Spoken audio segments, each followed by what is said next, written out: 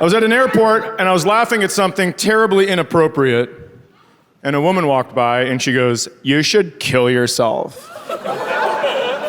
Is that the laziest attempted murder you have ever heard in your life? Like, that's what you're gonna do? You don't wanna kill me, so you're gonna try to get me to kill me?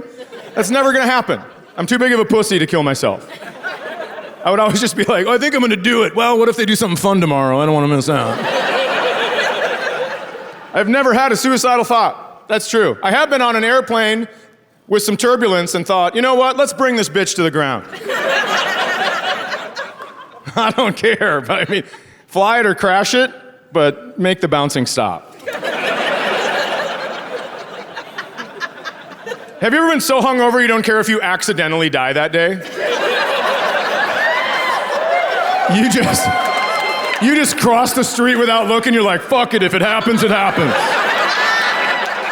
Challenging cars, hit me, dude! I was so hungover on an airplane because I was at a bachelor party. Now I have to explain to you, this was several years and one hip replacement ago. I don't just frequent bachelor parties now. But we were in Las Vegas and we were drinking tequila. We were down in the pool, it was Sunday, it was our last day. So we went down at 8 a.m. We were drinking margaritas, we were chasing margaritas with shots of tequila. Yeah, so by noon, we were so messed up, we got out and didn't know what building we were staying in.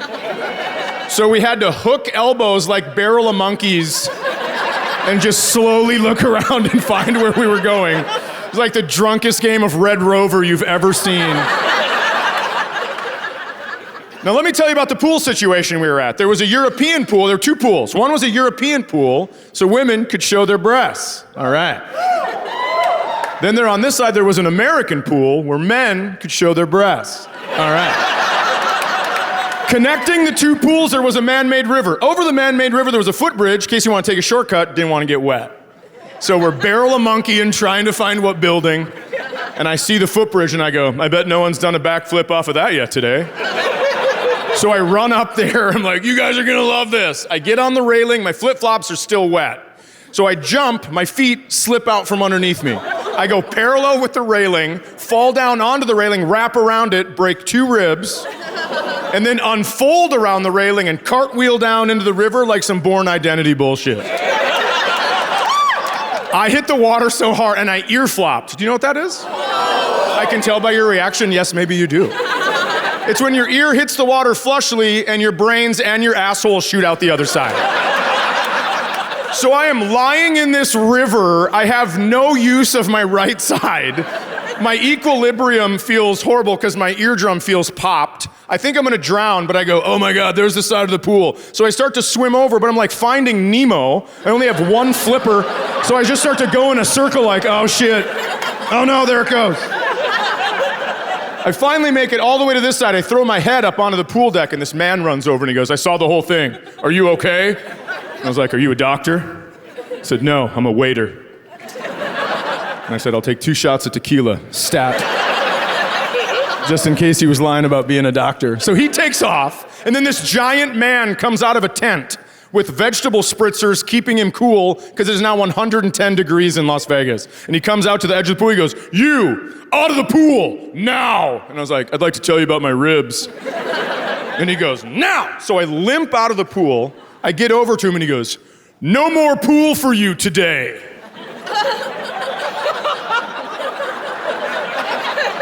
And I was like, I agree. I am not good at the pool today. I go, dude, my friends ditched me when they thought I was drowning. I don't know where anything is. What am I supposed to do? And he goes, my name's Daryl. I'm head of security for the outside games. You can play blackjack or you can play craps. So I picked blackjack because I want to put my head down on the table because I was still hammered. So I'm taking hits, I'm just dragging my knuckles across the table. It feels so good. The felt on top cooled my whole body as I was doing it. I was winning on everything because I was taking hits on like 18 and shit, just like, oh my God, that's great. Finally, Daryl runs back over and he goes, hey man, if you want to take a card, you need to make a noise to let everyone at the table know you want a card. And I was like, okay. So the noise I chose was,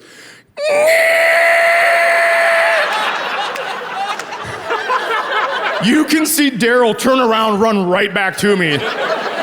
And he goes, hey man, nobody likes you. And I was like, yeah, no, I got that. My friends ditched me and no one has made direct eye contact with me for 15 minutes. So I go, what do you want me to do, man? He goes, go to the craps table. Anything goes at the craps table. And I was like, you got it.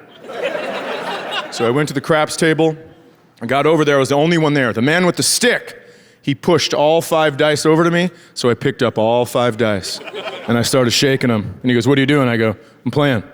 And he goes, you only use 2 dice. And I set them all down. I go, I don't know how to do this. And he goes, okay, here's the deal. You have to make sure that the dice hit the back wall. Otherwise, the roll doesn't count. So I threw these fucking things so hard to make sure, but I threw them too hard because one of them hit the wall, bounced back over me off the table. I look at the guy with the stick and I go, hey man, I don't know if you know this, but nobody likes me at the blackjack table. So I would like to keep my relationship strong with you. I'd like to go get that die that is way over there. And he goes, you can't do it. If you want it, say same dice, and Daryl has to go get it.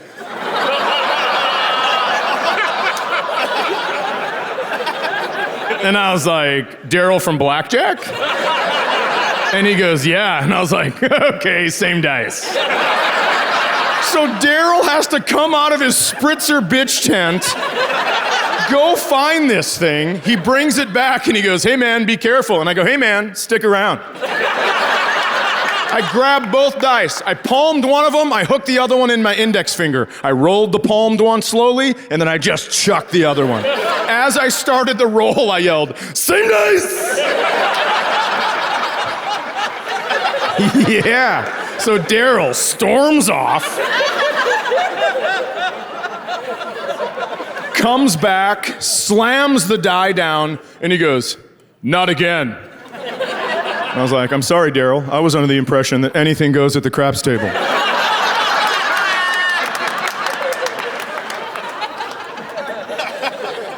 He slowly moved his face towards mine, like we were sharing a noodle in Lady and the Tramp.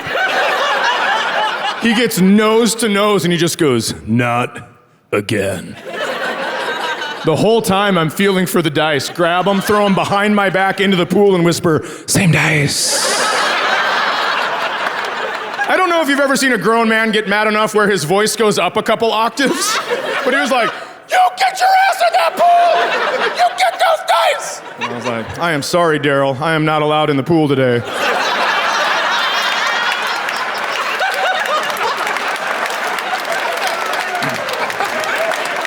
I like causing trouble. I do. It's fun. I like being a dick. I'm a grown-up. Sometimes it's dangerous when I cause trouble. I think I almost get murdered. My son, when he was younger, he made it to the championship of a baseball tournament, his team did, and they were playing another team from out of town, and I live in northern Minnesota, and so it surprised me when a man drove in a pickup truck that had a Confederate flag waving behind it, right? And nobody said anything, and we watched the game, and then the winners and the losers all got medals. And this guy was pissed. He was like, I cannot believe that the losing team's getting medals. Not all kids should get medals. I was like, dude, you are flying a participation ribbon behind your truck.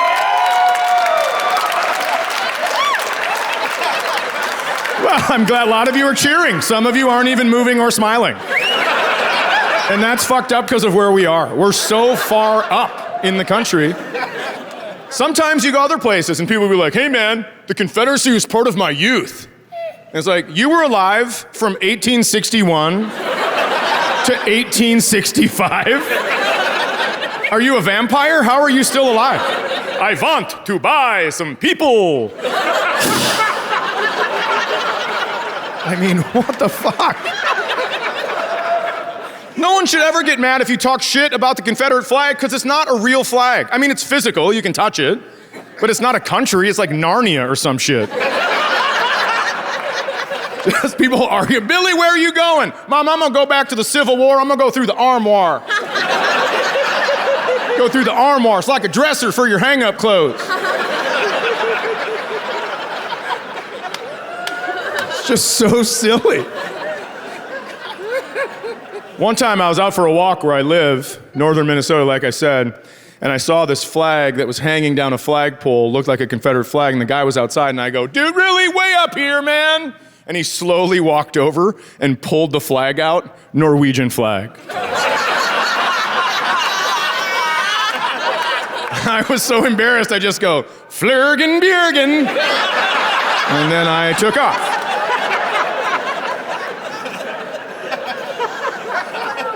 You know who loves the Confederate flag? People that look just like me. That's true. I'll be walking through a Walmart and people be like, hey. It's like, no, not me. Not me, just don't like shaving. You're good. It's crazy. You see the 3 guys that tried to kidnap the governor in Michigan? I saw their pictures on TV and I was like, oh, fuck. I looked like all 3 of them, exactly like all 3 of them. Just a nondescript white guy with a beard. And underneath their pictures, it said domestic terrorism. And so I didn't know a lot about that, so I looked it up. It turns out white guys with beards have committed more terroristic acts against this country than any other groups combined. And before you go, nuh-uh, let me just tell you, yuh-huh. But that's not how we like to talk here, right? We let white guys with beards get passes sometimes, and then we blame it on other people. Like 9/11, no joking, horrible tragedy, right? And what did we say afterwards? We said, never forget. And then in parentheses, we said, it is the brown people. Oh, is it tough? Is it tough for your college town to laugh at that one? It's the fucking truth. I know it's the truth because listen, I flew after 9/11 and here's what would happen. A brown guy would walk on an airplane and all the white guys would look around and go, you ready to fucking rock and roll? And that is exactly how I feel when I see a white guy with a beard around a government building on a Sunday. It's like, sir, what is your business here today? As you know, the government doesn't work on holidays and weekends.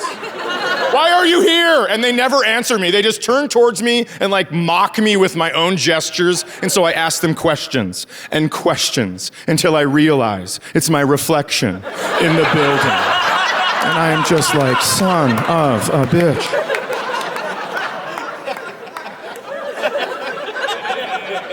People are like, well, if you don't want that to happen, why don't you just shave your beard down to stubble? Because then I just look like a guy that became a youth pastor because women won't fuck him.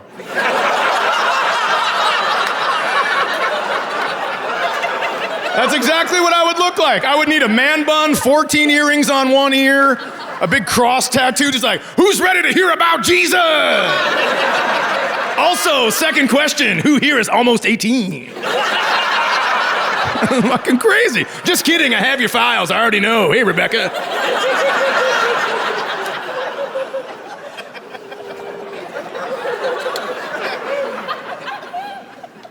One time, somebody goes, what, are you just gonna talk to all white guys with beards and tell them to knock it off? No. Do you know how long that would take in this country?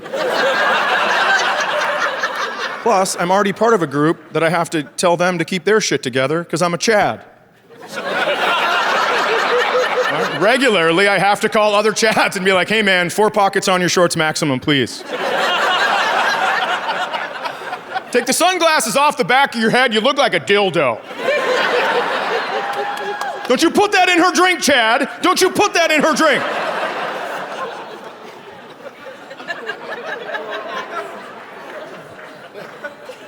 My mom's name is Karen. We've had a rough couple years.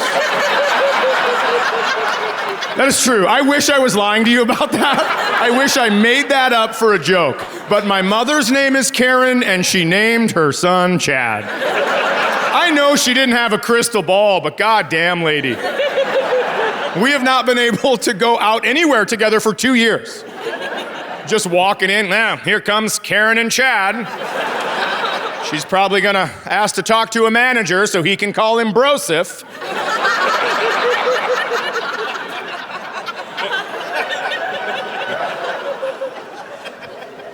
My mom was pretty awesome. I didn't swear at her till I was 18. She was in my room yelling at me, my bedroom, yelling at me about not getting my homework done. And finally, I just stood up off my bed and I go, get the fuck out of my room. And she did not step to me, she floated to me. And she just goes, hit me.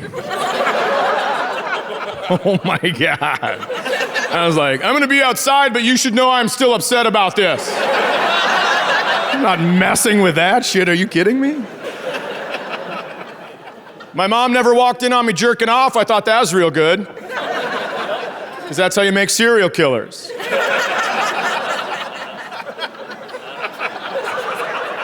I'm gonna tell you something right now. I'm not gonna put up with the frowning faces in here because it was your choice to listen to true crime podcasts all afternoon, and now I don't get to say serial killer one time when the sun goes down? Fuck you. I'm not gonna deal with that.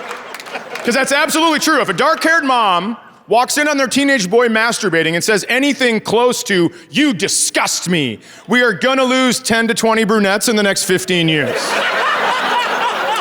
And I'm not saying that's great, and I'm not saying it's funny, I'm saying it's real. You laugh it up. You keep laughing. Yeah, here with a brunette, no doubt. Excited about your future. You're his daughter? Well, I don't know.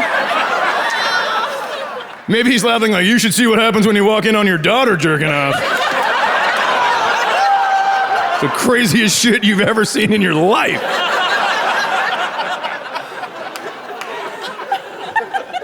Well, I'm gonna have more questions for you later. Because this is backloaded with daughter shit.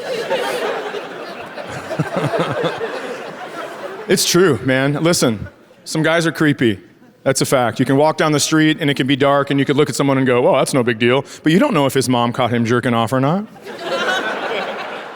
I'm a grown-up, and when I go to the bathroom in public, I push the door all the way to the wall to make sure no one is hiding behind it. Because I don't want to get murdered in a bathroom. If I get killed in a bathroom, it's going to be from a real skinny dude that can turn his feet like this.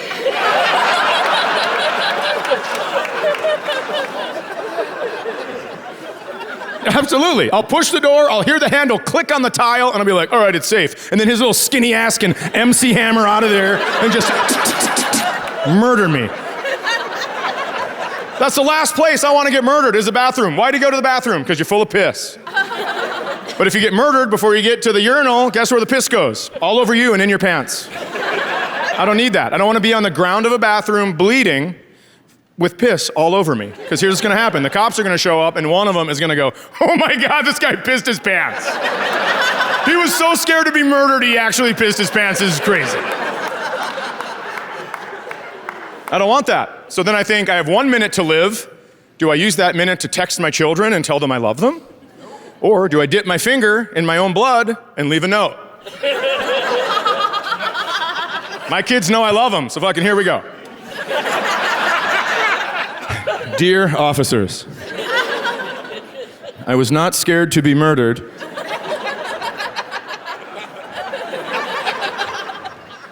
I was killed before I was able to piss in the urinal.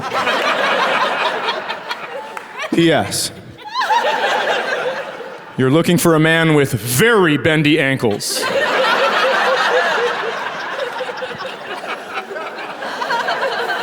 I'll help him out, I don't care. Dude, guys are scary, and I know guys are scary in any setting, and here's how I know this. My daughter's 18 years old. How old is your daughter? 18. 18, so let's buckle up. My daughter's 18, and sometimes she can be a bitch. I am 47, and sometimes I can be a bitch. And there are evenings we're a bitch at the exact same time. And so I will say things to her like, hey, I think you should go walk the dog. We shouldn't be in the same house together right now when this is happening. And then she will turn uber 18. She'll be like, do I put this purple thing on the dog for the walk? I'm like, the harness? Yeah, sure. The thing I put on him every time? Go for it.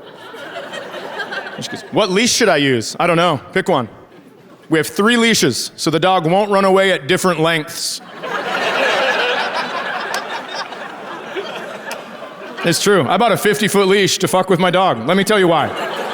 My dog is half poodle, and sometimes this dog thinks he's smarter than me, and I can't handle it. So when that happens, all the leashes are the same color, so he doesn't know which one I'm putting on. And I'll put on, yeah, it's pretty great. I'll put on the 50-foot leash. right? That looks just like the 20-foot leash. And I'll take him out and he gets 22 feet away from me and turns and just goes, That's right.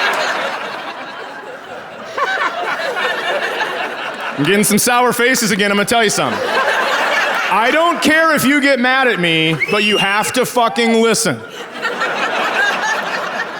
I told you at the beginning of this, I always put a harness on my dog before I take him for a walk. So there's no way he would have gone, he would have gone,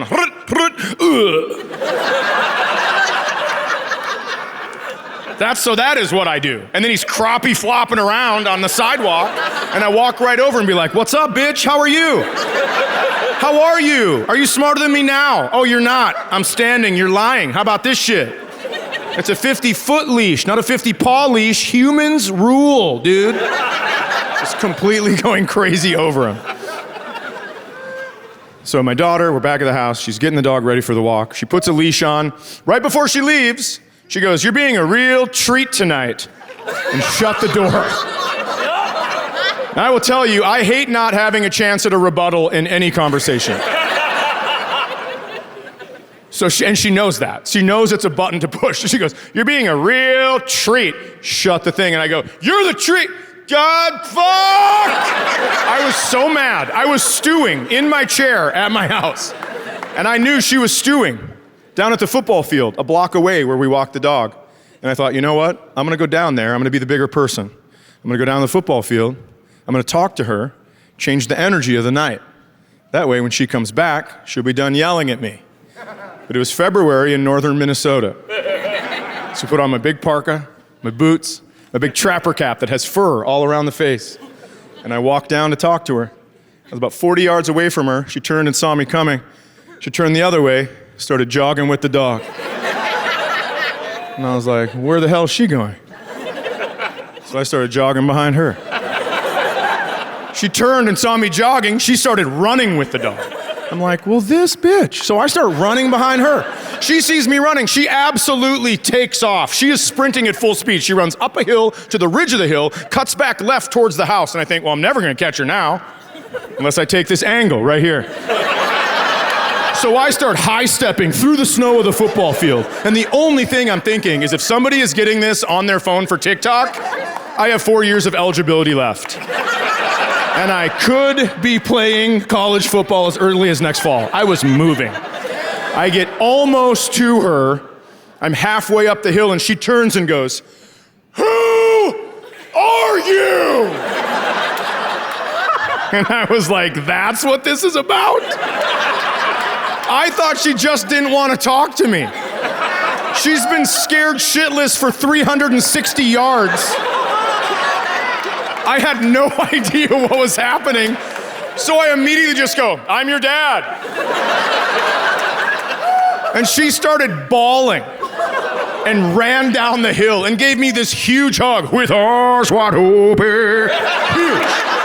Humongous hug. She's weeping onto my jacket, but it's waxed for winter, so it's rolling right down. And I think to myself, what have we learned?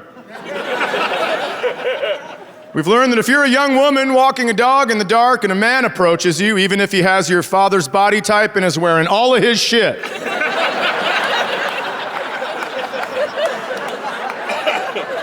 still might be a good idea just to start jogging in the other direction. Loosen up the Achilles in case some shit goes down. I wish it wasn't like that, but it is. What else have we learned? You are going to use geometry again.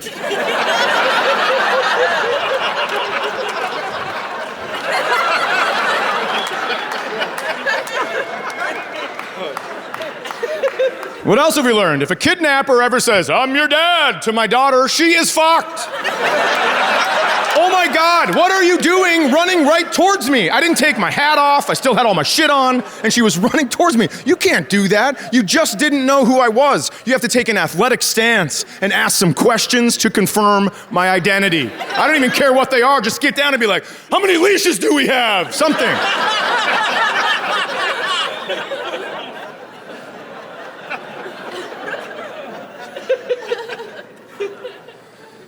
Chasing your daughter around a football field when she doesn't know who you are, it does change the energy of the night. And when we got home, she was no longer yelling at me because she was up in her room crying still. Sometimes a miss is a direct hit.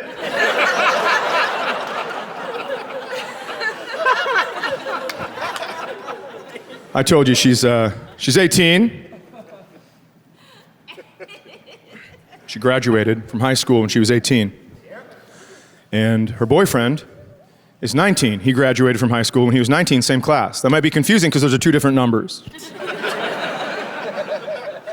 So I went to his graduation party and I said, how come this kid's 19? Does anyone know? And somebody goes, well, I think they held him back when he was younger so he'd be better at sports when he was older. And I said, that is exactly what I would tell someone if my kid was stupid.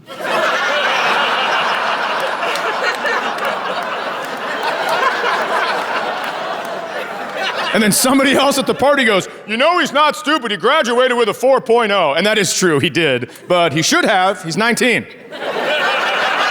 He's a college freshman doing high school homework. If you play wiffle ball with Babe Ruth, he's gonna hit some homers. If you roll the numbers back, you know that at one time, he was 18 and she was 17. They came to my house when that was happening and he goes, Mr. Daniels, what's for dinner? I was like, I don't know, how about some chicken statutory?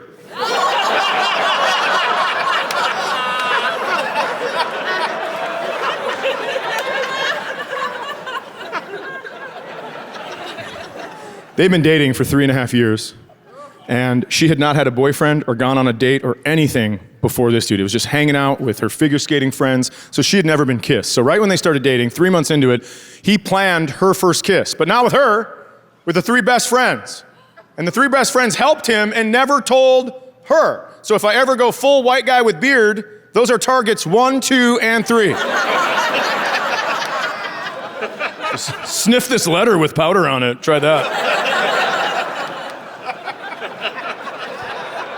That's a big tool of the whites. Anthrax, whites love that shit. They send it in the mail all the time. So my daughter comes home from this evening that he has planned and she goes, Dad, you're not gonna believe this. Oh my God. So we're hammocking in the woods and it was awesome. It was me, my boyfriend, my 3 best friends, and we're having a great time. Then my 3 best friends get up, pack up their hammocks, and just take off. I don't know what's happening. I am freaking out. So my boyfriend gets out of the hammock and he starts walking towards me. So I get out of my hammock because I'm like kind of losing it. I see him coming towards me. I have a hoodie on. I put my hood up. He comes over and he goes, hey. And I was like, he said, hey? She goes, yeah, he said, hey. And I was like, well, how did your panties not fall right off your feet? How is it that you are here telling me this story and not in the woods still getting pounded? I don't get it. She was like, Dad, it's ridiculous, stop. And I was like, you're right, I'm sorry. So, hey, that's where we're at. And she goes, my hood was up, and he put my hood down, and I didn't know what to do, so I put my hood back up, and he goes, oh, it's gonna be like that, huh? And he leaned in to kiss me, and I panicked, I grabbed my hoodie strings, and I cinched him. How great is that? That's pretty good stuff. Listen, that's good thinking, but to me, the funniest part of that story is a teenage boy thinking that he has a slam dunk kiss, and he leans in, and then just all of a sudden, close for business. I laughed at that for so long after it happened, and then I went on Amazon to see if they sell vaginal hoodies.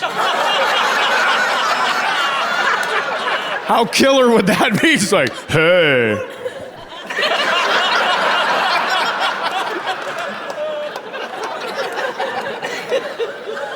He's actually a really good kid. He would be a great kid if he wasn't dating my daughter. But he's a good kid.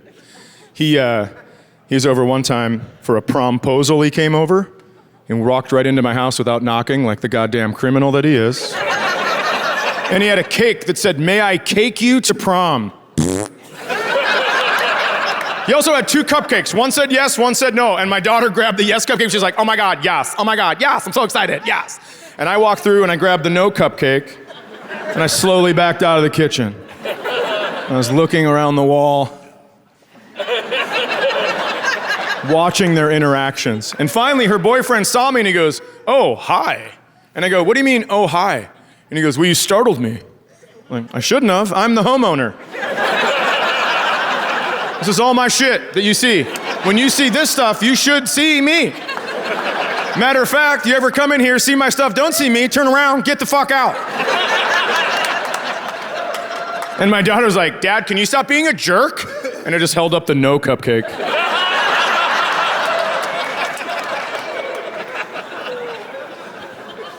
One of my favorite stories about her is this. She failed her driver's test. Oh my God, she was so excited, so it was so awesome. Because she got all ready. She was like, looked really nice. She was gonna spend the whole day out before she leaves. She goes, "Hey Dad, going to get my license. See you later." "Maybe." And then left. And then an hour later called me for a ride home. I know, that's intense and that's hard for me because I love just like shitting on people. So I'm driving down there and I go, "Hey man, you are older than her. You know this is not a big deal, but this could be the worst day of her life at this exact moment. So just take it easy." I'm like, "All right, got it." And I get down there and she gets in the car and she's crying and I go, "Hey, did you pass?" I couldn't handle it. I could not handle it. It was too good of a moment and I knew. But then she said, "Actually, I did, smartass." And I go, "Why am I bringing you home?" She goes, "Well, here's what happened. I passed everything. The woman put the clipboard down after she graded me, and then I ran a red light." Yeah. How great is that shit? She goes, "You have to call him, Dad. It's not fair." And I was like, "Do you know how I told you life isn't fair? This is the most fair thing that's ever gonna happen to you." She goes, "Dad, I passed everything and then I ran a red light." I go, "Yeah, that's not how life works. You can't T-bone a family of 4 and then be like, 'Officer, I already had my groceries.'" No. She ran a red light. You wanna know why? Here's my opinion, TikTok. And I don't wanna sound like the oldest person that's ever lived, being like, TikTok is the worst. But it does she doesn't concentrate on anything anymore. She's on her phone, fucking TikTok, like, "Oh my God, it's awesome." 13 seconds later, "Oh, this one's sad." 12 seconds later, "What the fuck is going on?" I mean, it's crazy. They're so fast, so crazy fast, like that. I don't understand it because I like an ending to things, right? Did you know in China, they can only be on TikTok for 40 minutes a day? And they show them like science experiments and shit like that. And then the TikTok version they gave us, it's just a girl just in her kitchen slapping her tits together, just like.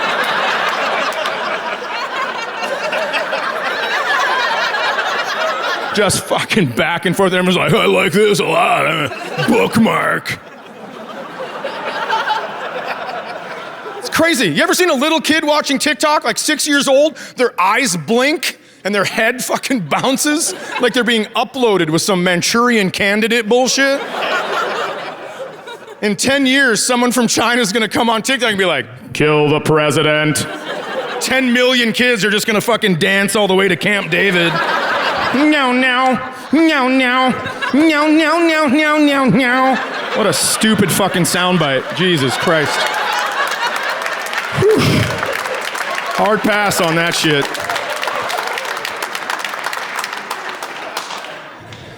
So, to get back to my story, sorry about the detour. My daughter passed everything. She passed parallel park, 90-degree back, speed, lane change, all that stuff. And then she ran a red light. That is like having sex with a rubber on, pulling out, taking it off, tying a knot, then cutting a hole and dumping it in. You were so close!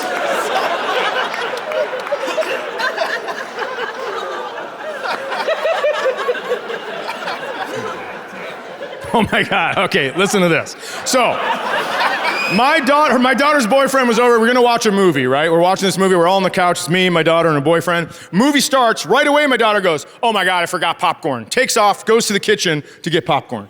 And then, the movie is still playing. She did not hit pause, and the hardest of hardcore sex scenes came on the movie. That's how it opened.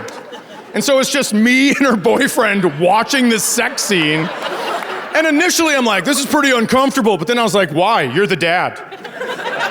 So I just turned and stared at him.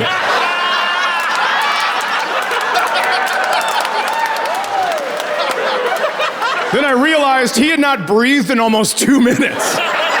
So I was like, I need to ask him a question so he answers it so he will breathe. But I didn't have a question ready, so I just go, how do you think he's doing? What would you do?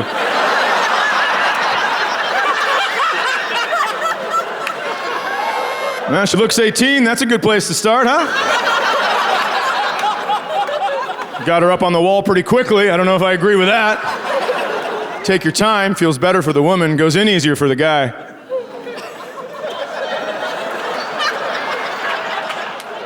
Oh, I'm sorry. Do you guys have to get to church?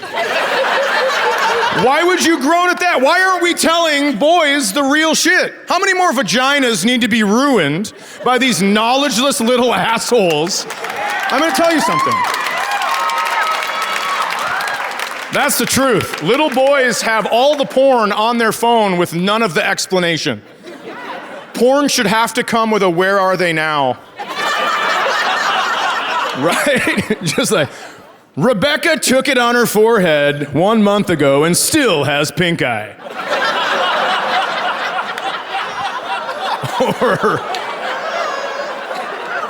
we noticed you watched this cream pie video and then it's just two people pushing a stroller down the street.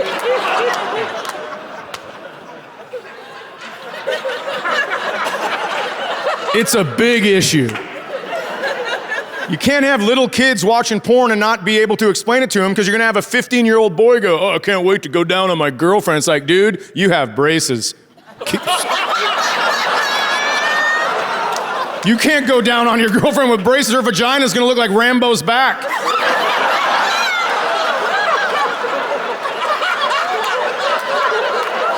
You need to fix your teeth and then we'll talk about hobbies or whatever. But that's how we do it, right? That is. We don't talk about sex. Guys don't talk about sex with one another. I mean, we do. We'll be like, oh, I got laid. But we don't talk about details because we don't want to be wrong. That would be embarrassing. We don't want it to seem like we don't know something. There's so much machismo in male culture where it's just like, I've known how to fuck since I came out of my mom, dude. Matter of fact, on my way out, flicked her bean, let her know what was up. That's how some men think. It's crazy. You're allowed to be wrong. And by the way, if you're a dude in here like, oh, this is ridiculous, the woman you're sitting next to is laughing so hard right now.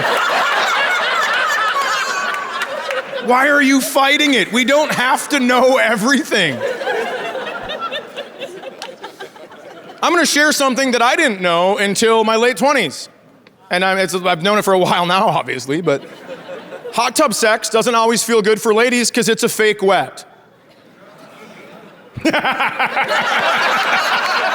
Listen to the fucking stunned silence in here. I don't know if you don't believe me or if you're just absorbing the information. And we should have known that. We should have known it didn't feel good when it slid in and screeched to a halt, and then slid in a little further and screeched to another halt. If that was above water, it would sound like a basketball game, just skit, skit, skit, skit, skit.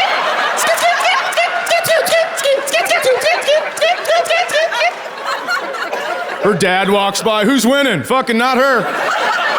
Because no one told me.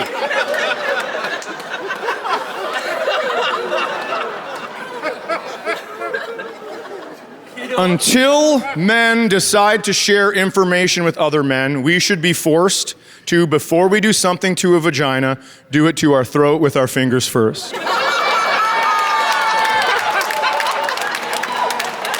I know a lot of dudes hate this theory and it's only women clapping right now. But that way, if you're like, I think I ripped my throat, it's like, well, cut your fucking fingernails.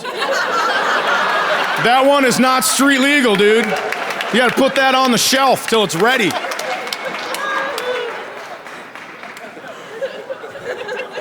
I can't wait to get an email from a woman that's like, my husband drowned in our hot tub finger banging his throat last night. Trying to figure out your fucking riddle.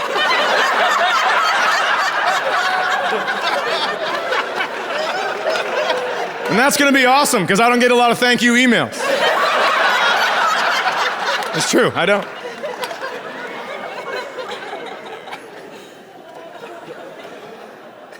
So my daughter's 18, what does that mean? It means she has a period. What does that mean?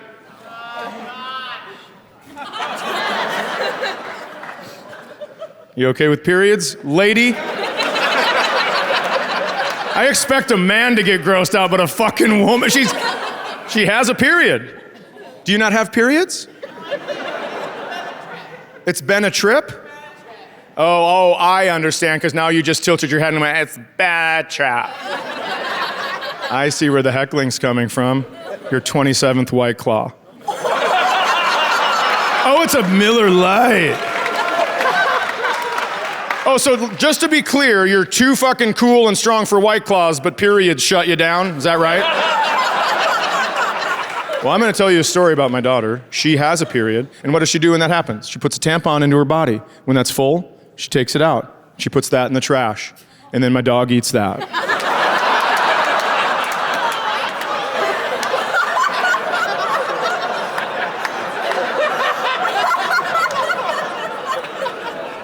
Why are some people grossed out? You have to be an adult to come to this show. If you are a man and you have trouble with periods, you should not be able to fuck. That's true. It's the same hole. You can't have all the party, none of the trouble. Oh, well, hold on, ladies. Here's one for you. You also shouldn't be grossed out because you are the perioders. You have 100% of human periods. And I'm not saying you know, whatever, like laugh, bleeder. It's not what I mean. I know it's not your fault you have a period. I get that. I know why you have a period. It's a tale as old as time. There was a man, and someone took a rib out of the man and made a woman. Yeah, duh, how else would you do that? Of course. Don't be stupid. A lot of people think Dahmer was a monster. Maybe he was just trying to make more women.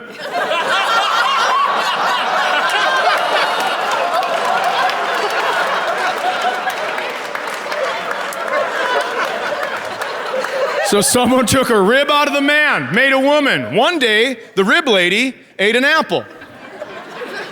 And now my dog brings me tampons. I should tell you, I don't think he eats the tampons. I think he'd die if he ate them. He just keeps them in his mouth and stares at you like he knows your secrets. It's like a dip, like he has a dip in. And you're just like, hunting sucks with a hangover, so I threw this in, see if that helped. Well, either this or a Bloody Mary, but you know. Oh, you didn't like that one? Well, let's continue. My dog is a golden doodle, which means he has a fluffy white mustache 3 weeks out of every month.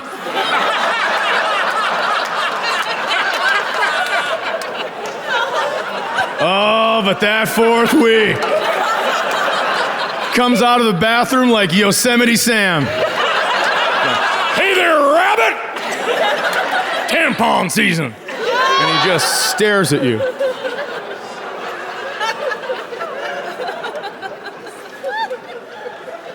I'm into this because I think we could make a lot of money. If we all put in $10, we could start a dog food company.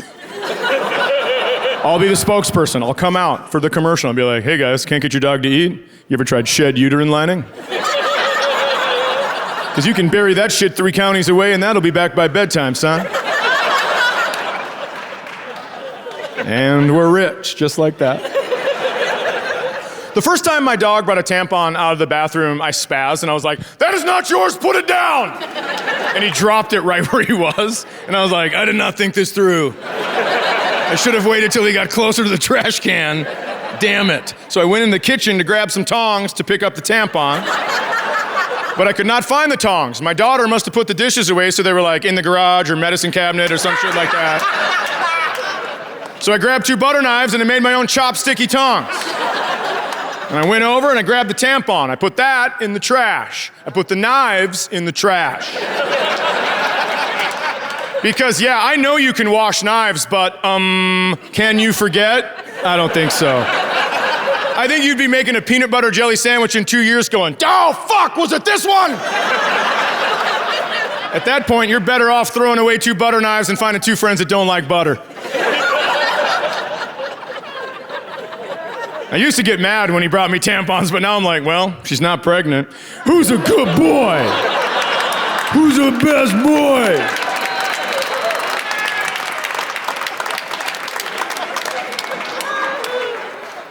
People ask me why I don't talk about my son anymore.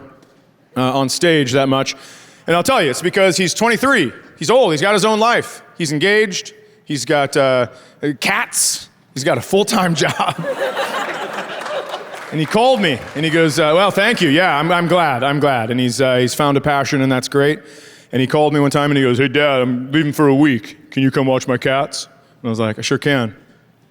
So I went over to his apartment when he was gone, and I went into the bathroom, and I shaved my pubes all over his toilet seat.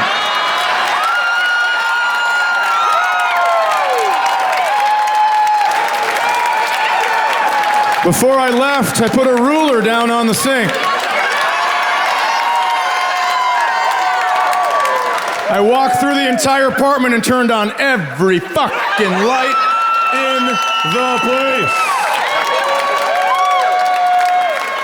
And he called me up and he was like, what the fuck? I'm gonna kill you. And I was like, no, you're not. Locker box champ, dude. I'm feeling pretty good about myself. I made it through the summer without getting poison ivy, and I know, that's a big deal for me.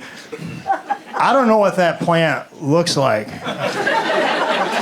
Like, their hints are not very good. Like, leaves of 3, let it be. Oh, thanks for the poem, but it didn't work. This thing has the word poison in it. Is that how we're handling poisons now? Rhymes. When it comes to nerve gas, say, I pass. It's not... I've been out there in the forest and those leaves bunch up. I can't count them. I don't know if that's 9 leaves of 3 or 1 leaf of 27. So what I decided is no more nature. No more nature. Here's my poem. If it's a plant, I can't. In any event, stay on the cement. That's how I'm gonna live my life. I'm gonna start treating vegetation like I treat snakes, all bad. But Greg, it's a garter snake. Well, it looks like a snake. Like, I don't know what the word garter means, but if I see a garter mountain lion, I'm leaving. Greg, it's harmless. It's not harmless. It already made me drop my Starbucks. It has done harm. Harm was done. Venti harm was done.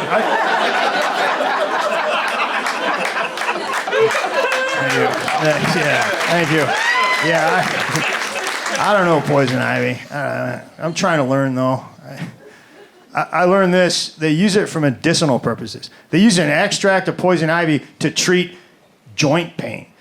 That sounds like something my dad would come up with. Like, Dad, I itch all over. Yeah, you do, but you're not thinking about your knee anymore, are you?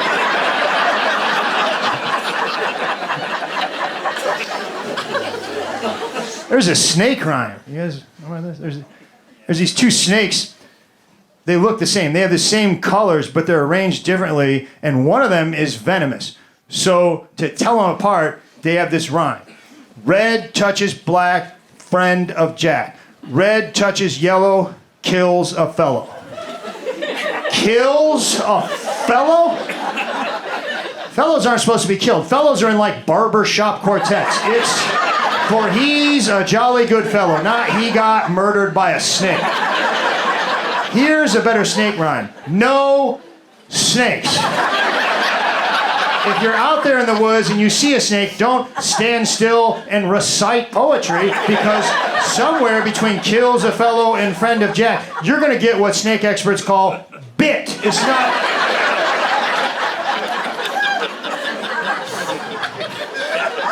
Snakes are horrible. They're terrible. Did you know this? If you cut a snake's head off, it can still bite you for up to 4 hours. That is true. And it's the same for clowns. Like, no, listen, no. If you see a clown head rolling around, you stay away. Like, you get, like, you don't know, it might be a garter clown, but there's no rhyme. It's not like if his nose is red, you're dead. It's not.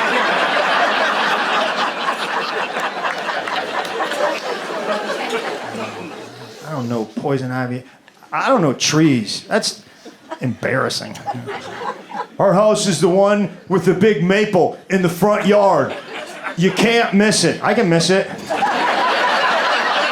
I'm gonna miss it. Here's the trees I know. Christmas. That's it. That's the only one. And that one's got to have lights on it for me to get it. Just give me your address. That would be a better system.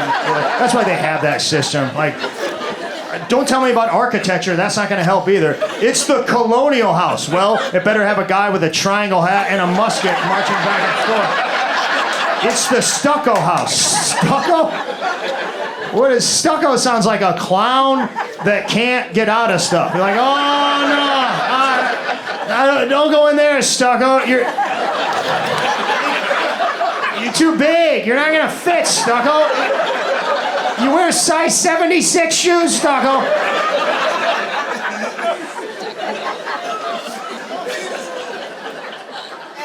All right, I've been up here for a while. I better get to it. I know why you guys came. Let's talk about Walgreens. It's an important issue. It's a complex issue, but there's a lot of sides, you know. I mean, on one hand, you got to give it up. There are a lot of Walgreens. Like, there's several Walgreens. I mean, you're always close. I mean, it's very convenient. Also, they're open late. But I've noticed after about 9 o'clock, they're just kind of open. You ever walk into Walgreens like 11:30 and the lights are on and the doors are unlocked and there's not one human being visible? It's upsetting. It feels like something horrible happened right before I got there. Like, what? Did a cheetah get loose in here or something? Did CVS attack him? Eventually you'll hear, I'm back here. Well, don't be, okay? Be up here. You're a business. You're supposed to have an up here guy at all times. That's what sets you apart from an abandoned warehouse, Walgreens. Also, when you said I'm back here, you startled me. I'm too old to ever want to be startled again, especially in an empty Walgreens in the middle of the night. Next time, maybe you could just jump out from behind the Pringles in a hockey goalie mask. That would be fun. If you need something done back there so bad, why don't you just hire another guy? Right now, you have exactly one more employee than a vending machine. It's not a good look.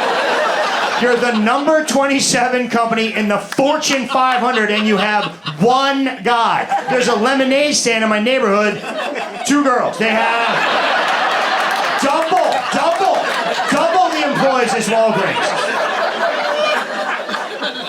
And listen, like, if you're working anywhere now, at Walgreens anywhere, thank you. I mean, I appreciate you working. But let's face it, if you're the late night worker at Walgreens, you're not first string. Like, you're not their best guy, okay? And you're a little weird. That's why they put you on nights. And they know that. That's why they shouldn't make you do stuff back there. They should give you 2 simple jobs. Number 1, stand next to the register. Number 2, wear some article of clothing that says the word Walgreens on it. Because when I walk in, I want to know, you're the guy that works at Walgreens, not the guy that just shot the guy that works at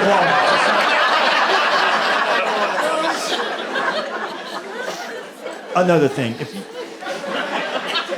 if you're a thief, if anybody in here is like a shoplifter, or you steal, I mean, I can see a couple of you. I can see it. I wasn't going to call you out, sir, but I mean, if you're a thief and you go to Walgreens at 11:30 at night and there's not one human being visible, take a couple of things. Like, just take some stuff.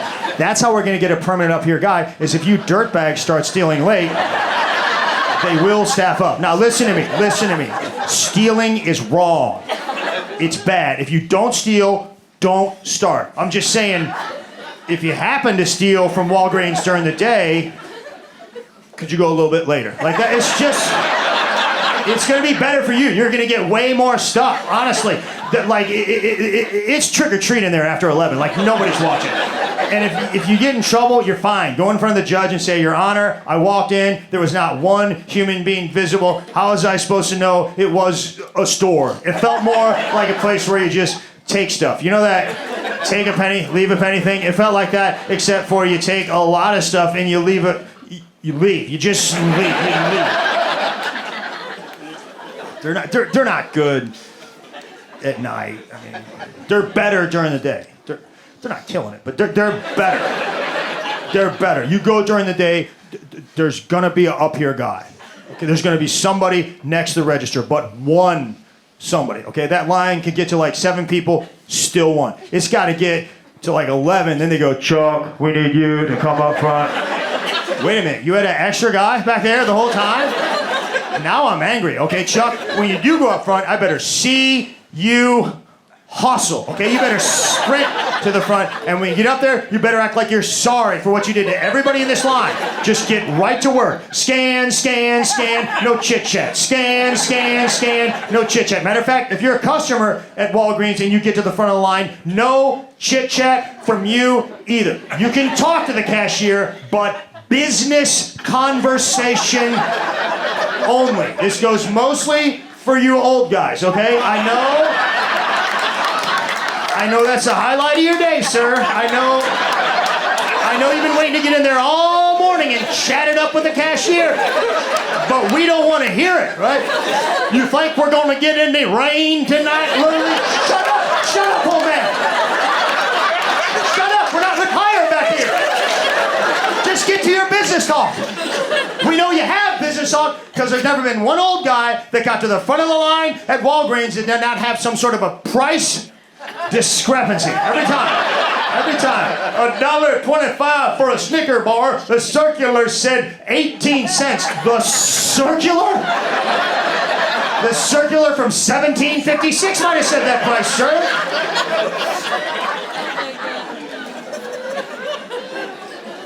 Also, when you walk into Walgreens, they have shopping carts. No.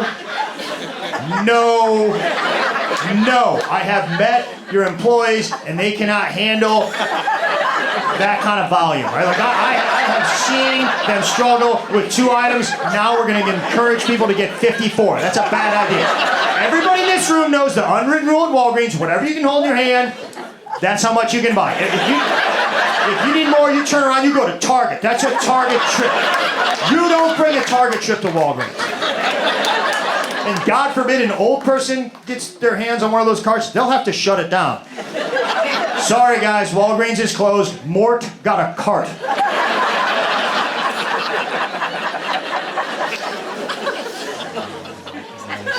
Now listen, I think you guys are looking at me like, well, this guy hates Walgreens. I don't. I love Walgreens. That's why I'm so hard on them. I mean, that's my pharmacy. I've been going to the same Walgreens my whole life, and I think they're good. I think they're better than CVS. Close, but I think they're better than CVS. And you guys are probably like, wait a minute, Greg. You said Walgreens has 1 employee. How could they be better than CVS? CVS has 1 employee for every 5 stores. That's how they do it. So, where's the checker? He's in Chillicothe right now. Like he's just not. He'll just wait. He'll be here. Show some patience.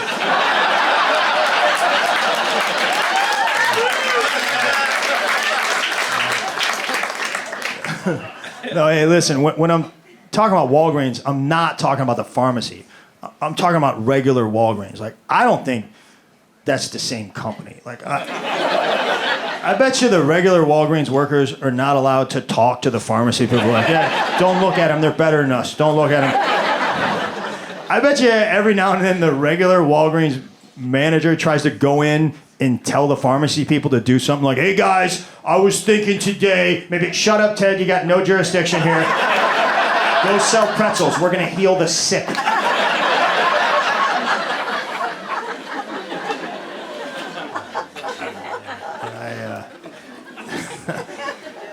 I mean, Walgreens has good stuff. I mean it. Like, they're open on Christmas, 24 hours.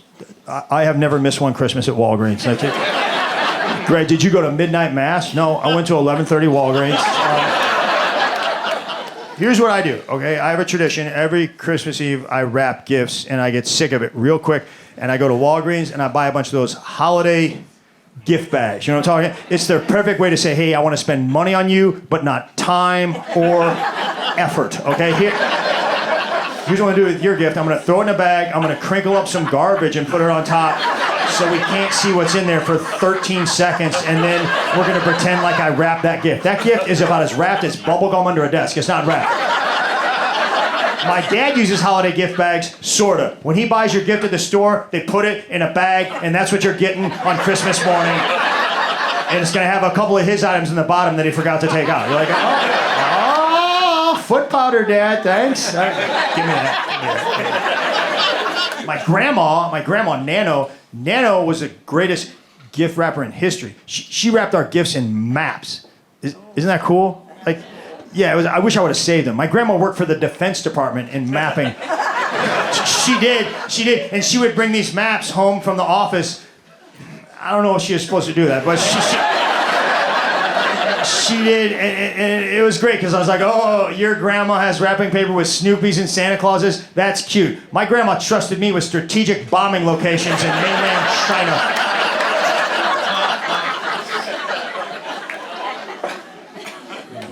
And I'm up here, talking about Walgreens for having one employee. It's true a lot, but there's other places. It's not fair to Walgreens for me to pick on them. I mean, have you been to a hotel? Like, this is how they work. They have about 100 people staying there, okay? And they put one 19-year-old in charge of the whole operation. That kid is 19, okay? If he gets a phone call from his buddy during his shift, and his buddy says, hey, I met these two girls and they have some beers, he will quit right there. He will leave. Sometimes I'll get to a hotel late, like, I don't know, 10 o'clock, and I'll walk in, there's nobody there. There's nobody. Nobody at the front desk, no sign of anybody. It's like Walgreens at night, but it's more concerning because I plan on being unconscious in this establishment.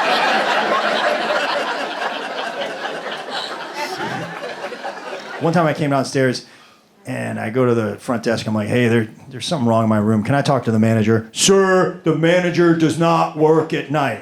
Really? Because you guys are sort of in the business of night. Like, that is why you exist, primarily for the night. People come here for night stuff. You are a night business. Hotels and lighthouses. It's night. They're night places, okay? I have an email that says I booked a 3-night stay. Night. No, I'm not saying good night. I'm not saying night-night. I'm emphasizing the word night. But night-night. Anyway, so they don't have employees at hotels. They don't have managers. Here's what they have: surveys, okay? If you stay at a hotel, you're going to get an email a day later with a survey. And these survey questions, they're very pointed. It's not, how did you like the Holiday Inn? It's, when you checked in, were you greeted by the front desk? Did they offer you? Just ask me what you want to ask me. Should we fire Carol? I see what's going on here. You guys don't have any managers on staff, so you want me to be a tattletale. You want me to tell on Carol, and I'm not a rat. I'm not going to rat Carol out, okay? I'm not going to do it. I don't even leave bad Yelp reviews. You know why? I'm a comedian, and sometimes I have bad shows, and I would prefer that you guys shut up about it, okay? Like, it's just, we don't need to tell everybody anything, all right? And the surveys are arrogant with your time. I mean, it starts off pretty simple. They trick you. It's like, hey, rate us 1 to 10. I can do that. For the essay portion of the survey, you will have 55 minutes to complete. Wait a minute. I've been staying in hotels for a while. I don't know, long time. And I've been filling out surveys for a long time. And I don't notice any improvement. I don't know if they're reading these surveys. Like, here is my theory on customer service surveys. They do not exist to improve customer service. They have them so they can figure out how bad can we make customer service before we start losing money. Like, it's just, they are trying to hone in, they're zeroing in, they're dialing in on that sweet spot. Like, boss, the survey results are in. It says our customer service is horrible. Okay, what are sales like? They're up slightly. I want you to make customer service worse. I want you to go down to 1 employee. We already have 1 employee. Make them stupid. I want you to make them very stupid. I probably should have started by telling you guys I have a cauliflower ear. I don't know if you can see that. Yeah, it's I'm sorry. Like, you have a perfect, and don't stare at it, ma'am. That's just, don't stare. That's rude. It's rude, all right? But yeah, you guys, you gotta, like, it's really 2 different shows. Over here, it's a comedy show. Over here, is a freak show. Like, it just is. It's a freak show. I got this from wrestling. I wrestled in college. Thank you. Yeah, thank you. I wrestled for the University of Missouri, and college wrestling is hard. It's very hard. I figured it out quick. Our first match was against this team, the University of Northern Iowa, and I wrestled this guy, and he was what they call in NCAA wrestling better than me. So we start wrestling, and I got tired. I was just laying there. I couldn't move, and they were all yelling at me. I was like, guys, I agree. This is bad, but we're not gonna fix it tonight. Usually, when I get this tired, I do not get untired for 2 or 3 hours. My coach yelled, "Get up!" I was like, I don't know if you saw. I tried to do that 7 seconds ago, and he didn't want me to. He threw me back down, coach. That's why I'm still down here. Were you not even watching? I got some more bad news for you. As tired as I am, he doesn't seem to be tired at all. We got a real situation on our hands, coach. Then it got worse. The referee, the one guy in the gymnasium charged with my safety, started making fun of me. The referee. He goes, "Are you okay down there, son? Ha ha ha ha ha ha." He didn't care if I was okay. He was trying to get laughs. And as a comedian, I can tell you, he was good. He had a good show. He did. He killed. They all laughed at me. It was humiliating, and my coach never let me forget that moment, ever. That was my freshman year. If I had one bad practice my senior year, he'd bring it up. "Warren, this reminds me of when you laid down at Northern Iowa." Technically, I was forced down, coach. Laid down! Even if I had a good practice, "Warren, you got after today. Good job. Bunner, you're an embarrassment. You remind me of when Warren laid down at Northern Iowa." He always said it reminded him too. He mentioned it every 5 days. I don't think he needed to be reminded of it. I think it was always on his mind. I think every morning his alarm went off. I was like, "Well, I better not lay in this bed like Warren did at Northern Iowa. No, I don't want pancakes for breakfast. I gotta look at them laying there on the plate like they're Warren at Northern Iowa. I told you, woman, I don't eat Warren Northern Iowa cakes." It was a horrible night. And we had practice 2 days later, and it was a hard practice, hard. And at the end of practice, he goes, "We're not done. Meet at the bottom of the stairs. We're gonna run stairs." And I was hurt, legitimately. I had a bad back. I said to my friend Darren Davis, I go, "Hey, man, I don't think I can run these stairs. I mean, my back is killing me." I go, "You think if I asked Coach if I could just ride the exercise bike instead of run the stairs, he'd be cool with it?" And he goes, "Yeah, you should ask him."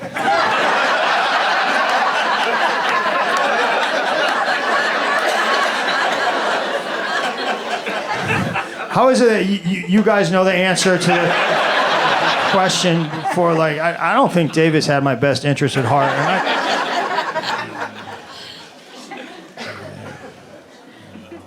We used to have to watch videotapes, man, and not the good ones. Of our matches. We watched that Northern Iowa match. It was just me and him and a VCR in this little room. It was "Look at you, Warren. I'd put it on pause, but I don't need to because you're not moving."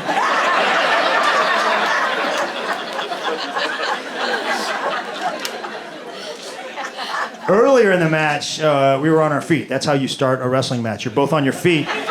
You do. And he had this rule. When you're on your feet, you should never, ever get taken down near the edge of the mat, okay? Because, if you're concentrating, you can just sort of step out of bounds, and then they'll bring you to the center and start over. Well, I was not concentrating, and we watched the match several times, several times. "Look at you, Warren. Look at you. Why didn't you just get a cup of coffee and smoke a cigarette? You were obviously on your break. Show it again." I'd say you went down like a sack of potatoes, but a sack of potatoes would have had the sense to get out of bounds. Show it again. I mean, maybe a sack of mashed potatoes, because you're soft like mashed potatoes. Show it again. I mean, you're just standing straight up. You might as well have sent him an invitation to take you down. Dear Northern Iowa, you are cordially invited to shoot a double leg takedown on me. I will not be able to defend myself as I have no idea what the proper wrestling stance is. Even though my coach has explained it to me 79,000 times. Sincerely, Warren. Show it again.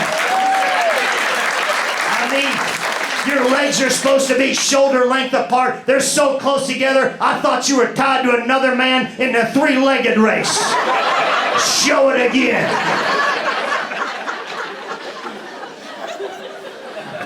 It was horrible. Like, it was really bad, you know. And yeah, I mean, I'm not married. I never been married, and I'm not saying it's all Coach's fault. It's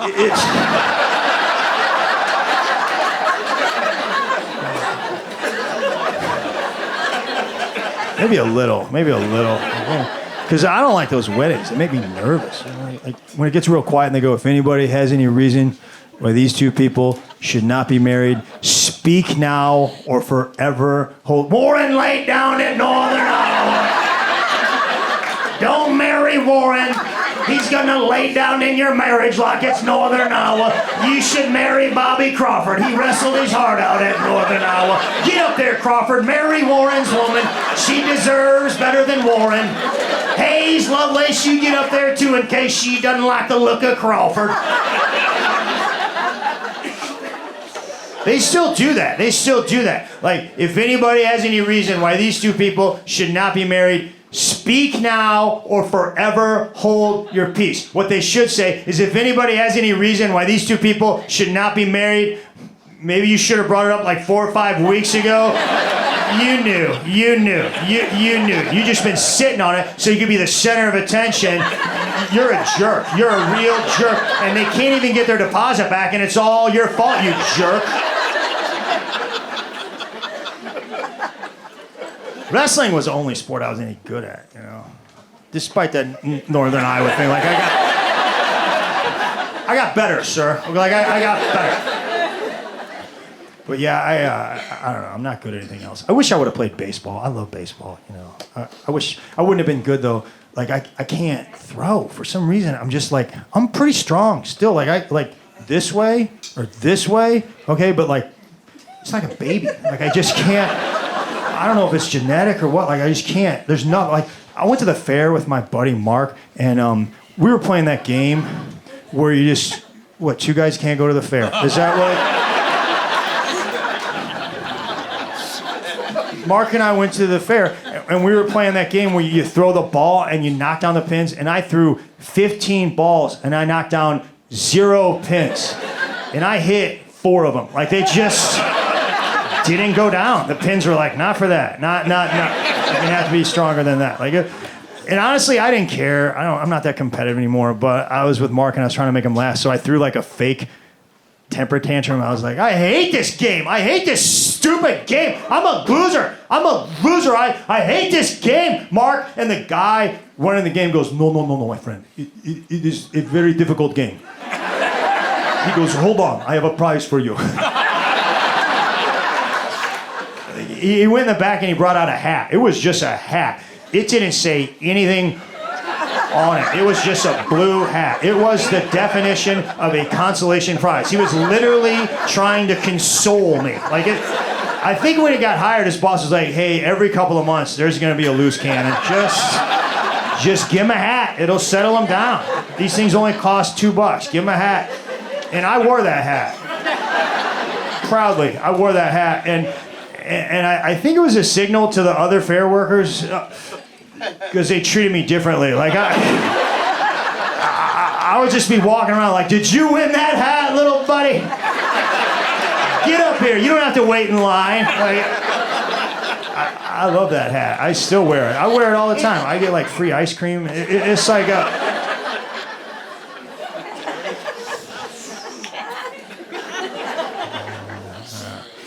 I'm not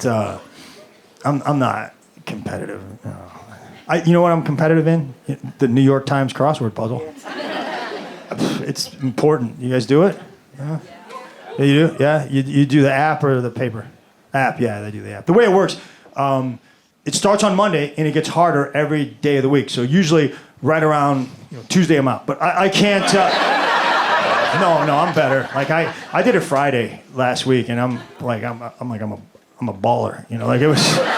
I've never been that proud of anything. But the way the app works is there's a timer and it keeps track of how long it takes you to finish the puzzle.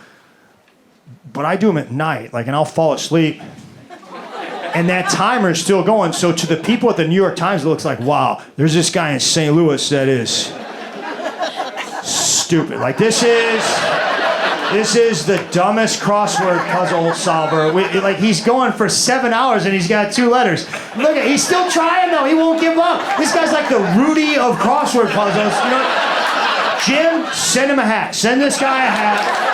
Send him a hat. They're supposed to make you smarter. You know that? Like crossword puzzles are supposed to improve your brain chemistry. I don't know why. I just pointed in my head like that. That's a sign that it's not improving my brain chemistry.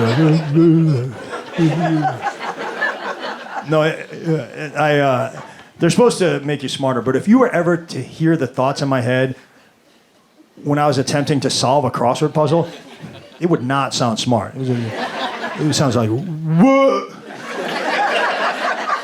What's the muffa? Futta, so it.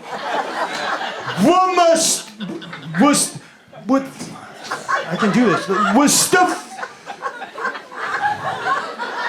Boy. I should have got that one quicker. The clue was young male. It was 3 letters, and I had the B and the Y. I should have. I wish I could compete in stuff besides crossword puzzles, but I don't know. I wish I could go back and play sports. I wish I could wrestle. I wish I could go back and not college. Like college is just too hard. It was too hard. Even when I won, I was like, I don't feel good, coach. But high school sports, that was awesome. High school sports. I think high school sports are just the funnest thing in the world. But they're different today. Like it's not the same. Like the sports are different. They don't have the same sports. Do you know the state of Illinois has high school fishing? They do. I'm not lying. It's a school sport like football or baseball. They're like, we're going to beat you guys in Friday night in fishing. Like, they have a state championship for fishing sanctioned, which means there's got to be fishing coaches. I'm going to guess they're similar to the coaches I had. Well, you boys embarrass yourselves out there on that lake today. Hey, he's got his hook caught in a tree. Jansen pulled a shoe out of the lake, and Martin, you couldn't catch a fish in the seafood department at the grocery store. If I was a fish, I'd feel safe around every one of you.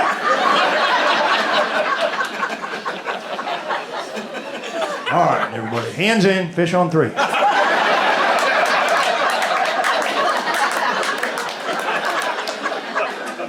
If there's a high school fishing coach, somewhere out there is an assistant high school fishing coach, and I never wanted to meet somebody so bad in my life. Guys, we're going to have a tackle box inspection at 9 a.m. And you better have all your hooks and you better have all your lures, or you're not going to get on that school bus. I can tell you that right now. Bobby Henderson, I found a half of a ham sandwich in your tackle box. That's not how a fisherman treats his equipment, son. You think Bake Winkleman has a half of a ham sandwich in his tackle box? You think Bill Dance has any kind of a sandwich in his tackle box?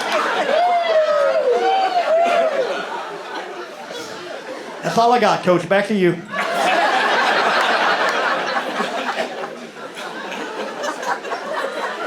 You know the parents are involved, too. Coach, my boy deserves to be starting on this fishing team. You got him sitting there on the shore. Put him in the boat, Coach. Put him in the boat. Put my boy in that boat. He ready for a back issue of Field and Stream. He don't even read the field parts, just Stream. That's all he looks at, Coach. You better put my boy in that boat, Coach. Fish Fishing's in his blood. I had him tied hooks when he was 2 years old. They told me, don't give a sharp object to a toddler, but he had his tetanus, so I gave it to him, and it stuck him. It stuck him a couple of times. So when I tell you it's in his blood, it's in his blood, Coach. It's in his blood. Put my boy in that boat. You think they have fishing cheerleaders? Be patient. Be patient. Shut up, Charlene. You're scaring the fish. Catfish, crappie, smallmouth bass. Your outboard motor's out of gas. We've got worms. Yes, we do. We've got worms. How about you? Bang, bang, choo-choo train. Come on, anglers, do that thing. Hook it, reel it, weigh it, now throw it back. Bang, bang, choo-choo train. Come on, anglers, do that thing.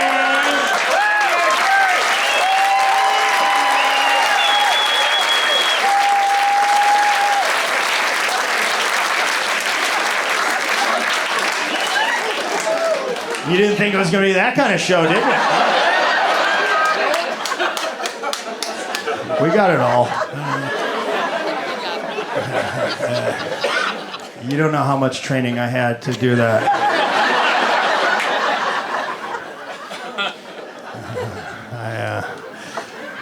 It's real though. I'm not like they have high school fishing teams. Like it's like they have college fishing teams. They have scholarships to college for fishing.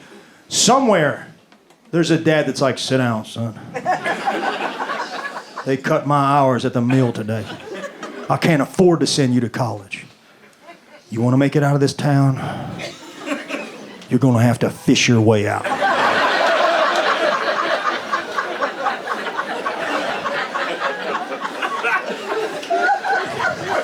I met a high school fishing coach from Illinois, and I had a lot of questions. I did. I go, I assume it's a spring sport. He goes, well, we practice all year round. I was like, it's Illinois. You don't, you know? He goes, in the winter, we practice indoors. Where? Tell me it's not the swimming pool. That's not fair to the swim team. That's why they made that pool. Like, Coach, one of your anglers hooked my best butterflyer. It's partially his fault. He's a sucker for spinnerbait, but I mean, come on, Coach. We're supposed to share this pool. You like it? Bang, bang. They told me I wasn't moving my hips enough in practice. Is it? Bang, bang, choo, choo.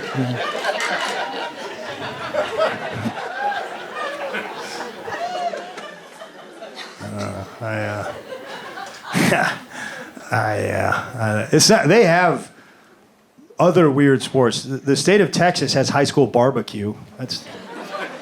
I know they do. They do. Like I don't think it's like as prevalent as fishing, you know. But but there's teams that like high school teams that barbecue against each other. And I'm going to tell you right now, I would have played that sport. Like that would have been. I would have quit wrestling so fast to go out for a barbecue. I love I would have done one. I would like, Coach, I want to be on this team. I'll do what it takes. I'll start on chicken or turkey. Like you don't have to. I don't have to do the big stuff now. Put me on sides. Put me on sides, Coach. I'll be on the mac and cheese squad. I don't care. Like I want to earn my way. I love barbecue, man. I love it. I love it so much, man.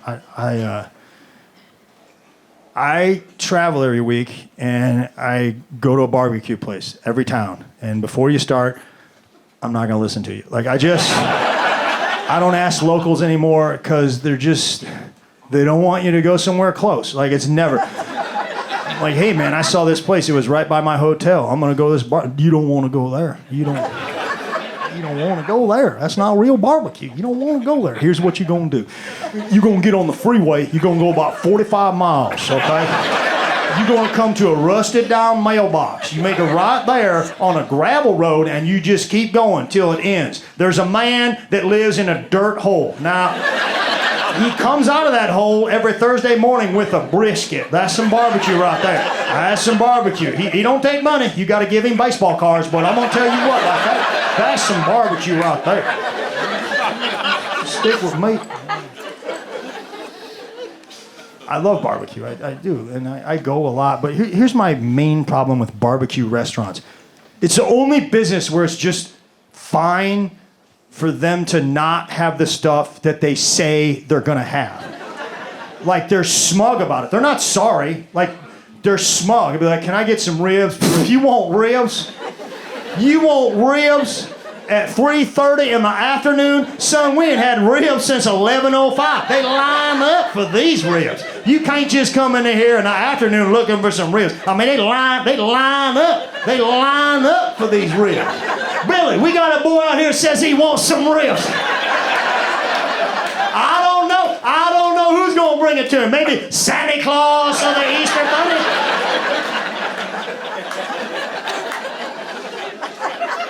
Just give me the ribs.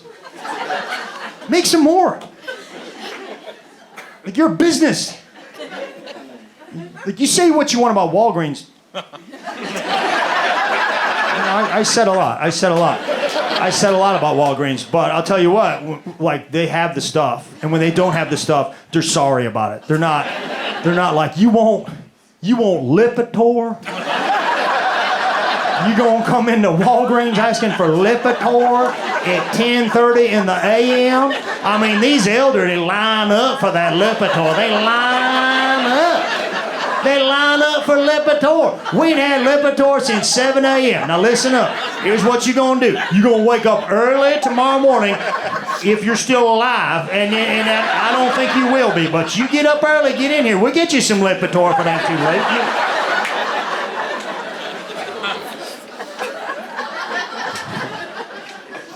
I'm not on Lipitor. I don't think. Probably 3 or 4 years. I'll just start taking it. I'll just go to Walgreens and be like, hey, give me some Lipitor.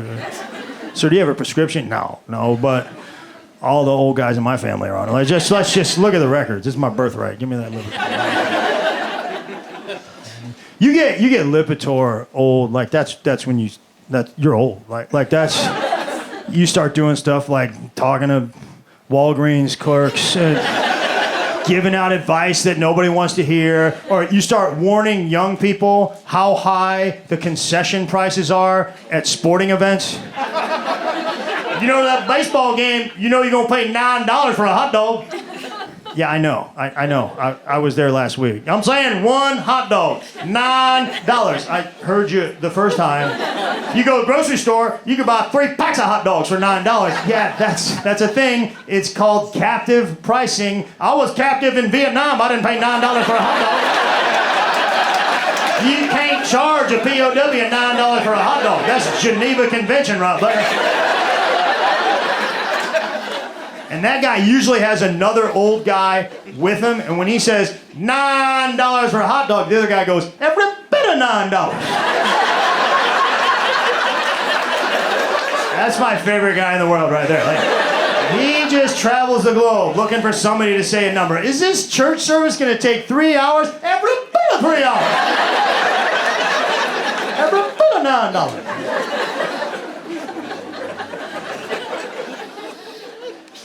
I've been having some problems with old people.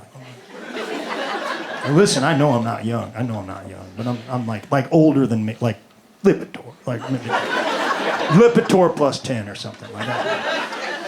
I was at the gym. I was swimming laps, okay, and I know that's kind of an old guy thing anyway, but I was swimming laps. And the rule at my gym is if the lanes are full, you got to split a lane. That's just the rules, and everybody knows it. So the lanes are full, and I go over to lane 1. That's my favorite lane. And there's an old lady in there, and she's swim walking, okay? I don't like swim walkers, okay? But they have the right to be there. So I'm respectful. I don't even jump in and start swimming. I just sit down so she can see me, you know? And she sees me, and she goes, no, no, no, no, no. I go, yeah. She goes, lane 1 is for walking only. I'm like, it's not, ma'am. And then a bunch of old people like joined in on her side. They ganged up and they're like, walking only! Hello, Margaret! Walking only!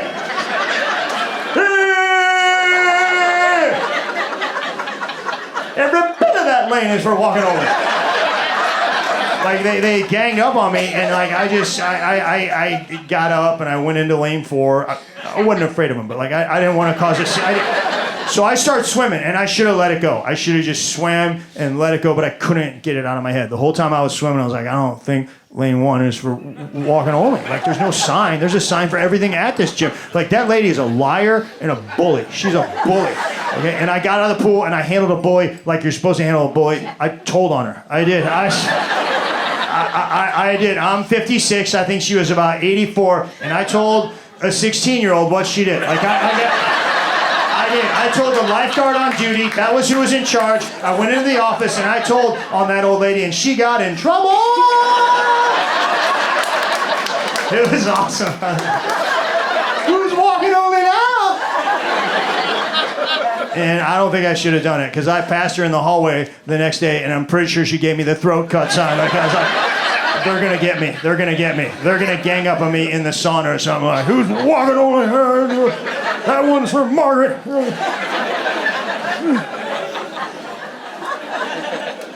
I don't fight anymore. The last time I got in a fight, I was like, it was like 10 years ago. I was living in New York City, and I was walking in my neighborhood, like in the Lower East Side, and I hear this guy behind me goes, "Hey man, what are you looking at?" And I turned around, which don't do that. If you go to New York City and you hear somebody behind you yelling, you just keep walking. If it sounds like your mom, leave her. Like, you just leave her. Cut her loose, okay? It was a crazy guy. He sprinted up. He got my face. He goes, "I was talking to you, man. Don't walk away from me, man." I go, "I don't know who you are, man." And he punched me in the head. Like, I should have seen it coming. He was like winding up like it was cartoon. Like he was like Popeye. He's like winding up, and he hit me. And at that point, I hadn't been hit in about 20 years, and I forgot what you were supposed to do. And then I remembered I used to practice fighting every day in college, and I wrestled him. I did. I shot a single leg takedown to the right side. I picked his leg way up here like you're supposed to, and he went right down. Like, he sucked. Like, this guy, I guarantee you he never made it past districts. Like, he just wasn't good. And I got on top of him, and I lost my mind. I was like, I used to wrestle! If somebody would have walked by, they would have been like, there's a crazy guy getting beat up by a really crazy guy. And it's New York City, so people did start walking by, and it's New York City, so nobody cared. They're like, "Oh, looks like Larry's losing tonight." Anyway, finally some guy walked by and he pulled out his cell phone. He started videotaping us, and that's when it all came flooding back to me. I'm like, I'm 46. I'm fighting in a major metropolitan area on the streets. There's going to be legal consequences. And it was the weirdest end to a wrestling match. I just go, "Hey man, I gotta go." Like, I just left.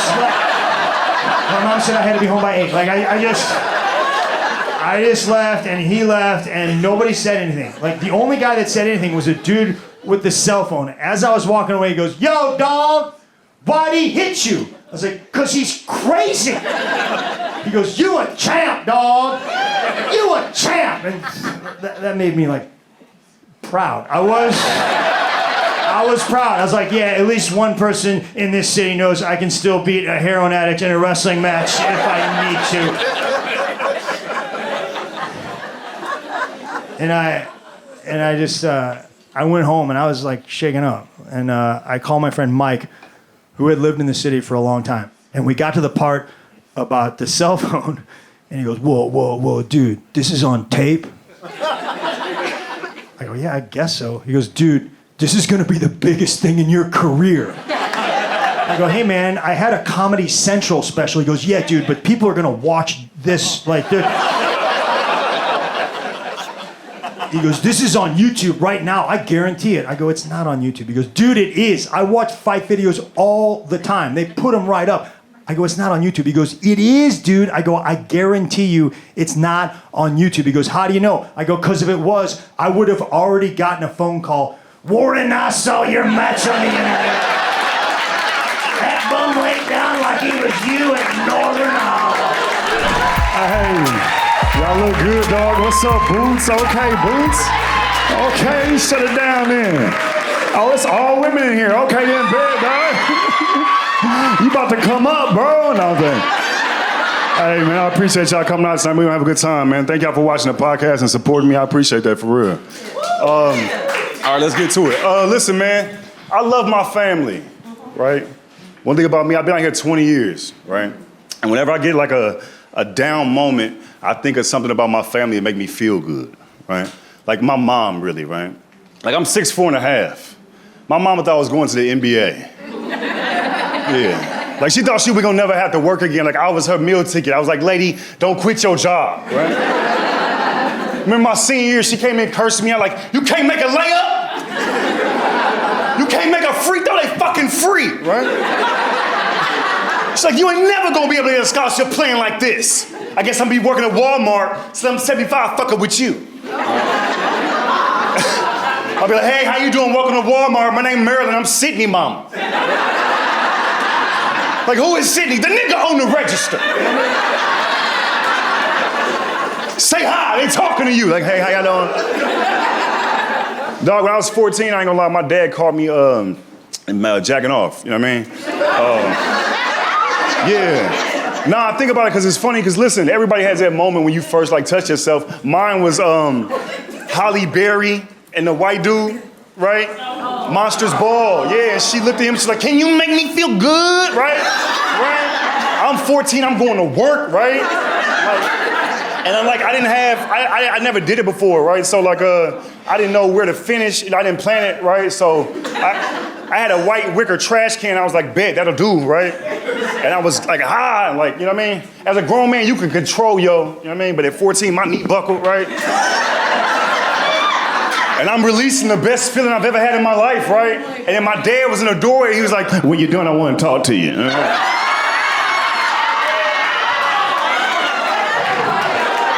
But I love them, dog. Right, I love my family, dog.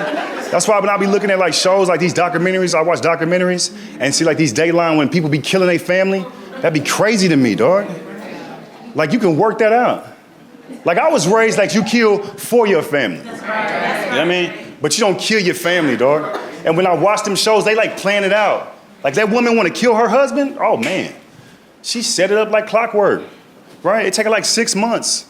She might like say something slick to let him know. She'd be like, okay, Daniel, I heard you loud and clear. He got like 2 months, he dead, right?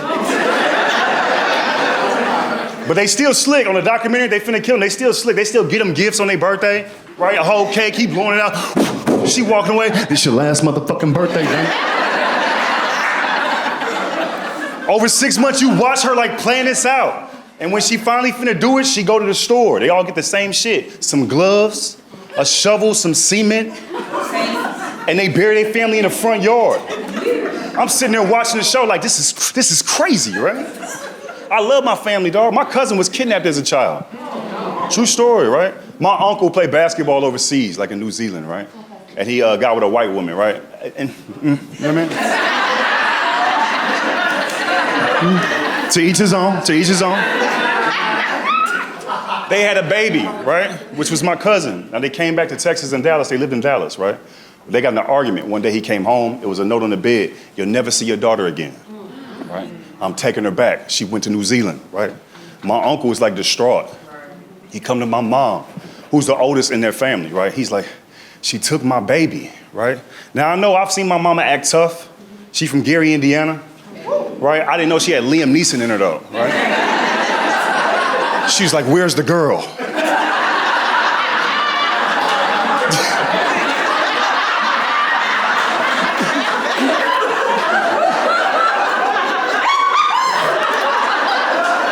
Where's the girl, right? My uncle losing his shit. She took her. My mama took her where, all right? New Zealand. My mama doing the calculation. She's like, where that is, right? My mama's only been to Indiana, California, and Texas. She's never left the country before, never. But she was like, I gotta go get the baby, right? So she gangster. She took a passport, $60, right? She went with some federal agents. They went to New Zealand. They walked up on this white lady in a grocery store. Yeah. She's scanning fruits, thinking it's all good, for real, yeah.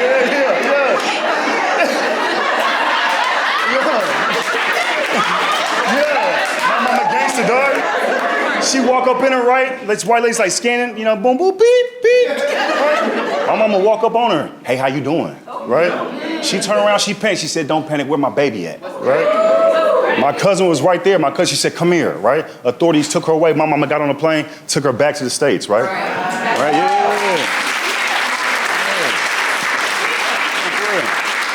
So then, my cousin is now raised in my mom's house, right? My uncle not doing that well, fine. My mom's, that's her brother. They both in the house, right? My mom was a teacher, so she always made sure she was smart. Got her like toys that was like books. I was like, get her a fucking toy. She liked to read. I'm like, you forcing it on her? You know what I mean? She do good. She ranked in mock trial throughout the, you know what I mean? It's like she doing very well. She goes to Dillard University, right? Now I go see her graduation. It's a beautiful thing. Michael Ealy is there talking about my cousin. He's like, we don't need more Oprahs. We need more of Sydney's cousin. I'm crying. I'm in the back crying, dog, right? She want to be a lawyer. She, like, I've been on TV since she been a kid. I won a TV show, Funniest Wins, in 2014. She was like a freshman in high school. So my whole career, she's been like looking up to me. Right? She accepted at Brown University. I'll make her my assistant. I said, boom, let's get this money. Right?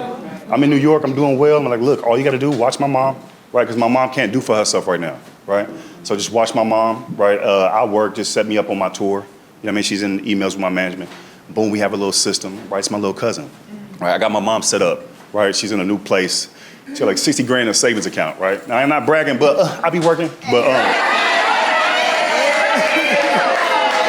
so her bills come out of my business card, so it's no reason for my mom to even go into the savings because she can't do that anymore. She can't go to the bank and do things like that anymore. So that's why I have my cousin helping, right? So I'm in New York writing on the show, you know what I mean? After I'm done, I come back, I go to the bank, I'm finna put some money in my mom's savings account.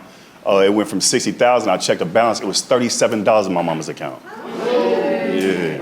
You would immediately start praying, that's hilarious, right?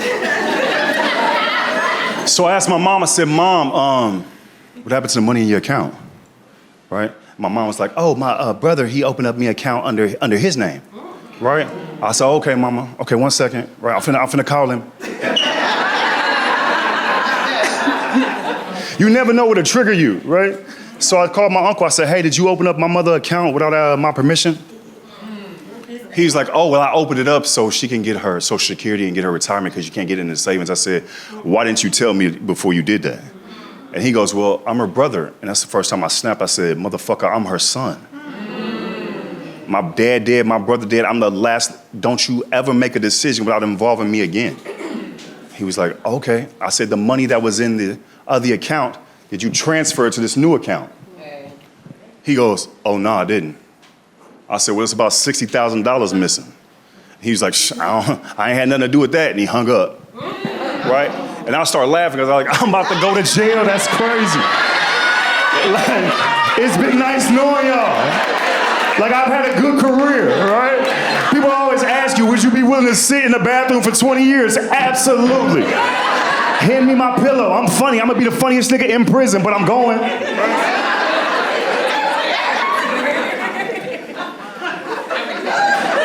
I was so irate, dog. I didn't know what I was, all these thoughts in my mind, dog. Somebody didn't fuck with my mama, dog. And I'm like, right? And I'm with my boy Snow, and Snow is like, yo, you should chill. I'm like, yeah, I'm trying, you know what I mean? I'm trying to chill, because I don't know what's going on right now. You know what I mean? So my cousin, you know what I mean? She hits me. She's like, I think my daddy had something to do with it, right? She crying. I said, yeah. She was like, yeah. I said, okay, cool, I'm gonna call you back, right? Because now, for the first time in my life, I don't trust nobody. Right? I don't trust nobody, and I'm not even trying to be dramatic. I don't trust nobody, dog, except my mama, right? And then my cousin called me back, and she was like, hey, Sydney, I have something to tell you. I said, what's up, right? She was like, I found out what happened. I said, what happened? She said, your mom used to send me money while I was in college. And I think she just forgot. She just kept sending me money. So she just keeps sending me money, going to the bank, sending me money. I said, yeah, how much money she sends you? She was like, close to like $40,000. I said, oh, where the money at? Well, that's the thing. I never really kept checking my balance. I just kept spending, and I guess I went through it. I said, well, here's the lie. I said, my mama can't go to the bank and do that and transfer money. She doesn't know how to do the apps. I said, so you lying to me, right? And I hung up the phone, right? And my boy Chris, he's a Christian, right? Yeah. I'm a Christian too, but it's important that you know. He's more Christianer than me.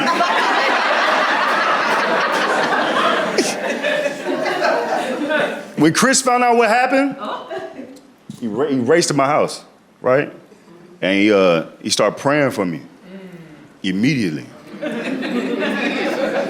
He did. Chris a praying dude, right? He touched my shoulder. He's like, close your eyes, right? And he started praying. But you know what I mean? My eyes wasn't closed.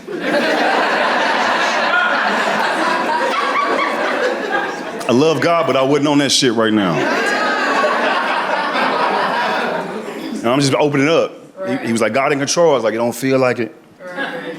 He's like, God in control. I was like, all right, bet. And he started praying. I just walked off during his prayer. I went to the store, right? And I bought me some gloves.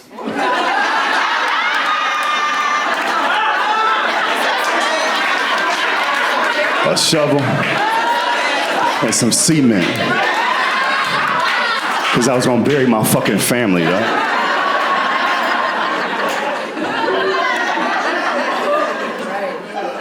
It's triggering because people always give me their opinion. They be like, I would have did this, I would have did that. Like, I don't think about that, right?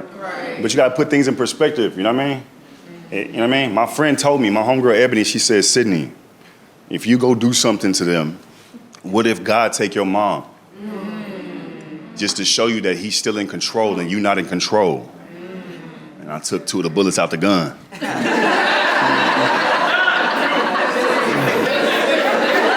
I said, keep going. They're not gonna get this whole clip, but you make it sense. But the reality of it is you can act as tough as you want to, but if I do something, nobody gonna take care of my mama. Right? So I just live with that shit, right? So I was sitting down, you know what I mean? Like I was like thinking about dating, but I was like too angry to date, right? And I have a bad thing, you know what I mean? I'm not into signs, but I guess I'm a Virgo, I don't know, but I wear my emotions outwards. Like you could tell what I'm going through, right? And one time I went out with this young lady, it was cool. I went out with her again, right? Now it's the 3rd time we out. She's like rubbing my head, right? I just got a fresh shaved head, that shit's amazing. And she said, what's going on with you? I can feel your energy. It's real negative, what's going on with you?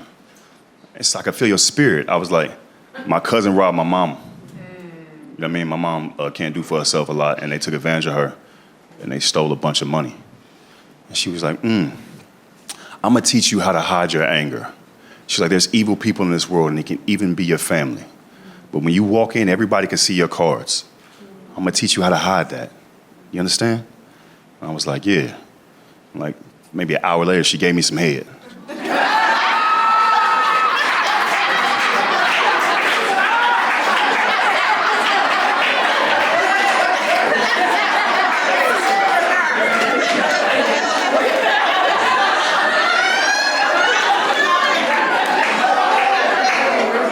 And when she got up, I was like, we go together. I had never been mentally fucked like that. Right? So I'm dating this girl, right? And she mentally fucked me, but failed to mention that she was mentally fucking crazy. And I mean real crazy. Like some people say like, you know, women will be like, man, you like crazy women. It's like, yes and no. Like there's a scale, you know what I mean? From 1 to 10, like 1 is Janae Aiko and 10 is Lisa Left Eye, you know what I mean? I like my crazy right in the middle like a Kiki Palmer, you know what I mean? Just tweet about me, tell people to unfollow me, but don't, you know what I mean? I never dealt with somebody who had like bipolar issues. Have you guys? I never dealt with that before, right? I've dealt with like other shit, like high blood pressure, like nigga shit.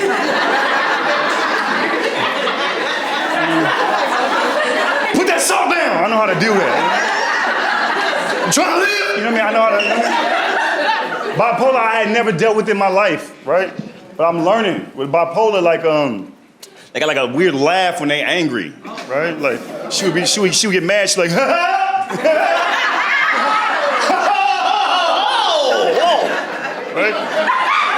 I'm for real, dog. And I would be in the house. I would be like, hey, you good? She's like, I'm good, nigga. I'm like, all right, bet. You know what I mean? I'm like, all right, you don't act like no punk. Like, all right, well, maybe she from the hood. I don't know. Right? Then when she got mad, I found out like bipolar people, she got mad. She don't never want to be here, right? When she got mad, she's like, I don't even want to be here right now. And I was like, oh, well, where you want to go?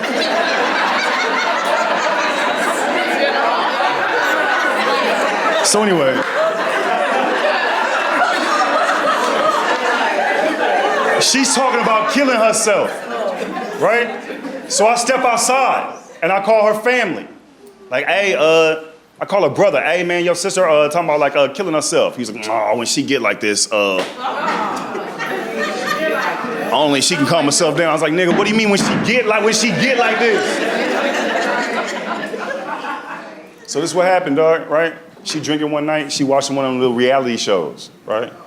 And she was like, if I was on that show, I'd fuck everybody. True story, I can't make it up, right? I said, she was drunk, so I was like, I'm gonna pin that, right? You can't get into it right now, right? She drunk, you know what I mean, it's gonna be crazy, you know, the neighbors listening, like I'm gonna wait on that, right? I give it like, you know what I mean, like a day or two, right? You know what I mean? She in there cooking, making fish, I'm playing the game, you know what I mean? When you got somebody bipolar that can spaz out, you gotta make sure they're in a good mood before you give them like negative information, like tickle them a little bit, like, hey, bitch, you know what I mean? Right? So I'm playing the game, and I was like, hey, mama. She was like, what's up? She flipping the fish with a spatula, right? I said, the other day, you watching the show, and you said, if you was on the show, you would fuck everybody. And she said, she was like, you heard wrong.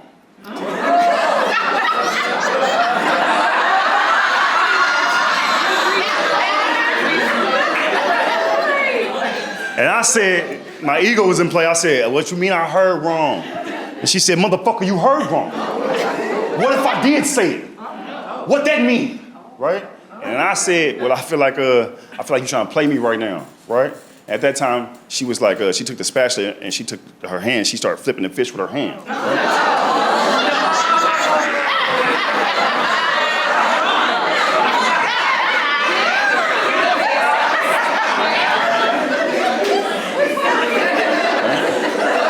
And she said, motherfuckers get played every day, don't know they getting played. Hand to God, right? I said, what? Motherfuckers get played every day, don't know they getting played, right?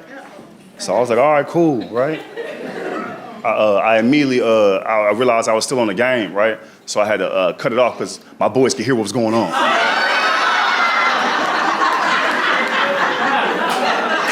My boy Isaiah was like, damn, nigga. She beat you, nigga? I just unplugged the game, like, shut the fuck up, right?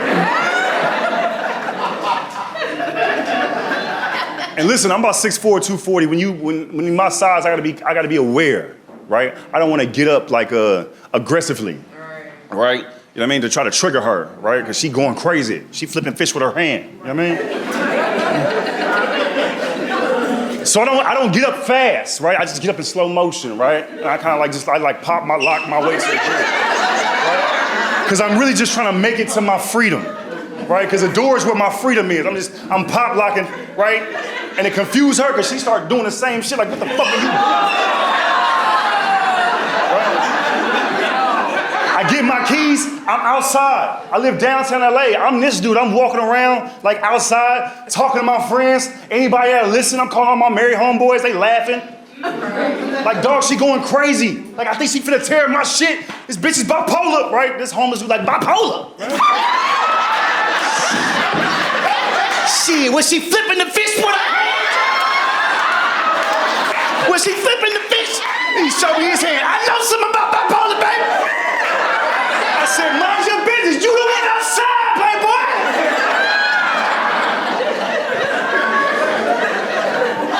She calls me like maybe 50 times. I'm like, let it go to voicemail. Then I start listening to the voicemails. She gave me a play-by-play of her ruining my place. Dog. The first voicemail, like I said, is like, okay, all right, the next voicemail, I have like a double glass window, right? Double glass, right? And I guess she took a TV tray and she going ham, bow, bow, and she's like yelling in the voicemail, fuck you, right? Then she hang up. Call back, I got a 65-inch TV, right? She smashed it and peeled it back. I didn't know a TV had that many layers. She smashed my laptop, picture frame's gone, she bit the dog.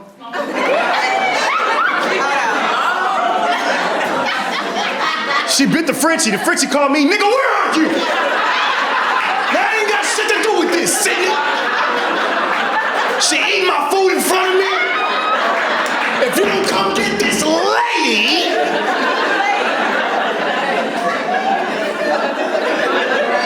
He started patting his pockets looking for a cigarette. God damn, baby! You got to talk to somebody.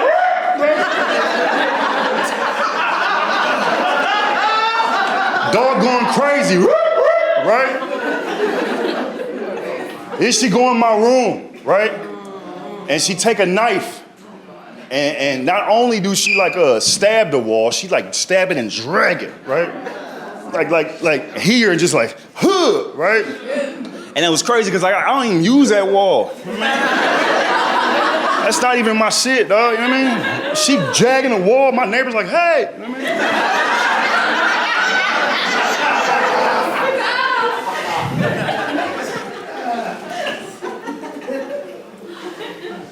That's why I'm trying to sit down, dog. When you date somebody like that happened to you, you know what I mean? You be like, all right, let me look at myself. I don't trust myself right now. I make bad decisions. People like, you blame her? Yeah, for what happened, but ultimately, you know what I mean? I feel like I was disobedient, you know what I mean? Because God gave me signs, I was like, it's okay. And he was like, all right. You got about 10 seconds, nigga, before she... So I don't trust myself, so now I'll be trying to date online and let the algorithm choose for me.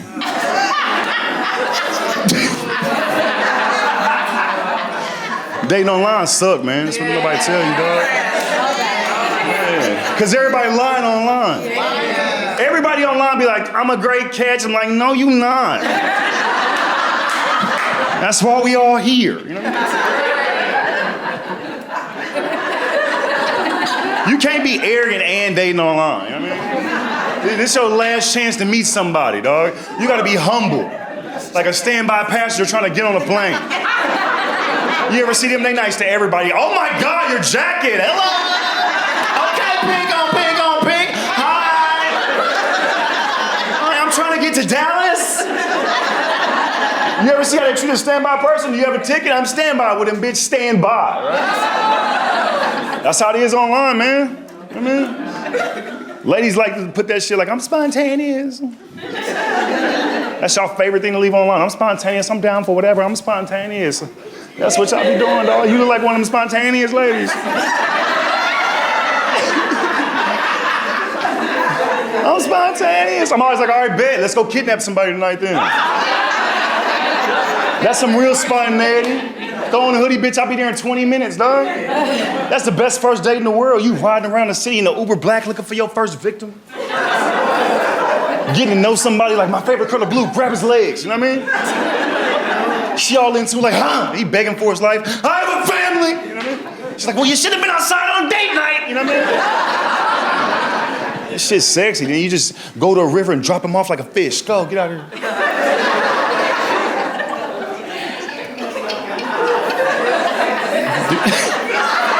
We just brag about it. He thought we was gonna kill him, boo. You know what I mean? You gotta stay offline, man. I be trying to stay off Instagram, dog, because ladies, it's like y'all look at memes like they Bible verses now.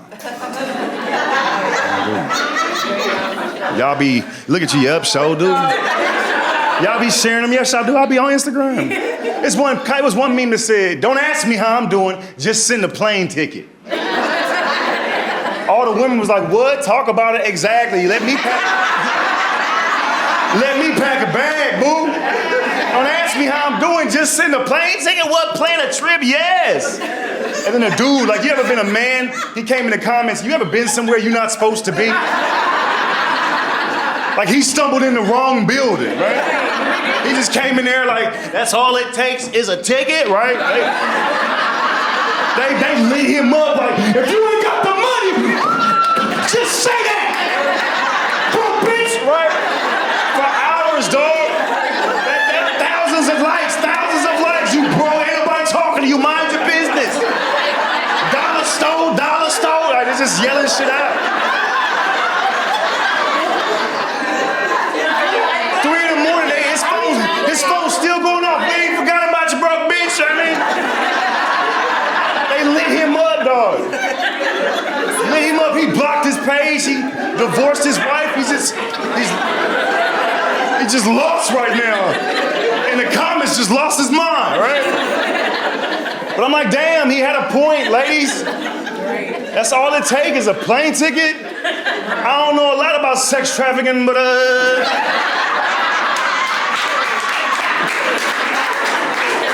think that's how it starts, Keisha.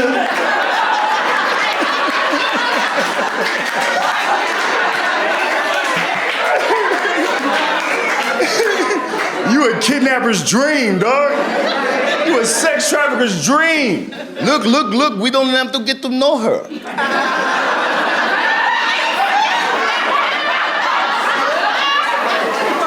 We just send tickets.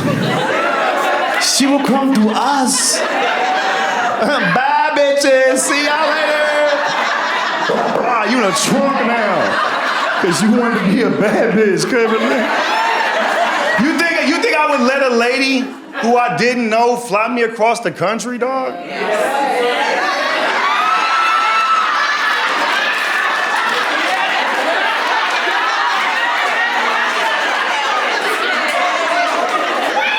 Absolutely, right? But I'm bigger than y'all, you know what I mean?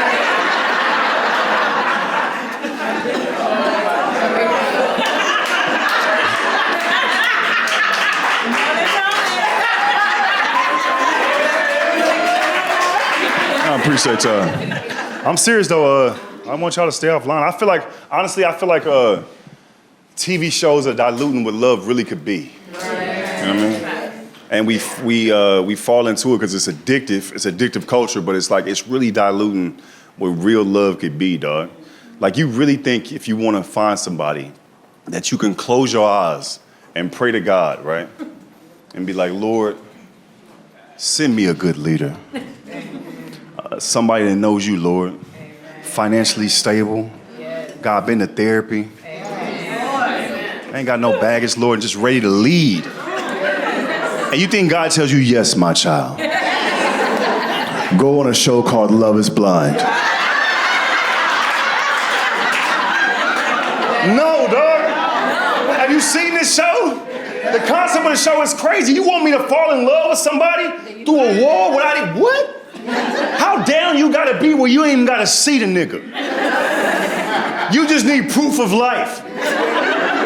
You seen this show? They got people crying to their mama like, he's not who he said he's supposed to be. He's not. He keeps switching.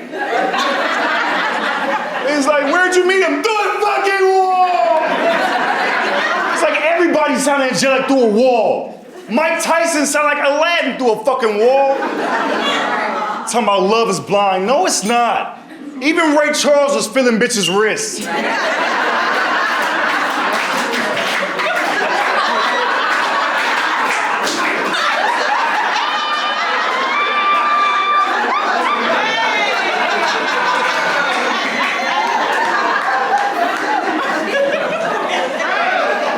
Appreciate y'all coming out, man.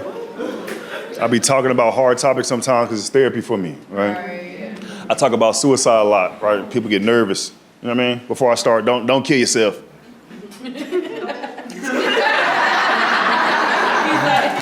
You gotta say that in a crowded room because one of y'all might be going through it on the low. You know what I mean? You don't want to tell nobody.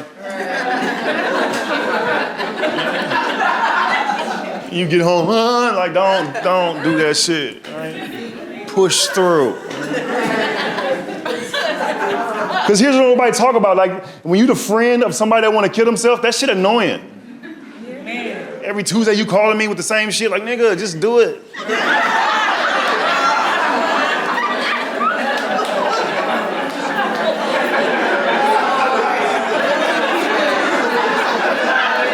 Every Tuesday, dog. Dog called me Sunday one time, dog. Called me Sunday. I see the number. I know what he on, right? As soon as I pick up, you can hear this voice, man. I just feel like, man. I don't even want to be here right now. I'm like, dog, it's the fourth quarter. You never call me in pregame. You always want to off yourself, and it's 2 minutes to go.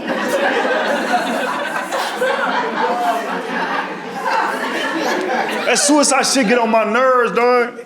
Don't do it, but shit.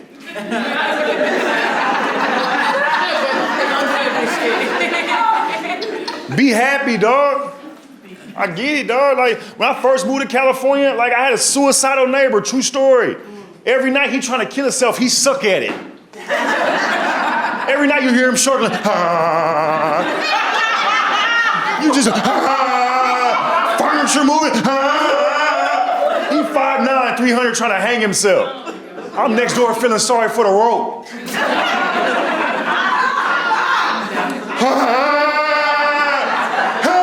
And then he'll just stop and start watching TV. I gotta knock on the wall like, Larry, focus!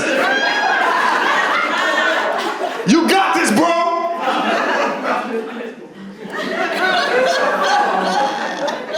One time he tried to shoot himself, he got drunk, tried to shoot himself, he missed. True story, dog. How you get missing? How you get drunk and miss you? Shot a hole through my wall. I was so mad, dog. I was pissed. I was like, Larry! Hey! Larry! Hey! Larry! Put the gun in your mouth!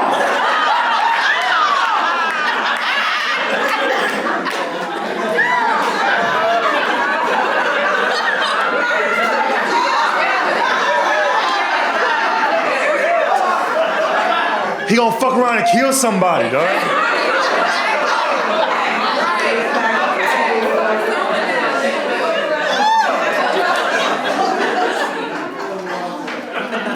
People always ask me if you commit suicide, you think you're going to heaven. I was like, if I was God, you wouldn't. Absolutely not.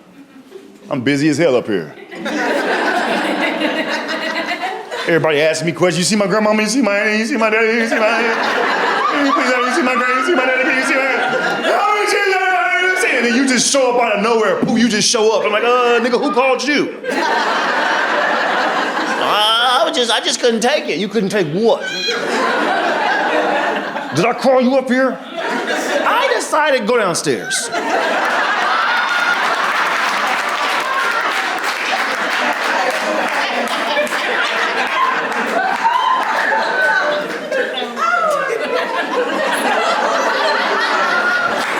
I take care of my mom. Yeah, I do. My mom got plaque around her brain, right? So it's like she doesn't have dementia, but it's like dementia-like symptoms, right? So she like forgets things easily now. She can't remember things, right? Which is why I gotta like help out a lot, right? And when I first found out about it, like it was, I think, just difficult to swallow, right? Because your mom is like your hero, right? For your whole life, you know what I mean? And so I remember moving her out, right? And I moved her to this apartment complex. And I was moving her things up, and her clothes were in a box. And I was like, hey, Mom, do me a favor. Take these out the box and wash these clothes and then put them in the closet because you don't want to get bed bugs, right? Because they've been in boxes. Okay, baby, no problem, right? I'd go to the car, grab some things, come back up. She took some of the things and put them in the closet, right? She's like, look, baby, right? I got some things in the closet. I was like, no, Mom, you got to wash the clothes so they don't get bed bugs in them. She was like, oh, okay. Went downstairs for like 30, 40 minutes, got some of the heavy stuff, came back up. She took all the clothes out the boxes and she hung them up all in the closet, right? And she was excited. She's like, look, baby, I did it, right? I said, you did a great job, right? And I hugged her, right? And I went outside and I started bawling, right? Because at her, I was like, damn, this is my hero. And you could see like the difference that where we're about to go. And I had to just swallow that, you know what I mean? Now, that was a year ago. Now she on my nerves.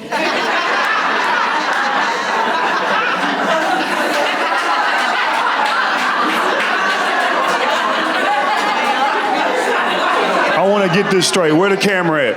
If you've ever taken care of your family, your parents, I love my mom, but when they lose power and lose control, it's hard for them, so they actually become like kid-like. Yes. Right? My mom has that, plus she don't remember shit. My mom's supposed to take 3 pills every morning. I gotta fight this nigga every morning, dog. I call my mom, how you doing? You gotta take your medicine for your brain. I gotta take medicine for what, Sydney?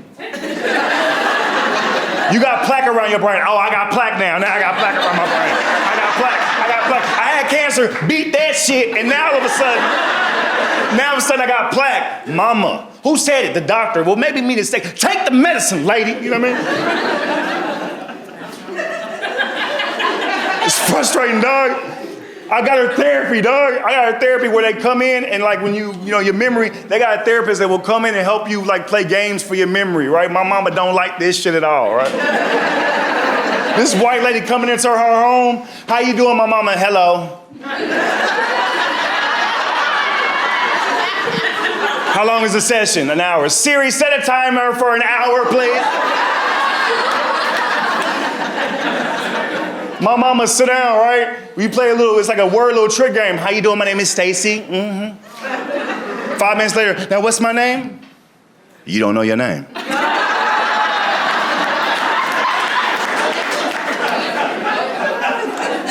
I know my name.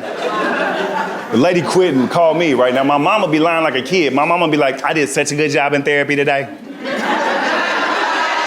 Right? She be like, can I get a pizza? You did good? Yeah, I sent her a pizza. The lady called me, hey, I gotta quit. Why? I can't take it no more. I got my mom in this facility, dog. Supposed to be 55 and older. It's more like 75 and older, right? Everybody in there, dog, old. And when you go in there, there just be old people walking around, right? Just trying not to die, right?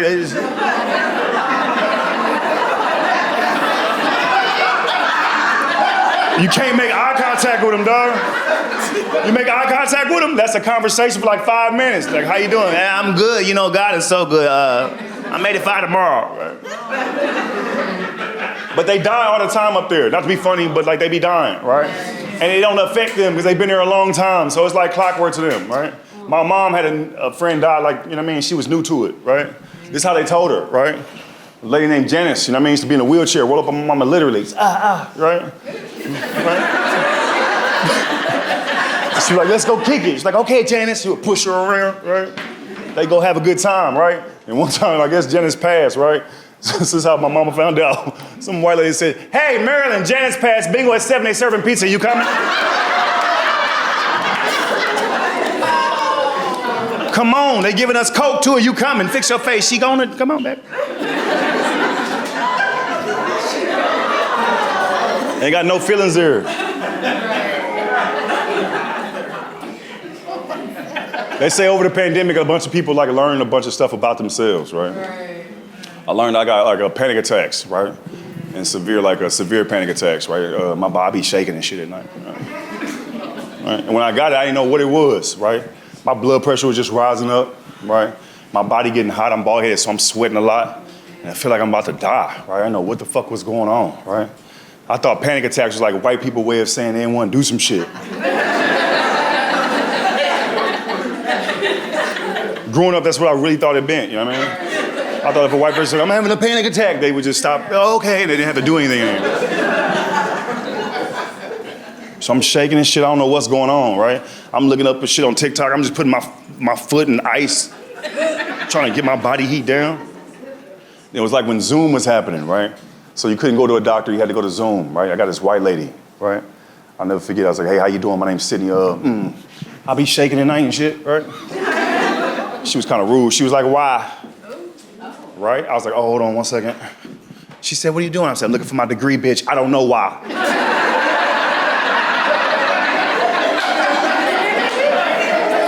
That's why I'm calling you. I said, can I get some medicine? She said, you're not getting no medicine. Boop, and she hung up, right? Yeah, they're not trying to give you medicine like that, right? I was like, okay, bet. So now for 6 more months, I'm shaking and shit. I don't know what's going on with me, right? I damn near fainted at a show. Right? I just get lightheaded. I was like, damn, I guess I'm just finna die, right? That's what I was thinking. I was like, my brother did, you know what I mean? My mom had cancer and shit. My dad did. I was like, oh, I must just be next up, right? So in my head, I'm like, okay, I'm just preparing to get the fuck out of here, right? Then I got this old black lady doctor, right? I love old black women, dog. Because they look at you like you could be their family. And they could be a little aggressive, but they mean well. Right? I got her over Zoom, old black lady. I was like, how you doing? She's like, what's going on with you?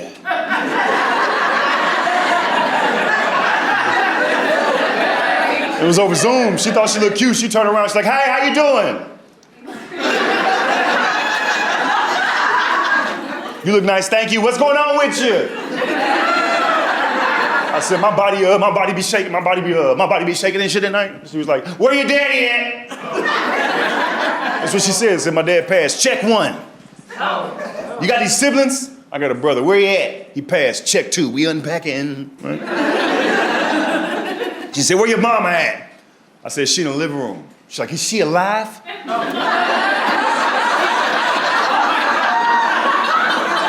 I said, yeah. She said, thank God, you was stressing me out. I said, but she got cancer. She's like, oh, shit. I'm sorry for saying shit, right? She got, boy, you got anxiety, boy. I said, what does that mean? She said, it's like a computer screen open on a computer that you're not using. If you have enough open, the computer will freeze. You have a bunch of trauma in your life you haven't addressed. So your body is shaking. I was like, so what do? I'm gonna give you some medicine. I was like, okay, bet, right? Now, I'd never taken any mental health drug in my life.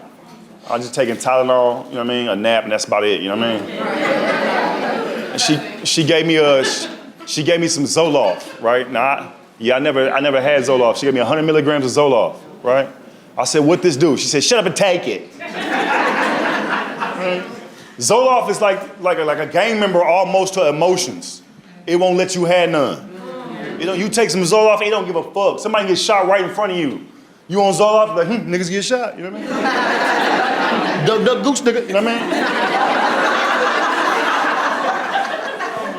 I'm shaking so much, I'm on 200 milligrams of Zoloft a day, right? Yeah.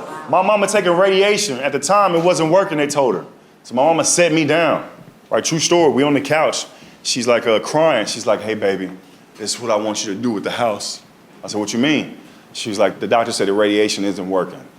And I'm not gonna be here much longer, right? I was like, really? She was like, yeah, I love you, son. And like, I wanted to cry so bad. Right, but I had 200 milligrams of Zoloft in me. So I was like, niggas die every day, B.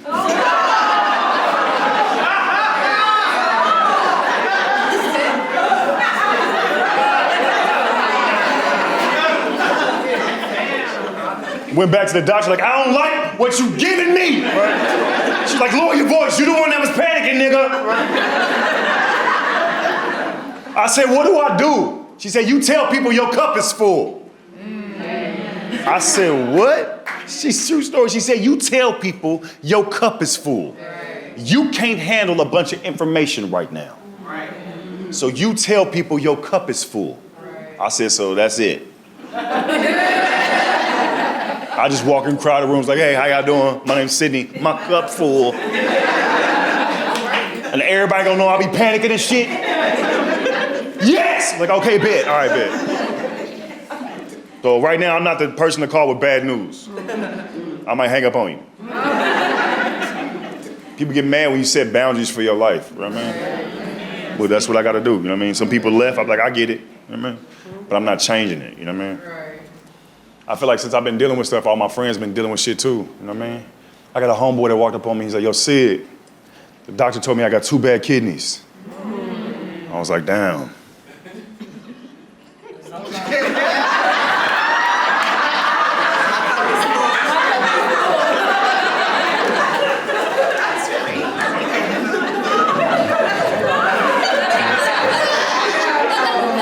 That's all I had for him, you know what I mean? I was like, I'm gonna pray for you, you know what I mean? He was like, they said I need a kidney to live. I was like, oh, damn, double down.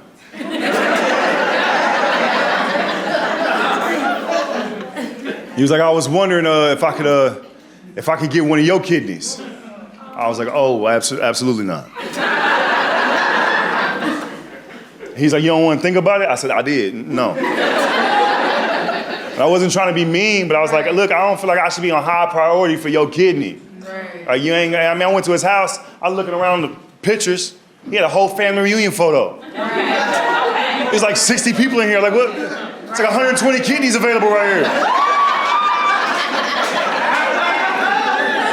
I'll help you call. We just gotta work on our pitch. Now listen, he got a kidney, not mine, but he got one. He living a successful life. God is good. Yeah. But sometimes when he get mad at me, he like lose sight of reality. You know what I mean? Sometimes when he get mad, he be raising his voice at me like he got 2 kidneys. I gotta tell him like, relax, bro. You taking like a 2-kidney tone right now.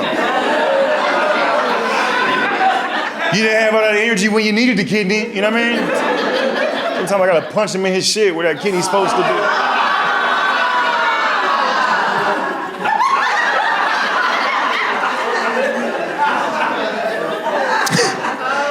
I remember one time I was home, right, and I was dealing with my mom's cancer, right? And I was outside, and it was like perfect smoking weed weather, right? Even if you don't smoke weed, just bear with me. It had just rained, and it stopped, and it was like maybe 72 degrees in Texas, and the wind was blowing perfect, right? I was like, I gotta roll up, right? So I'm rolling up, and I'm smoking outside, right, minding my business, and I see my neighbor, this white lady, my mom's neighbor. I never met her, but I know she's a white lady. And that's been confirmed, right? So I see her pull up in a taxi, and I'm from Fort Worth. We didn't really got taxis like that, right? So I was like, suspicious, right? And this white man got out the car, and he's banging on the hood, the driver. He bangs on the hood, and he's banging at the passenger, the back door. He's like, get the fuck out the car, lady. He hits the car again, get out the car, right? I put my blunt down like, nah, I'm finna go inside. Because the cops gonna come and arrest me. I'm like, look, I'm just doing drugs. They don't want tripping, right? True story, dog. I cannot make this up. I'm inside. I like close the door, but the screen door is glass. You can still see outside. Maybe 3 minutes later, I hear, help me! True story. This white lady screaming, help me! I look in the door. And the taxi was gone. Right? It's just a white lady in the grass crawling, and she's pointing me like, can you please help me? Right? Before I could do anything, dog, the ancestors came in my body. And they was like, you better not go outside. Helping a white lady like helping an alligator right now. You might mean well, but that motherfucker still ain't bite you, you know what I mean? So I just closed the door.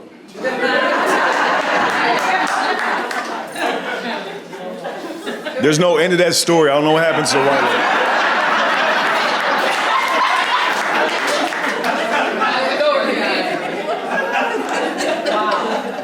About 3 years ago, I met one of my really good friends. His name is Jay Snow, right? Jay Snow has sickle cell, right? Now, at the time he told me he got sickle cell, I didn't really know what that meant. I was like, I heard of it. You're gonna have to explain, right? You know, and only sickle cell reference I knew was I had a barber back home in Fort Worth, and he had sickle cell, and he couldn't cut. So I told him, like, only thing I know about sickle cell is y'all awful barbers. He was like, it's so much more, all right? So Jay explained what like a crisis is. When he gets into a crisis, he has to go to the hospital. He's been in the hospital like 30 times already this year. He told me when I go in the hospital, Sydney, I need certain things every hour and a half. It help with my pain. Sometimes the doctors don't want to give me the medication on time, and like I be really in pain, right? Like when that's my pot, I'm like, all right, bet. Like I've been to hospitals, unfortunately, too many times. Sometimes you need somebody like to speak up for you. Because they so busy doing shit, they don't have priority with your family member, right? So now we working in New York, me and Snow, right? And he don't come to work, right? I'm like, he on some, where you at, right?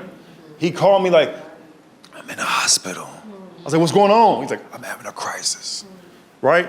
Boom, I run to the hospital. True story, run to the hospital, dog. Now I'm being dramatic, it was like 2 blocks, but I'm there. When I walk in, I'm all passionate, you know what I mean? I got anxiety, I need something to key up on, right? I walk in like John Q, like, I'm here to see my son! Where's the sickle cell room? Right? Bring me to it, right? I go in the back, they got Jay Snow behind a sheet. He ain't got a door, I'm pissed. We WGA, we writers, we got great insurance, and we can't afford a fucking door, dog. I ripped that sheet open, dog. He's sitting there in pain. When you're in crisis, your whole body in pain. I'm looking at him like, you laugh, you're going to hell. He in so much pain. Now look, it's a white dude in a hospital bed next to him. His arm just hurt. And while Jay Snow in pain, he just like reading a book, right? I went over there and knocked that shit out of his hands like, hey, you gonna act sad, my nigga. I need you to pray. I look at Snow, I'm like, hey man, I love you, dog. You gotta tell black men to black men. I tell them every friend I got, I'm like, hey, I love you, dog. He was like, I need you to do me a favor. I said, what you need? I'll do anything you need right now, right? And Jay was like, go to the hotel we in, look in the dresser by my bed, and when you open it up, it's a Bible with a picture of my mom on it. That's not what I want.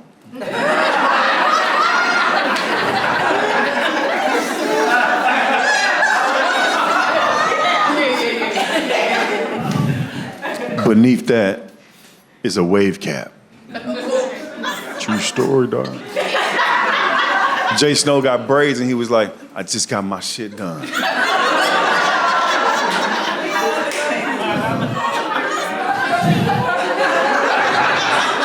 They gonna have me in here looking crazy. And I was already pissed because he asking me to do hair shit, dog. So I was like, I got you. I go get the wave cap, bro. I come back in the hospital, now they got security. They're like, hey, lower your tone. Like, my bad, he got sickle cell, right? So they take me to the back, right? I throw the wave cap on his chest, bro. Right, like, I love you, here you go, dog, I got it for you. And he was like, can you put it on, man? And I was like, what?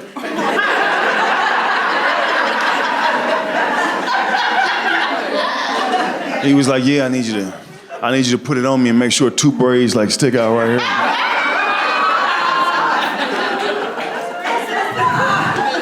And make sure some braids dangle in the bag for me. Just looked at him, I was like, Snow, dog, I love you, man. But my cup is full right now. I was telling people that I was filming my next special. This is my second special. I was telling them I was filming in Minnesota, and everybody kept asking, like, why are you going to go to Minnesota? Like, why there? And I said, I got to be honest with you, man. Out of all the places I've been in this country, I'm not bullshitting you. They're probably the kindest people I've ever met in my life. And I really do mean that. I'm not pandering. Y'all are next level. You're so kind, it's uncomfortable at times. I'm not. Last time I was here, I was doing a show in Minneapolis. A dude after the show came up, and he offered to split a Viagra with me. I want to make this very clear. At no point during the show did I imply I needed a Viagra. You know how kind you have to be to walk up to a stranger and be like, you want to go halves on a boner? I'm not going to use the whole thing. I figure you can get in on it. Like, I didn't know if he was like hitting on me or if he just had like a soldier's mind frame, like no man gets left behind. He doesn't get hard, I don't get hard. Weirdly, the kindest thing I've ever experienced. Minnesota's like the only place, like I could go anywhere else in the country and anybody might be like, hey, how you doing? You doing all right? But Minnesota's the only place I've been to where somebody was like, hey, how's your dick doing? Doing all right? Okay, hey, keep me in the loop, I got your back. Very strange place, I'm very excited to be back. I am a proud black man, I want to make that very clear. I am unwavering in that. But at the same time, let's keep it real. I hear how I talk, I went to mixed schools, I use words like unwavering. I'm just keeping it real. I think my perspective as a black person in this country is a really interesting one to consider. It's not the only one, but it's one worth considering. Because I grew up in the intersection between cultures my entire life. I grew up in mixed neighborhoods. I went to mixed schools. I played for mixed sports teams. I work in an industry where I work with people of every race. As far as I'm concerned, based on my experiences, I think we're all better together than we are apart. That's how I personally feel. Right? I really do mean that. I think it's important to say that at a time like this. I think every race of people is better together than they are apart. And if you don't believe me, look at the results of every single Olympics. Why do you think the US wins more medals than any other country? We're using other people's people. We're cheating. No one holds us accountable. Name one other country of one race of people that can go gold in skiing and basketball. Nobody. It's just us. Don't let the racist people fool you. I'm telling you, the biggest advantage we have in this country is that we have each other. That is real. Every time you take time to love somebody who doesn't look like you, the other countries are going, fuck, they're figuring it out. That's why I love the diversity in this country. It's my favorite thing. Every time the Olympics come up, we're like a dude who's got the right Pokemon for every situation. That's how I see it, man. And we're cocky as hell about it, too. We'll talk trash to anybody. What you want to do? What you trying to do? Women's 100-meter dash? Psh, black girl, I choose you. Sha'Carri Richardson just pops out that thing running like an anime character, just...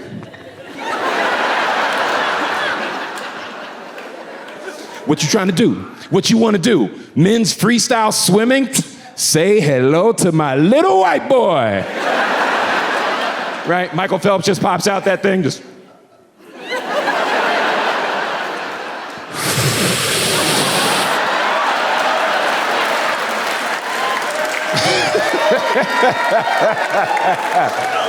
If you know, you know. What you trying to do? What you want to do? Rowing? You think we ain't got Cubans? Yo, Florida. How do you think they got here? You mark my words, I'm calling it right now. In 4 years, we're gonna have Mexicans competing in the high jump.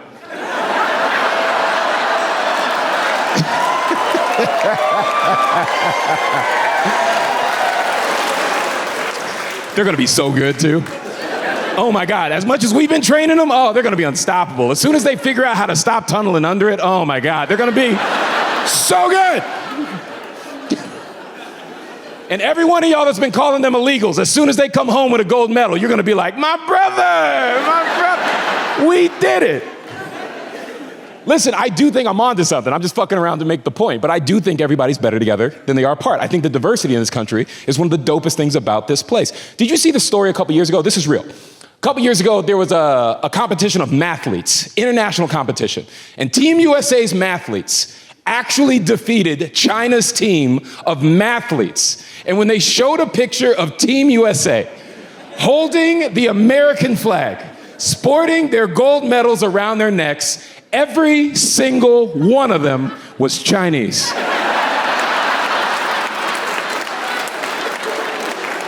Look it up, real story. How you gonna beat us when your biggest obstacle is in the mirror? Listen, this is all I'm saying. I don't give a shit what race you are. I'm gonna try to love you regardless. I do care how stupid you are. Now that is an issue that I don't know how else to address. That is a love that has limits. You ever met somebody so dumb, you're just like, yeah, I don't think we can help this one. Let's take them to the forest, man. Just let nature take its course. I saw a story earlier this year. Did y'all see this? There was a dude in Texas. Great start. There's a dude in Texas who tried to shoot a firework off the top of his head for the 4th of July. It exploded into his skull as it should have. I want to make that so clear where I stand on this issue. I'm on team, yeah, that's what happens next, you dumbass. Can I just throw this out there? I didn't know it was possible for somebody to be that dumb. Not that dumb. And I grew up in Florida. I want to make that very clear. The kinds of things I've seen. You want to hear a great Florida story? When I was a kid, I was 12, I go over to my best friend's house. We're playing in his front yard. Across the street, we're looking at his neighbor, grown man. I watched this dude pepper spray himself, trying to figure out if there was more in the can. Swear to God, a grown man I saw do that. I just want to make this very clear. That is a voter, and his vote counts the same as yours. I just want to make sure you know that. I watched him look that thing down the barrel, and he took a shot straight to the eye like an OnlyFans model. Bam! There was a subscribe button under him. I couldn't have hit it faster. More of this! I'm just saying I didn't know it was possible for people to be dumb like that, though. This dude lights a firework off the top of his head. True story. It explodes into his skull. I read this article, and I know the point of the article is I'm supposed to feel bad for him. And all I'm saying is I'm struggling. It's just too hard. It's too dumb a way to get hurt. You know what I mean? Don't you just know deep down in your gut he went, America, right before he lit that motherfucker? Don't you just know he said that? You don't even gotta check. Don't you just know? As sure as I am that Nick Cannon doesn't wear condoms, I am sure that dude said that thing. Can I just throw this out there? I really do think I'm on to something here. The term America Let's talk about it. If you don't know, the term America is supposed to mean having pride in country. Is it just me, or is it any time I see somebody go, America, they then do something I'm not proud of as an American? You ever notice that? Every time, they're like trying to jet ski through a hurricane or some shit. Or they're like trying to jump over a campfire, but they trip into it. Every time somebody goes, America, you know what I think they mean to say? I'm Johnny Knoxville, and this is Jackass.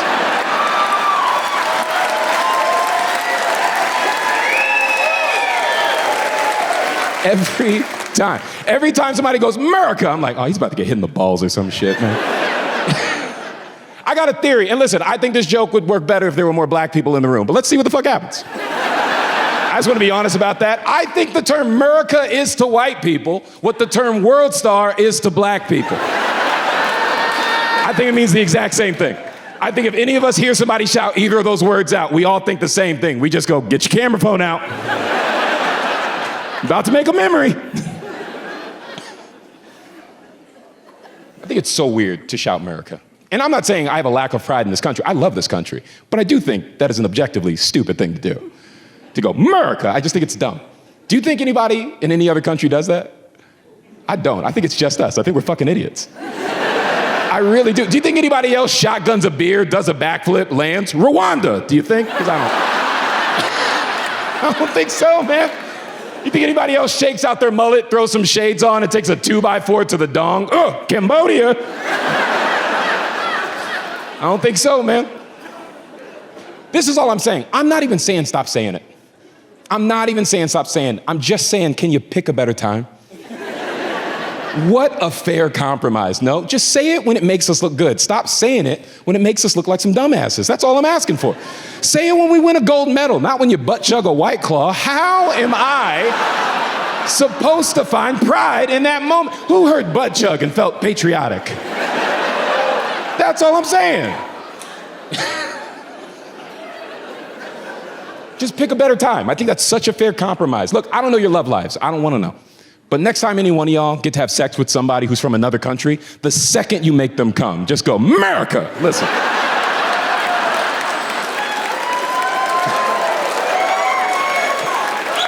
I don't know one American who wouldn't be proud of you in that moment. Half of you would salute. Our country, 'tis of thee. Sweet land that slings the deep. I'm messing with you. But...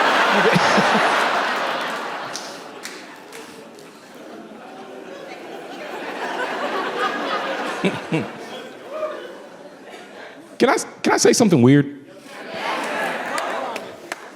I really do think we should be doing that to foreigners. I know that sounds weird, but I really do think I'm on to something. I think anytime you make a foreigner come, you should let them know where they are. In fact, that is my foreign policy. Listen, I don't understand who's losing in it. Really think this through, all right? Like, okay, they get to come, you get national pride. Who's losing? I really think I'm onto something. It's just jarring to think about, but I'm onto something. Listen, if I went to another country for the first time, they made me come, then told me where I was, I'd be like, this place is all right with me. Where'd you say we are? Guantanamo. Yeah, I can get used to this. Not bad at all.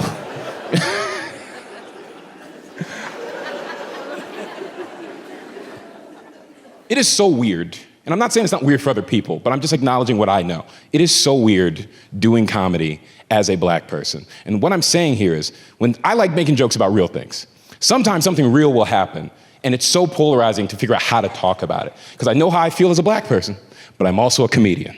And those two things don't always align. You understand what I'm saying? Every now and again, I'm like, how the fuck do I speak to this? There was a story last year, I don't know if you guys saw this, there was a guy who got in trouble. He was on a reality game show. And he got in trouble because he called another contestant on the show the N-word. Gets kicked off the show. Now, the black person in me infuriated at what he said, but the comedian in me saw the clip and thought, okay, funnier than I expected it to be. I will admit that. Right? It's a very interesting predicament. I couldn't figure out how to speak to it. It felt like I was watching Tropic Thunder for the first time. Does that make sense? Like, you get what I'm trying to say? I was so ready to be mad, and then I saw it and I was like, oh, fuck, it's hilarious. Okay.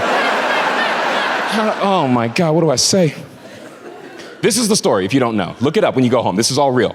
Okay, so it's a white guy who got in trouble for what he said, right? Now, he calls a dude the N-word on national television. He realizes he just called the dude the N-word on national television. He panics. He tries to take it back. He goes, no. I meant to say narwhal. What? I swear to God, that is a real defense a man made in front of the country. I meant to say narwhal. Who in the world has ever confused two more different things? Who's out here like, oh, did I say massage my feet? I meant I'm wanted for murder in 3 states. My bad. That's on me, man. That's crazy. Listen, I don't keep up with racist slang. I don't know. I'm just throwing this out there. First off, if you don't know, just so we're on the same page, if you don't know what a narwhal is, it's a very specific species of whale. If you don't know what the N-word is, no one here believes you. Now, let's keep it real. But now that we're on the same page, since when have black people been getting mistaken for whales? Is that a thing that I didn't know about? I thought we all agreed already. The only black sea creature in the ocean right now is the Little Mermaid. I thought we were past this.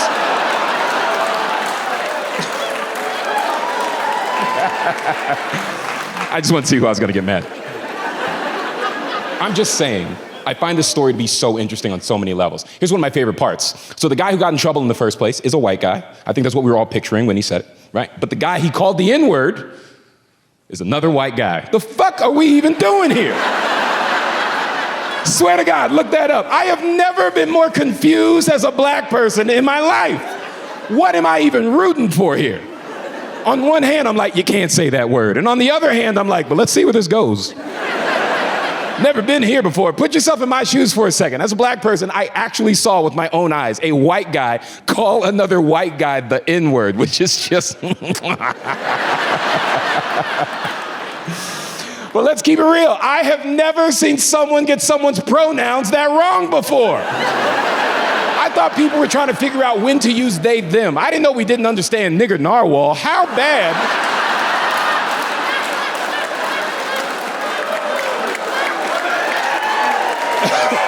I'm just saying. How bad is this issue, man? Anytime somebody goes, pronouns don't matter, I'm like, I beg to differ. I have seen some shit. You know what the story got me wondering? This is a question I left with. Sounds stupid, I promise you it's a worthwhile question. What is a narwhal really? Out of context, who gives a shit? In the context of the story, I don't think anybody gets how much that question's doing. It is so interesting. What is a narwhal really? If you know anything about it, yes, it is a whale. More specifically, it's that whale that has a horn coming out of its head. It's referred to as the unicorn of the sea. It is an animal that is so rare, so mythical, so cool. Most people don't even believe that it exists, which if you ask me, kind of sounds like the kind of white dude you would want to call the N-word.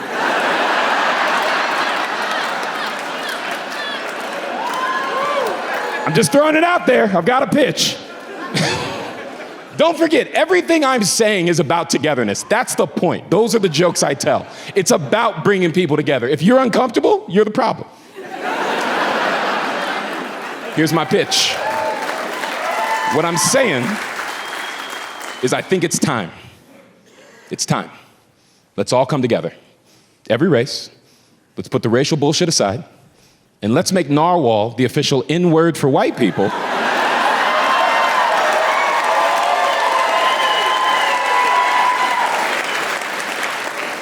That we think are cool. It's an important distinction, but I think it matters. I think this makes a lot of sense. If you're white and somebody calls you a narwhal, that's a badge of honor. Wear it with pride.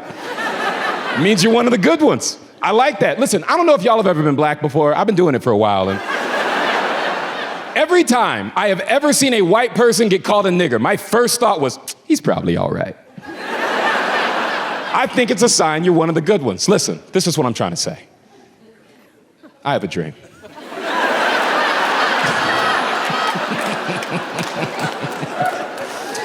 My dream is simple. One day I'll be in public. I'll see two white dudes, strangers. I don't know them. They don't know each other, but they'll see each other. They'll lock eyes. They'll walk towards each other. they'll extend arms. And to each other, they'll go, my narwhal. And I'll be like, mwah, that right there. How beautiful that was right there. I just want a world where everyone can feel how good that feels, you know? I love the idea of that. Take a bad thing, make a good thing out of it. I like the rules here, you know? If I call you a narwhal, if somebody white calls you a narwhal, as long as you are white, it's a good thing. It's a compliment. Wear it with pride. You call me a narwhal, I'll punch you in your shit. It's just, I think those are fair rules, man. So check it out. 3 days later, the story gets way worse.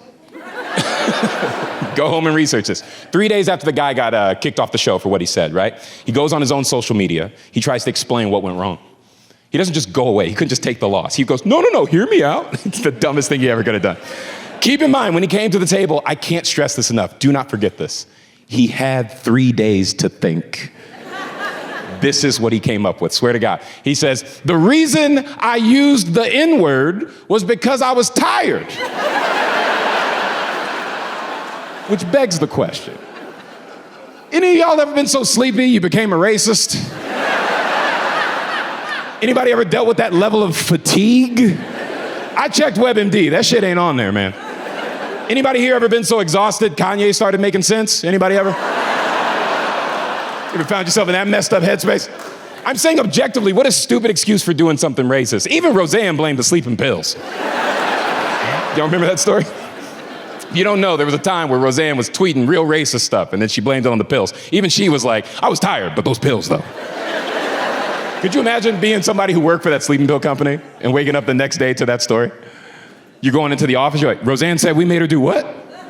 Oh, no, get me on camera. Hey, man, it says our side effects right on the bottle, bitch. We might give you a dry mouth and shit in your pants, but we don't make you tweet like Dog the Bounty Hunter, all right? Now, that's on you.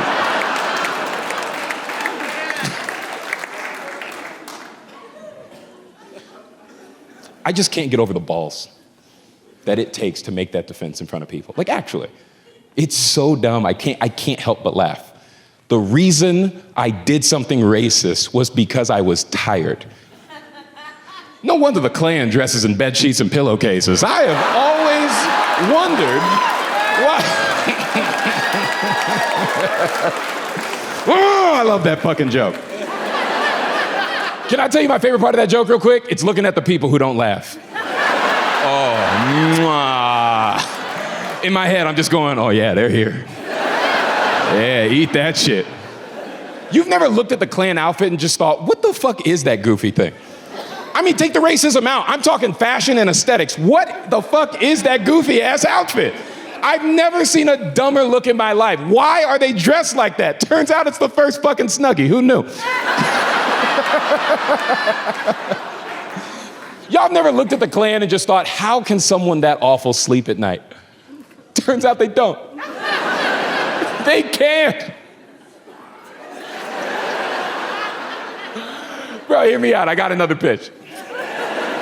I'm telling you, I think I'm on to something. This is so good. Listen, I'm saying once again, it's time. It's time, y'all. Let's all come together. Every race. Niggas and narwhals align. Can I tell you what feels so good about saying niggas and narwhals align? It feels like I'm saying Avengers assemble. Feels just like that. But niggas and narwhals align. Let's all come together. Every race. Let's start a foundation. That's what I want to do. I want to start a foundation geared towards helping violently racist people finally knock that shit off by getting the sleep that they so desperately need. And I say we call that foundation the Night-Night Clan.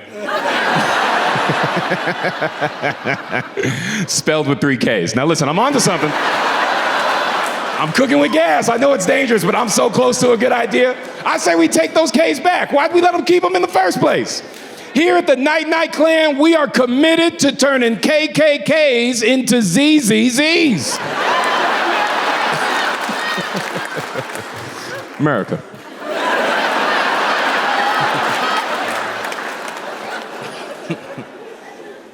I just love the idea of that. Next time you see somebody doing some racist shit, do your part. Jump in there and be like, you need to take a nap.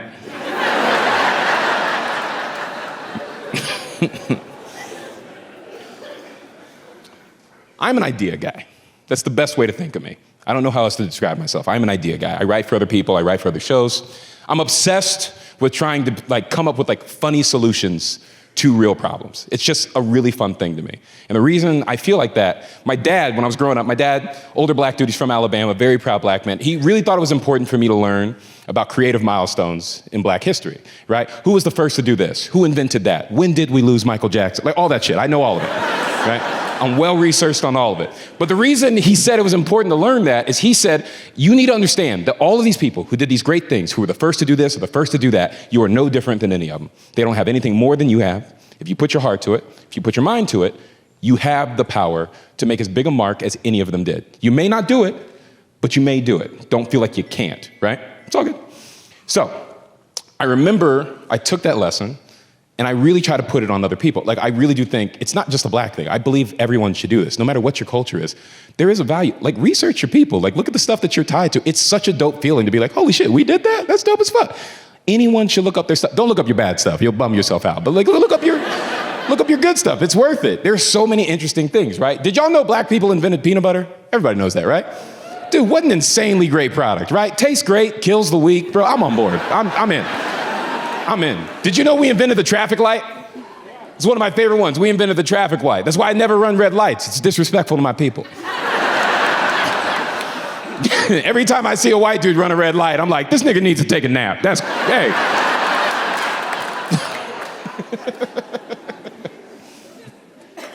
Did you know we invented the super soaker? And the Nerf gun, same guy.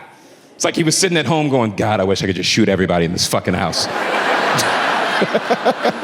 He felt that way so strongly, he did it twice. He was like, water ain't enough. What if I could take out an eye and not be liable? Now we got a Nerf gun. Here's my favorite one. And this is what I'm gonna tell you in advance. Nobody ever gets how big a deal this is. It is such a massive deal. Did you know, look this up when you go home, did you know that we invented the high five? I think that's fucking epic. Black people invented the high five. Look this up online. This is the story. All the signs point to the same story.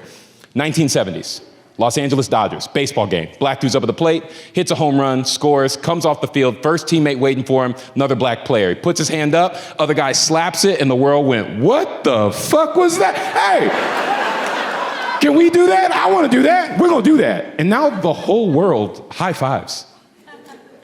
No one gets it.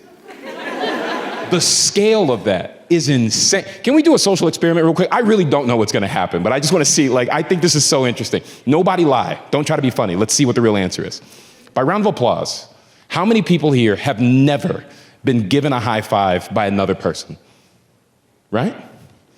By round of applause, how many people here have never been given an orgasm by another person?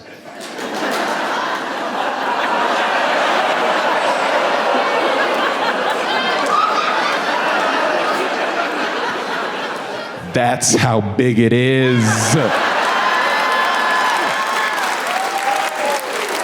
That's crazy. First person to give that lady an orgasm gets a high five from me, personally. No one should have to live like that. I just love the idea of that. I love that black people invented a high five, because anytime I see racist people high five, in my head, they're going, black people.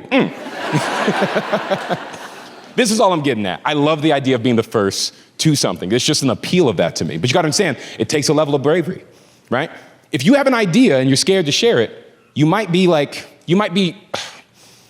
doing humankind an injustice. You understand what I'm saying? You don't know that everybody wouldn't be like, that's actually a great idea. You don't know what's gonna stick. You don't know what's not. You can't be afraid to throw ideas out there. I'll risk it all. I don't care what anybody thinks of me. I'll throw out ideas all day. All I need is one. And when I die, I get to go, that shit was me. But I love the idea of pitching ideas. Come on, saying America to foreigners when you make them come on, dog. It's so good. We're not gonna do it, but it's such a good idea. Narwhal, come on, so good. So good. Dude, the Night Clan, who doesn't want the night? Come on. I'm saying they're real. They're real ideas. We're not gonna do them. They're so fun. I'm just saying I'll take chances. I don't care if anyone doesn't like it. Here's one I've been sitting on for years. I know I'm right, no one's ever gonna do it. You ever seen two people in a conflict in public, but one person's being more demonstrative than the other person? They're being more aggressive, right?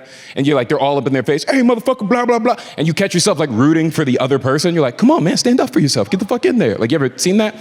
I think I came up with a universal way for anybody to take the power back in one of those situations. I don't know what you do after this, that's on you, but if you do this, you will take the power back in any conflict. Next time somebody's in your face like, hey, motherfucker, blah, blah, blah, just grab them by both nipples real quick. Nobody is ever ready for it. No one's ever ready. It's impossible to sound tough if I hear your voice go falsetto. That's my theory. You can't do it. I don't care what you do. If you sound like Tickle Me Elmo, I'm laughing, dog. If someone stuck me up at gunpoint, give me the money. I'd be like, come on, you gotta fix your tone before we deal with this. Let me tell you a story. You'll be able to guess when this was. A couple months ago, I was at the bank. I'm in line to see a teller. This is a true story, no exaggerations. I'm in line to see a teller. There's only one teller working, white woman. She's helping an elderly black man. I am next in line. No other teller's working, and no one's behind me in line. I'm eavesdropping on their conversation, because that's what you do when you're next in line. I don't want to hear anybody say that you don't.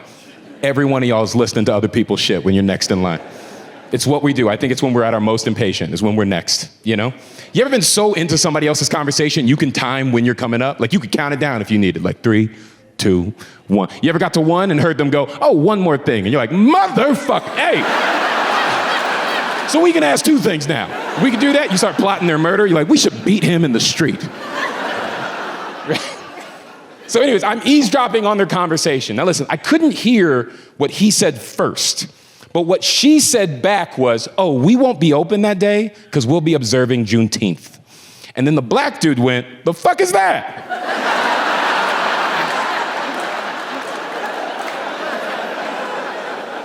I saw this with my own eyes. She goes, we won't be open on Juneteenth. He goes, the fuck is that? Her reaction, priceless. She goes,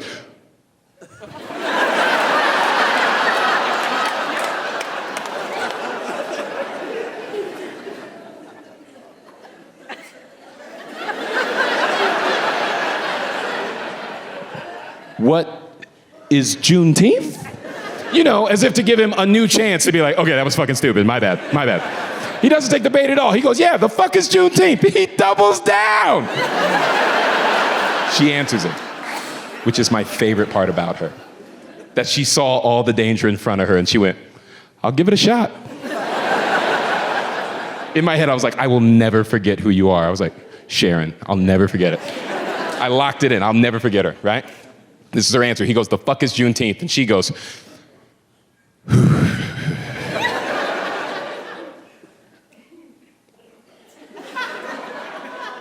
it's a holiday.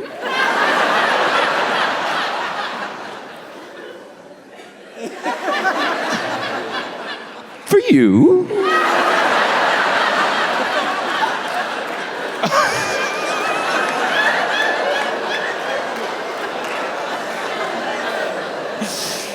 And we'll be observing it. And I went, brah fucking bo, Sharon. I gotta keep it real. Give respect where respect is due. That is technically correct. Not offensive, kept her job. How the fuck did she pull that off on the spot? The story should be over right there, right? Bro, what this dude said back, I lost it. She goes, it's a holiday for you and we'll be observing it. And he goes, then why y'all niggas celebrating it? What? Swear to God, he asked that question to that situation. Why y'all niggas? He called a single white woman niggas at her corporate job over the holiday that commemorates black people not having to work for free anymore. What the fuck am I watching? I remember looking around the bank like, is nobody else seeing this shit? This is crazy. So check me out, this is real, and I want to make this really clear. I'm not trying to make anybody uncomfortable. That's not the point of this. No one here is the villain. I'm saying objectively, what an interesting thing to think about. So she says, we won't be open on Juneteenth. He goes, why y'all niggas celebrating it? And my question is he making a good point? I never thought about that till he said that. Why are white people taking off work on Juneteenth? Listen, I'm not saying white people don't deserve days off. Take them off. But is this the one? It's kind of the opposite of the way to celebrate the holiday, no? Listen, if you don't know what Juneteenth is, I'll make it super simple. Juneteenth commemorates the last official day of slavery. But here's the trick. Slavery was over 2 years before that. It's that news traveled so slow back then. People in Texas were just figuring out, like, get the fuck out of here. They won.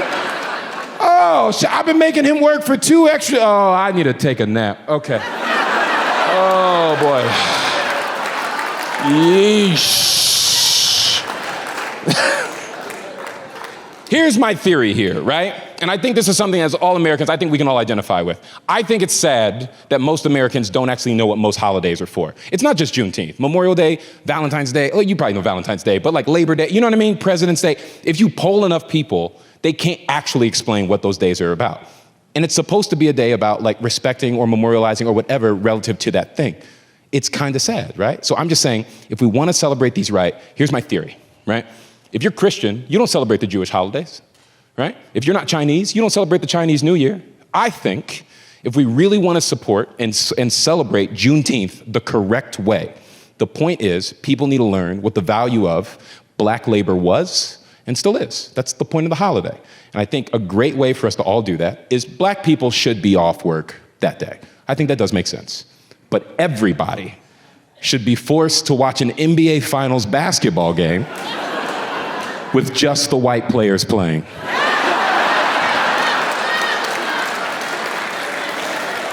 I think that is a perfect way for everybody to go, oh shit, those dudes matter. Okay. Fuck, I'm so bored. So, let's recap real quick, right? She says we won't be open on Juneteenth. He goes, why y'all niggas celebrating it? I feel bad for her, but he's making some points. I don't know who I'm rooting for. But there's a pivot. This is all real, not making up any of this. He starts getting too out of control. He starts getting really angry, like super upset. He's like raising his voice at her in the bank. It's like too much. He's like yelling at her. He's like demanding she explain what the fuck it is. He like bangs his hand on the counter. He literally makes a fist. He punches the glass at the bank, like too much. Objectively, whoever you are, I think we're all on the same page. He's doing too much. And I remember watching that. I have never felt more alone as a black person in my life. Because I remember looking around the bank to the other employees to see if anybody was gonna do something about this. And every single one of them was looking at me like, we feel like you have a responsibility. I'm not fucking with it. That's on you, man. Listen, I don't give in to peer pressure. It's not my thing. But if enough people look at you like, this is on you, dude, a part of your brain will go, is this shit really on me? Am I supposed to? So he's wilding out, right? They're looking at me like I'm Superman watching a building fall down. Like, nigga, that's your cue. Get in there, man. So I have to make a decision. He's yelling, he's pounding his fist, he's punching the glass, he's going crazy. And I'm like, am I gonna help this motherfucker? And I decide, fuck it, I'm gonna get in there. And I walk up to him, I grab him by the nipples, he calms down. That's how I know it works. And I explained Juneteenth to an elderly black man, something I never thought I'd have to do in my entire life, but I actually had to do that. So I said, so can you put yourself in her shoes for a second? Like, she doesn't know what she can say to you, man.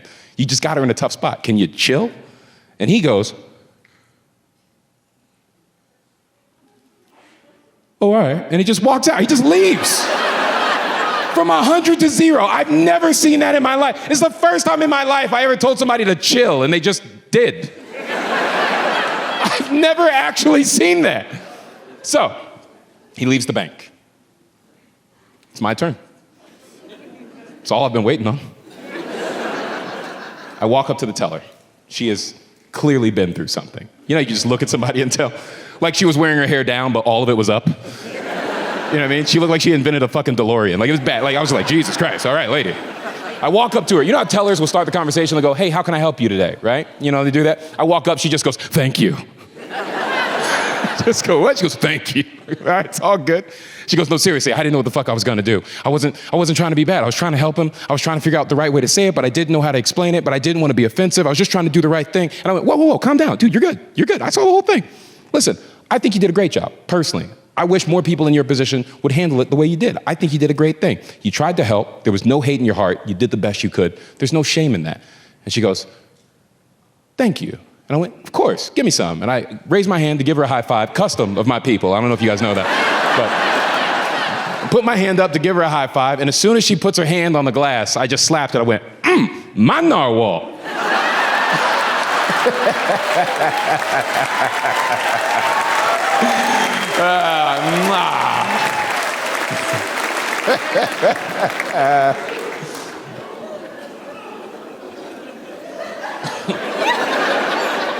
I really do. I love this job. I've been doing this for 14 years. I love this job with all of my heart. You know, I love getting to travel. I love getting to meet people. I've met so many dope people that I never thought I would get to experience stuff with, right? I've also met so many fucking weird people, you guys. So many weird people. And by weird people, I mean Uber drivers. I have met so many weird-ass Uber drivers. And I want to make this very clear. If you drive for Uber, you shouldn't be ashamed. I'm not saying that. I'm just saying I have met enough weird Uber drivers that make me go, how the fuck are they hiring for this job? What do they just sit you down and go, how good are you at reading social cues? You're autistic? Let's get you in a car. Like, it's crazy, the stuff I have experienced. I was doing shows in Alabama once, right? For the money, not for the love. I was ready to leave. Just keeping it real, you know? Go into Alabama looking like me. You let me know how long you want to stay. Fucking hated that place. Couldn't wait to leave. I order an Uber after the show. This woman comes to pick me up. True story. I get in her car. She's playing gospel music. Now listen, I ain't hating, but it's not what I prefer to hear. That's all I'm saying. I got no problem with gospel music, but if I had a choice, it's not what I would have chosen to hear. That's all I'm saying. I'm listening to the song. First line I hear this dude say, he goes, Jesus is in the crack house. And I went, change my mind. Turn this up, please. What are we listening to? It's a real song. Look it up. It's called Say His Name. Halfway through it, the dude just goes on up like a panic attack. He's like, Jesus is in the crack house. Listen, I don't know what y'all's relationship is with Jesus, but when I was growing up, he lived in your heart. When did he move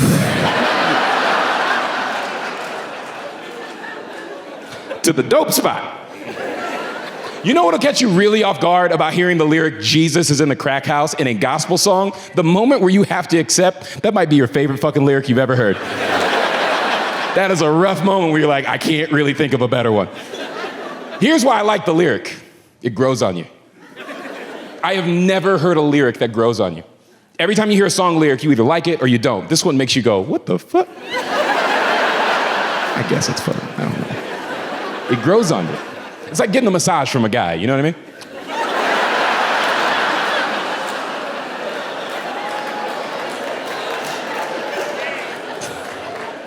I know what the fuck I just said. I meant it too. It's like getting a massage from a guy. It grows on you. Like, fellas, you've never gone to a masseuse, ordered a massage, the masseuse comes out, it turns out to be a guy, and you're like, I don't know, man, this might be weird. Then by the end of it, you're like, only Greg touches my feet. That was crazy. I'm saying it grows on you like that. You're like, don't judge. You don't know. Don't judge. I'll tell you exactly what it is about this lyric I love. The phrase, Jesus in the crack house, sounds like a perfect replacement for saying, oh my God. I can't stop using it.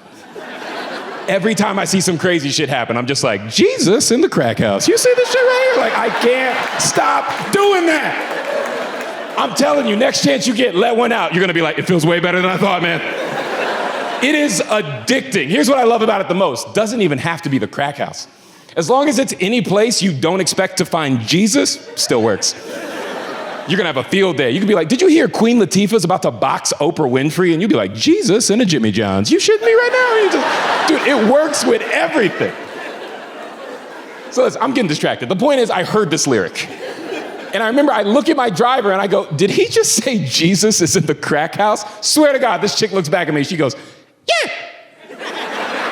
And I went, was that not weird to you? And she goes, no. And I went, how? And she goes, I used to be addicted to drugs. And I went, that's not an answer to this question. But now I have more questions. And then she says, this quote is burned into my brain. I'll never forget this for the rest of my life. She goes, I used to be addicted to drugs. And I learned to stop doing drugs because anytime I smoked weed that was laced, Jesus would come and visit me. And then I said,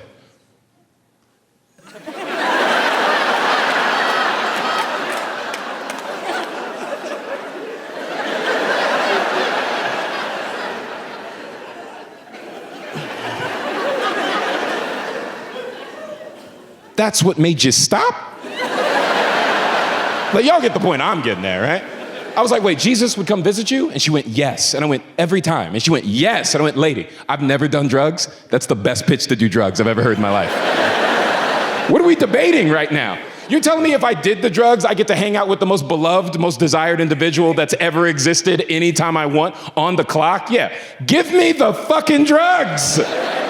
If I told you, let's keep it real, if I told you that shooting up heroin would let Taylor Swift come hang out with you for 20 minutes, do you have any idea how many random white women would be tweaked out in the streets of every city in this country? With all due respect, there wouldn't be enough white women left to run an HR department. Are you considering the sheer numbers? If Swifties were junkies, oh my God. Shake It Off would be a song about kicking drug addiction. Bro, they'd be out there tapping each other's veins, looking for loose ones. You and me, we got bad blood. You know the fucking song. They're ODing in some alley. Look what you made me do. I'm sorry, I'm fucking around too much. It's fine, drugs funny. Did y'all see that story about that celebrity? He checked himself into rehab because he was smoking over 30 blunts a day? I need you to really process what the fuck I just said. Checked himself into rehab because he was smoking over 30 blunts a day. There's only 24 hours in the day. 30 blunts a day. Am I the only one who thinks he doesn't need rehab? That dude needs better weed. How you not high yet, dude? Come on. That's crazy. That doesn't even make sense to me. Who watches the same porno 30 times, never comes, and never thinks, maybe I'm not into gangbangs. Maybe I should change up the genre.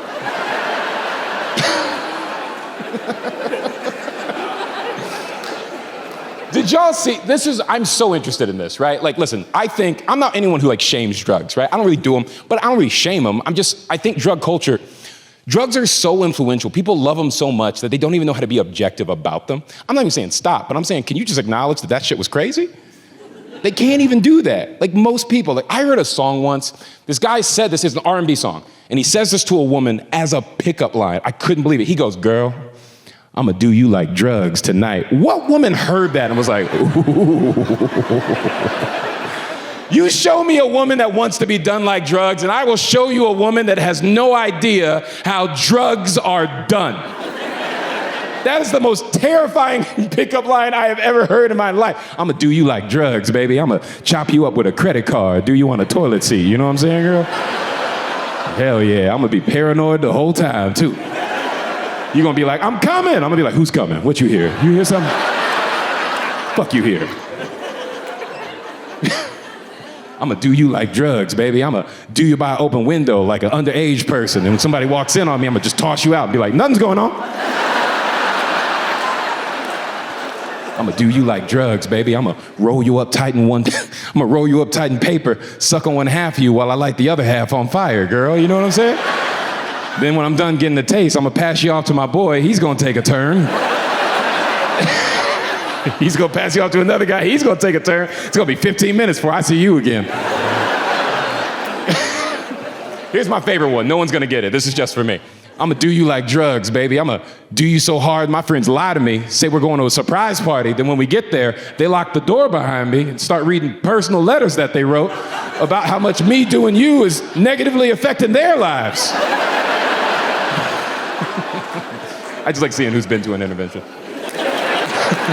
This makes me laugh. You guys ever had an experience where something actually happens, but it's so crazy, you're like, no one would even believe me if I told them the story? You ever have those? They happen to me all the time. And it's like so much worse because I am a comedian, because I just think people think I'm making it up to be funny. I'm gonna tell you an insane story. Every ounce of this is actually true. I'm not exaggerating a single word of this. This happened. I'm in the airport, right? I'm traveling this a couple months ago.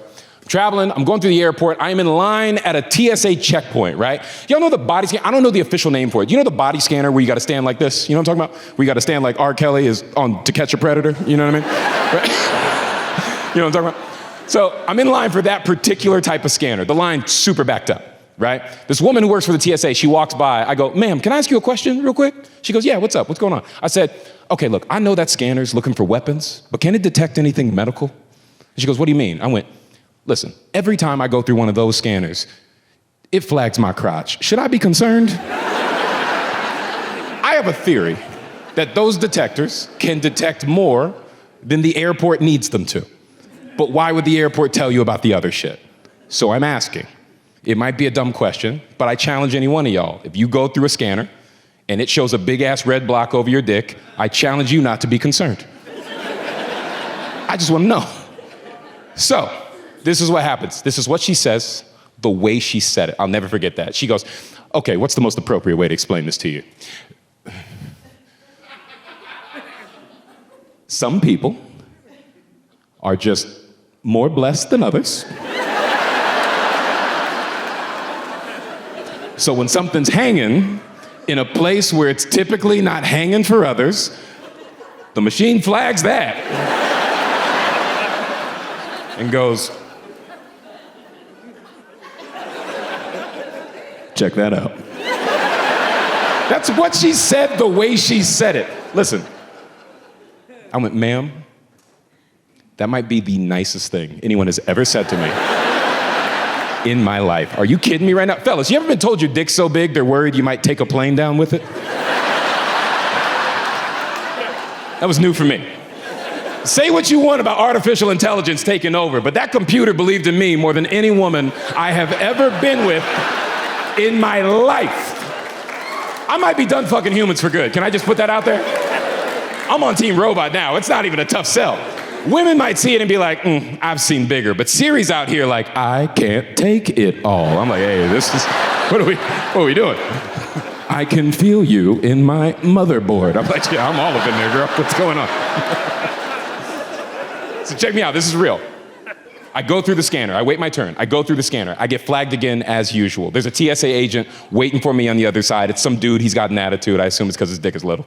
Now, it's the only info I got. This is where it sounds made up. And I'm stressing this again, not made up. This is verbatim the exchange. Couldn't make this up, it's too crazy. I go through the scanner, get flagged again. Guy comes at me with an attitude. He goes, sir, do you have something in your pants? And I went,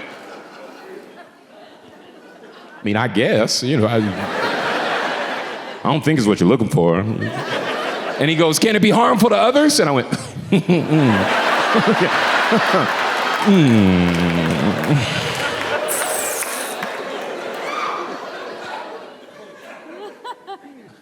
mean, I guess it's a choking hazard, you know? I just, swear to God, that's what I said. It's a once-in-a-lifetime opportunity. I was like, fuck it, say it, see what happens. I called it a choking hazard. He doesn't miss a beat. He just goes, you want to tell me what's in your pants? And I went, no, not at all. He goes, what's in your pants? And I went,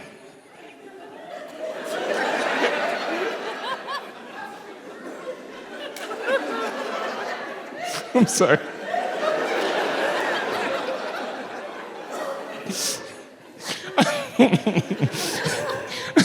I said my emotional support snake.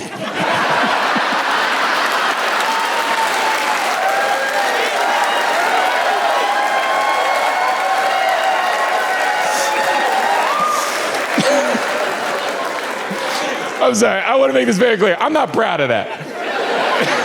But you gotta understand, there was a kid right behind me. So I didn't want to say what the real thing was. That was the best thing I could come up with on the spot. I was like, emotional support snake, figure it the fuck out, man.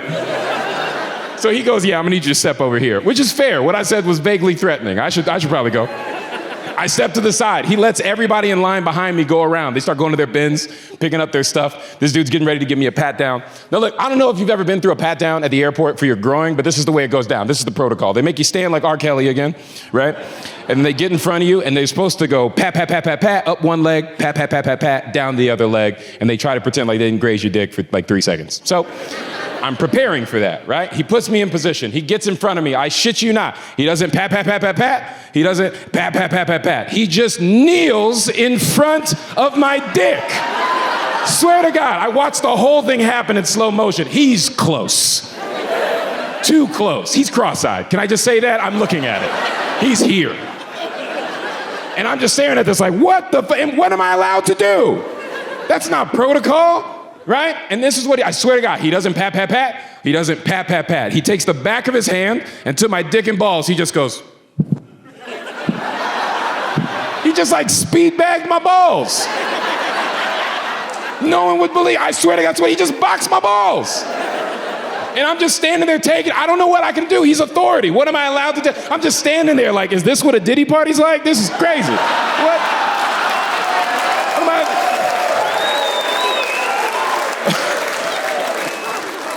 No bullshit. The third time he hits it, he looks up at me, he goes, no. I went, well, don't do that. He stands up, he goes, I am so sorry. And I went, it's cool. And it wasn't, but I didn't know what else to say. He goes, you can go ahead, man. I go over to my bins, knowing that he just got away with sexually assaulting me. On the clock. I go over to my bins, right? So I've got 2 bins. I have my carry-on bag and I have my book bag. I take my carry-on bag out. I take my book bag out. Under my book bag, there was a business card. I didn't put it there. It's face down. There's a handwritten letter on the back. Someone's phone number and the phrase, nice hog. Swear to God, like 9 eyes, nice hog. I turn it over, I shit you not. It is a picture of the mother of the kid who was standing right behind me. And I'm just staring at this thing trying to process what the fuck is going on. I'm just like, Jesus in the Pride Parade, what the fuck? Who the hell? What I'm trying to say here is that I love to travel. Now, aside from that one experience, I gotta be honest with you, man, the TSA might be my favorite part of traveling. Now that I know what they're doing, oh God, I look forward to it all the time. I love the TSA. I don't even know what those letters stand for. I just assume it's the size analyzers. I don't know what else they do. Have y'all researched the TSA? Did you know in the entire existence of that company or that organization or however you want to refer to it, they have never found a bomb? In the entire existence of the TSA, they have never found a single bomb. They find my dick every week. You tell me what the job is. This is all I'm saying. Before that happened, I hated having to go through a pat down. Because you don't want strangers touching you. You know what I mean? You don't like it. But now that I know why they're doing it. Y'all, I dirty talk now. I lean all the way in, man. I do whatever I can. I lean back. I throw my leg up. I moan. I'm just like, ooh, ooh, ooh. That's right. Yeah, you better protect these people. Yeah, I'm a menace.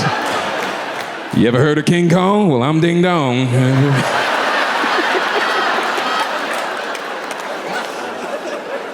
It's just an insane story. Listen, I want to make this very clear because I get self-conscious telling that story. I like telling it because it's true and it's funny and it's crazy, but I do get self-conscious that people are thinking I'm just saying that to be like, my dick is big. I don't give a fuck if any of y'all think my dick is big. That's not what it's about. I don't even think my dick is big. I'm telling you, science says it's big. It's a different thing, right?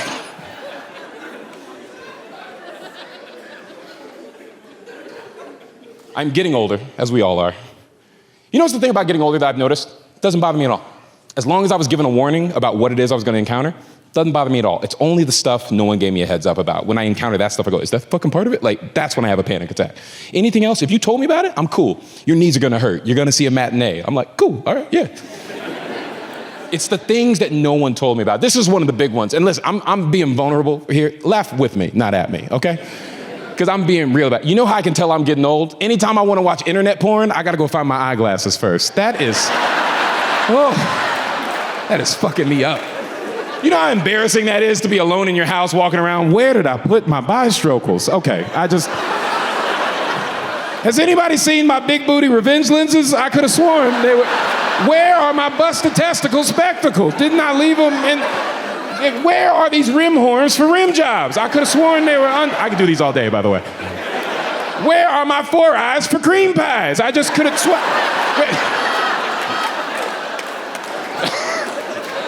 Listen,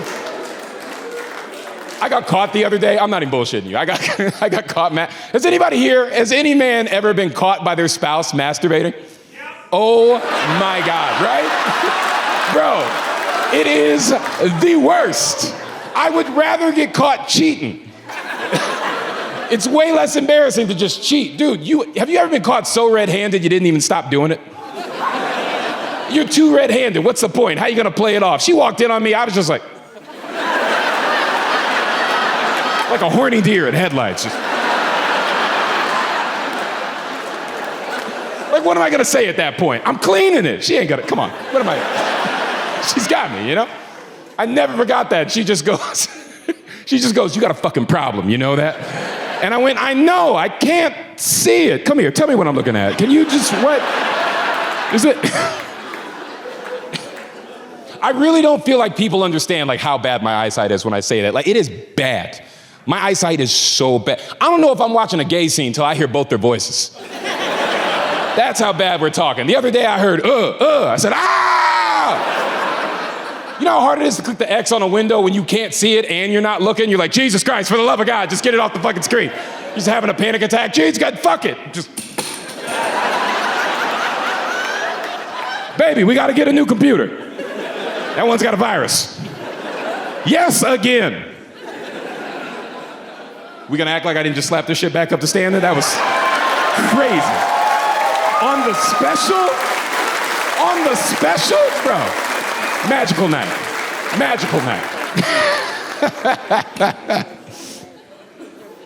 Here's the real thing that bugs me about getting older, if I'm being honest. I'm curious who can relate to this. The older I've gotten, the more introspective I have become. It is so annoying. Because you're just accountable. I just want to be ignorant. It's just such a burden to be like, I should be better. It's constant. When I was younger, I've been doing this for 14 years, all right?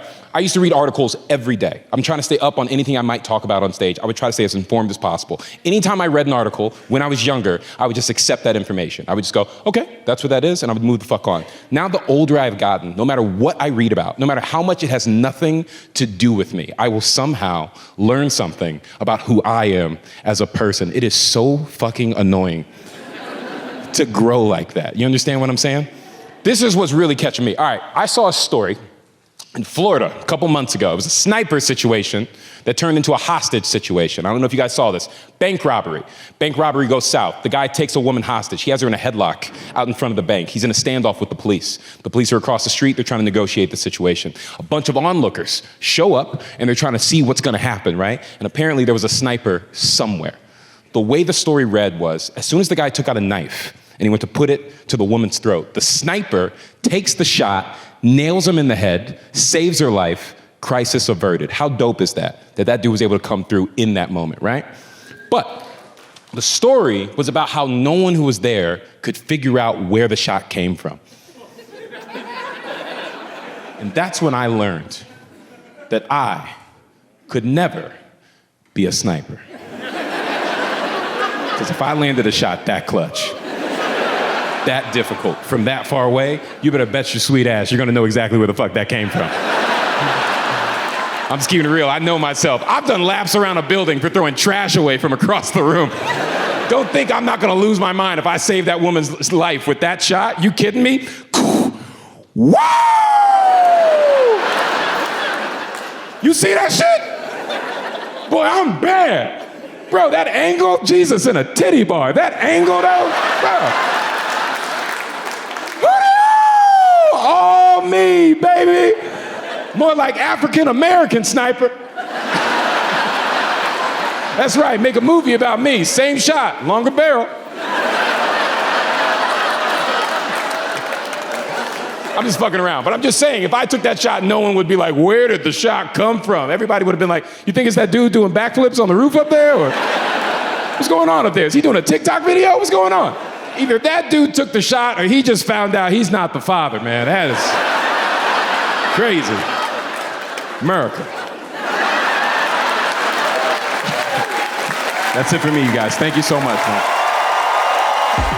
Something don't feel right. I feel like something's missing. Y'all got a cigarette? Y'all got a cigarette? Who's got a cigarette? Hand me a cigarette, bitch. Hey, give me another one. I'm trying to refill my pack. Thank you. Much better.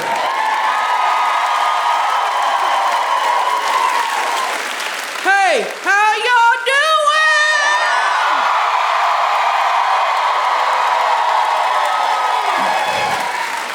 All right, let's get started.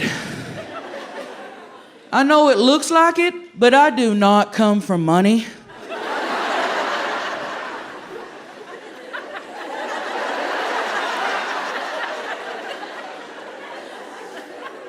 I do come from a long line of meth heads.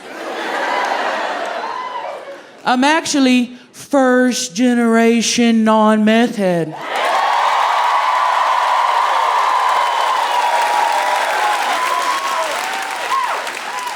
Thank you, I'm proud of that. I've been close a few times.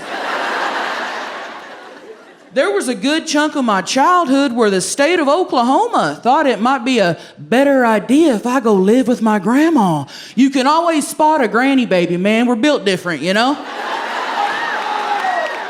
And before you guys go throwing my grandma any parades, let me be very clear about something, okay? She did not like the fact that she had to take in me and my sisters, all right? But the way I look at it, that's karma coming back at her for raising crackheads on her first try.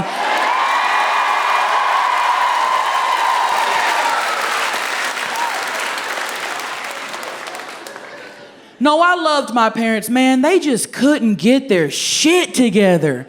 My dad was a freelance welder, and my mom was a freelance meth head. So I guess you could say they both knew how to handle a torch.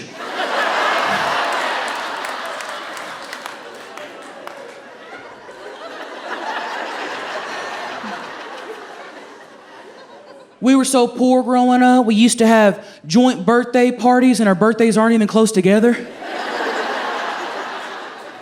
Me and my cousin had a joint party every year. We're not even the same zodiac sign. Birthdays are 7 months apart, man. And we couldn't afford Chuck E. Cheese or none of that shit. We just had our party in the McDonald's play area, you know what I'm talking about? And we wouldn't rent it out or nothing. We'd just show up. It was always my 2 sisters, a few cousins, and whoever else just happened to be there that day. Just spent my birthday hanging out in the ball pit, getting to know people, you know? And still to this day, I love getting smothered in balls on my birthday.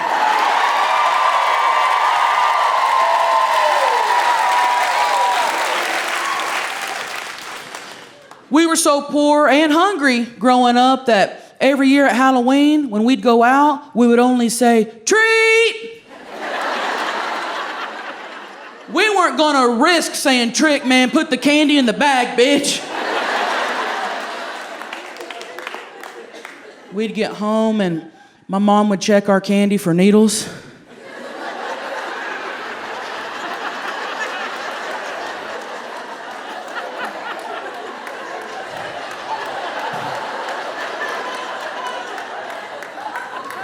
Because she needed extra? I don't know. I don't know what she was doing. And Christmas wasn't any better, you guys. Every year at Christmas, we'd make a gingerbread man house and we'd eat it so fucking fast because we were terrified it's going to get foreclosed.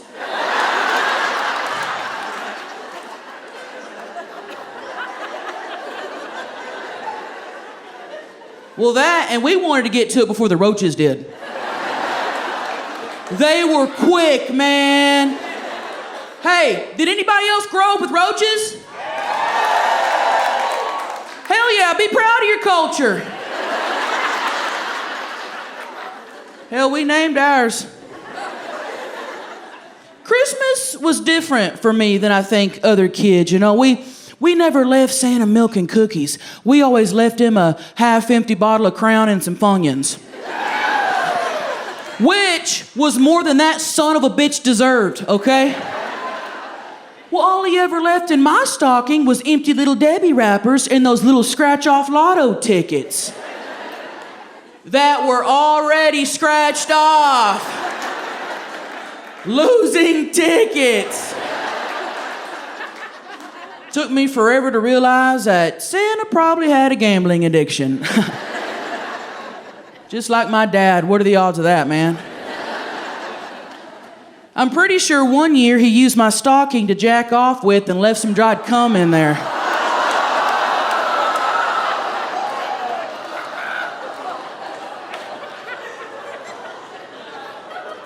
At least that's what it tasted like.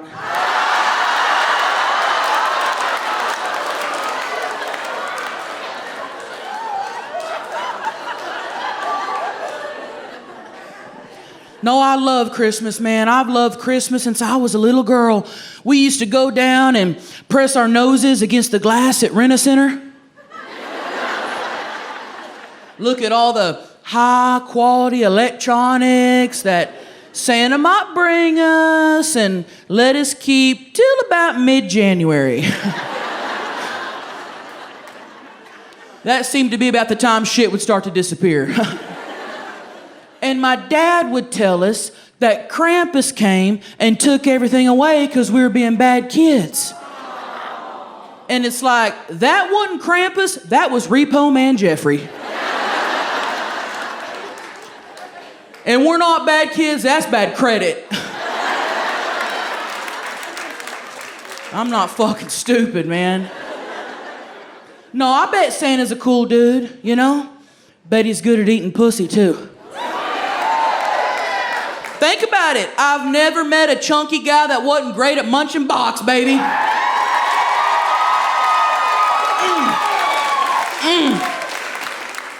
Just thinking about his long, curly...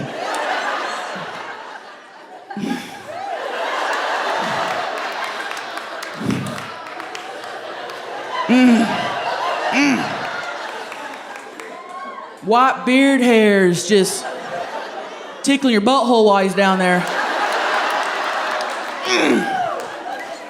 Hey, I don't know if Santa sucks clit, but I got kicked out of 27 malls trying to find out.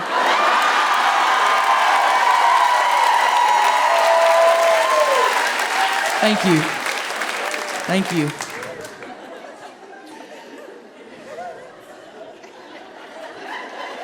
Thank you. Appreciate that.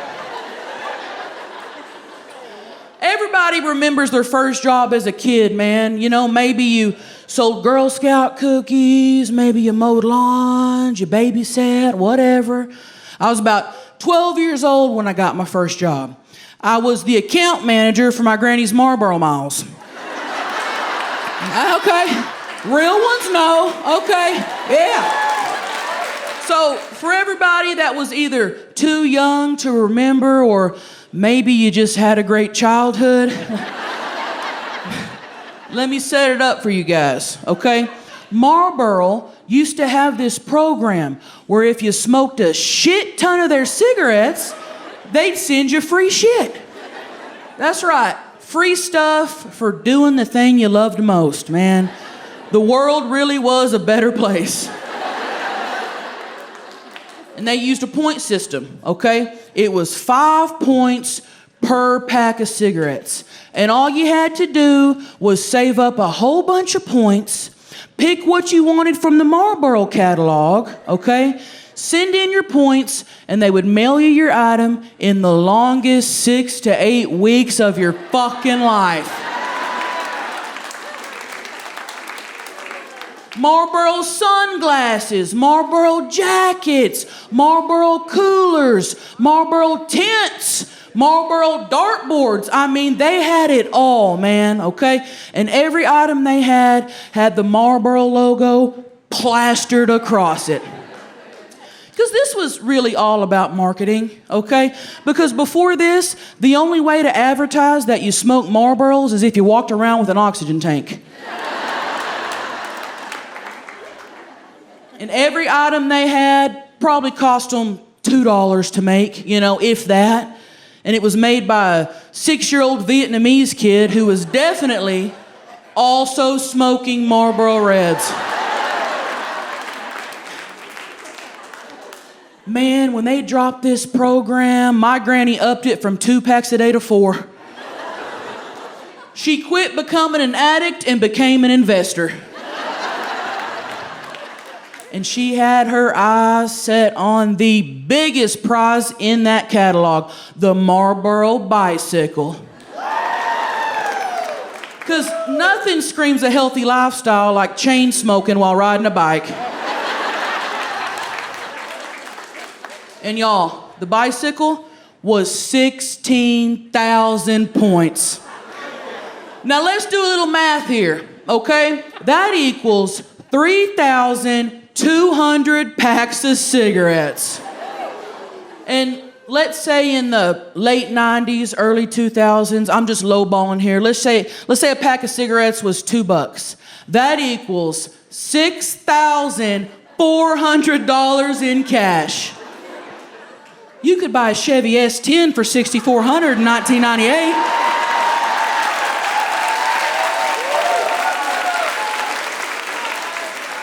That's trailer trash math, okay? And to you or me, that doesn't make sense, but to my granny, that's a free fucking bike. Oh my God, you guys. It was wild. Y'all, our monthly cigarette budget was more than the grocery budget. One month, it was either cigarettes or toilet paper. And guess who had to wipe their ass with coffee filters? Me. She took it serious, man. She did, y'all. One time my uncle got drunk and tripped over my grandma's little chihuahua, went airborne, okay? Dropped a whole bowl of Wolf brand chili onto the coffee table. Ruined a fat stack of Marlboro Miles I just counted out. Y'all, my grandma lost her shit. I swear to God, I saw it in slow motion, you guys. She jumped up, she chokeslammed my uncle through the screen door into the backyard. It was wild, man. She went from 0 to full-blown Undertaker in 0.3 seconds.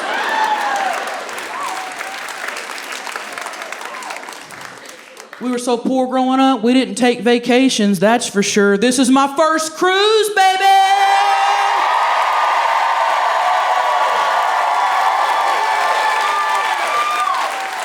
Man, I'm having a blast, you guys. They got me in a really nice suite upstairs. Oh, it is nicest place I've ever slept on tour, that's for sure. Out of all the places I've slept, all the truck stop parking lots, nothing compares, man.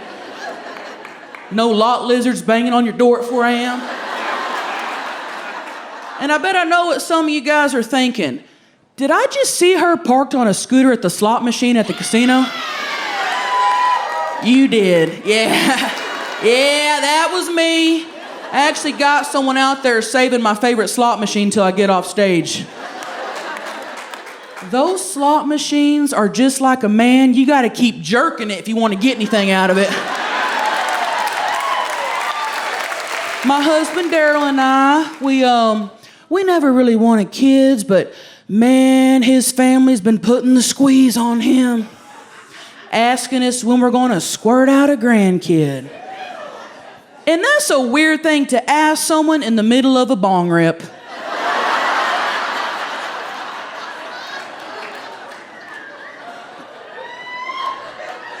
Think about how weird this is. Your parents asking you to stop jizzing on your wife's tits just because they want a grandbaby. That's inappropriate.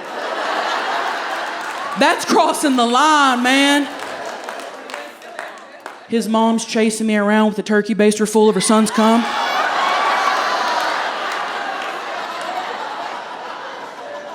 It's like, bitch, I'll ask for it when I want it. Fucking wild, dude. Y'all, my husband's family is the last group of people that should be asking when there's gonna be more of them. No, Daryl came up to me not too long ago and he said, baby, I think it might be cool to have someone carry on my legacy. I said, baby, what fucking legacy are you talking about? Let me tell you what you're known for in our hometown, Daryl, okay? You hold the record for 3 separate ER visits from singeing your asshole while trying to light farts. That's 1. You're the only person to get kicked out of high school and the Navy in the same calendar year. That's 2. And you got escorted out of a Bass Pro Shops for getting your dick sucked in the duck blinds.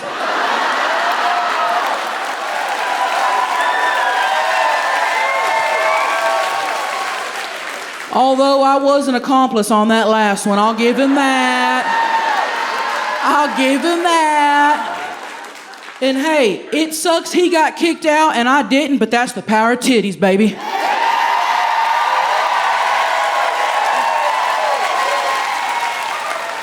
So I said, baby, I think the world can live without your legacy. He said, no, you're right, you're right. I think my parents just want someone to carry on the family name. I said, baby, the only thing your family name is known for is being on the list of people to not take checks from at the gas station. Matter of fact, if you guys had a family crest, I'm pretty sure there'd be a picture of a stolen Cadillac converter on it. He said, no, you're right, you're right. Okay, I guess my bloodline will just end with me. He said bloodline, y'all. Bro, this ain't Game of Thrones. You don't come from a family of regal dragon riders. You do come from a family of illegal drag racers. And the last time the cops caught you street racing, Daryl, they checked your bloodline, and you blew a .27, my man.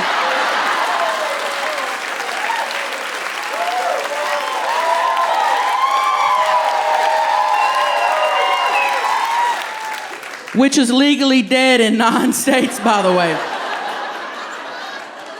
No, I like kids, man. I do. Kids can be cool. I don't know if I want them for me, you know? Because I feel like kids would really mess up what I got going on right now. Because listen, me and Daryl, we love doing 3 things, baby. Sleeping, partying, and fucking.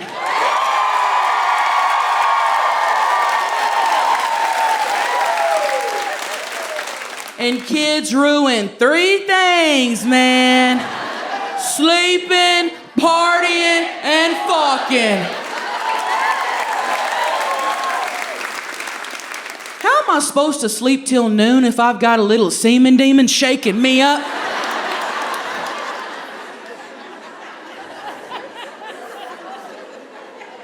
Shaking me up at 9 a.m., wanting me to fill their sippy cup up with more Mountain Dew Baja Blast?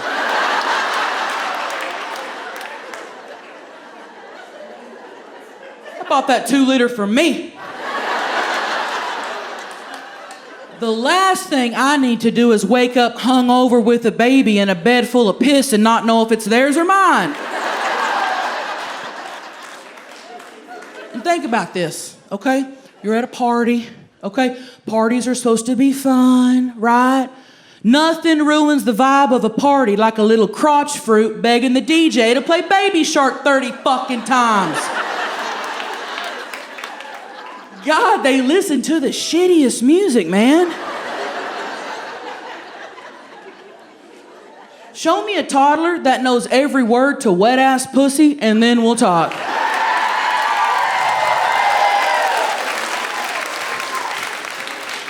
Until then, get the fuck off my property.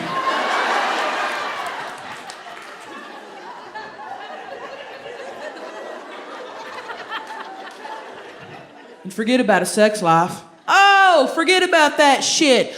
Doctors say you can't have sex for 6 weeks after giving birth. Are you fucking kidding me? I haven't gone that long without a good dicking down since 7th grade, baby. How do you think I graduated?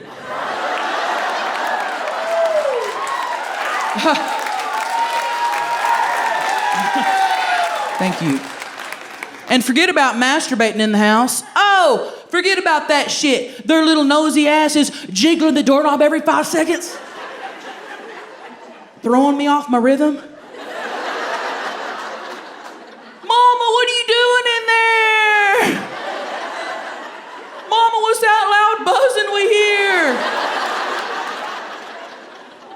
And kids are always there, man. Everywhere you go, they're always there. And as my own mom can attest, if you do happen to drop them off 2 towns over in the Waffle House parking lot, they will find their way back home.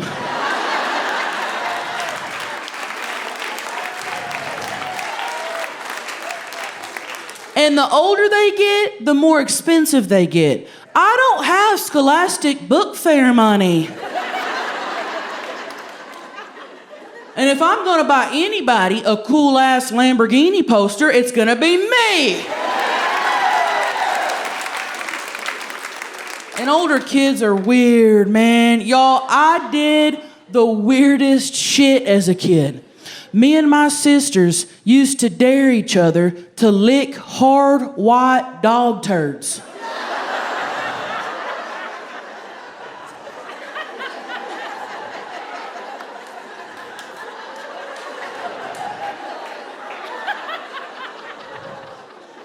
And we weren't racist. We would have licked the brown ones too.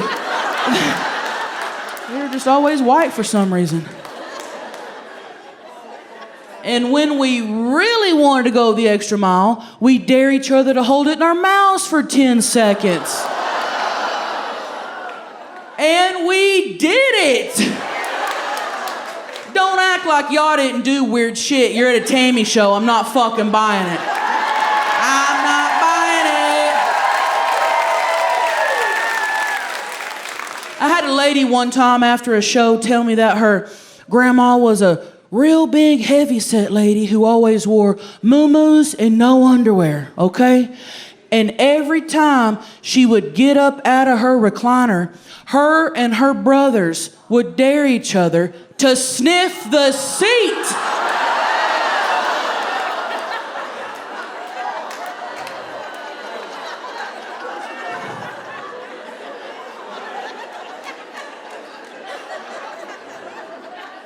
And they did it. I don't want to bring that type of energy back into my life. I just stopped doing shit like that. And when you tell people you don't want kids, most everybody has the same reaction. Well, who's going to take care of you when you're old? Nobody. They'll put your ass in a nursing home, man, because that's what kids do. Lock you up in geriatric prison. No thanks, nursing homes fucking suck, man. And listen, I don't want y'all to think I'm up here hating on old people. I don't hate old people, I'm terrified to become one myself, all right? Because listen, if I wanted to be an old person, I'd probably start making healthier life choices.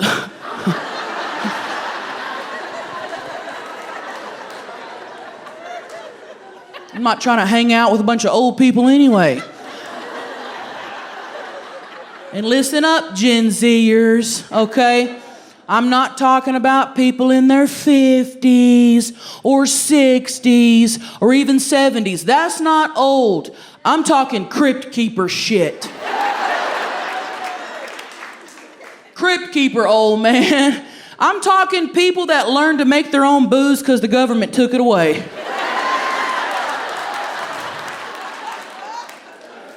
Little kids and old people, I try to pretty much stay clear of anybody at the extreme ends of the aging process. Babies and old people are a lot alike if you think about it. Well, that's common sense, right? They're both wearing diapers. They're both drooling everywhere. Their teeth are falling out everywhere. They're crying. They're shitting. And they both think they can get away with grabbing my titties. The only human being who wants to suck on your titties more than a baby is an old person with dementia.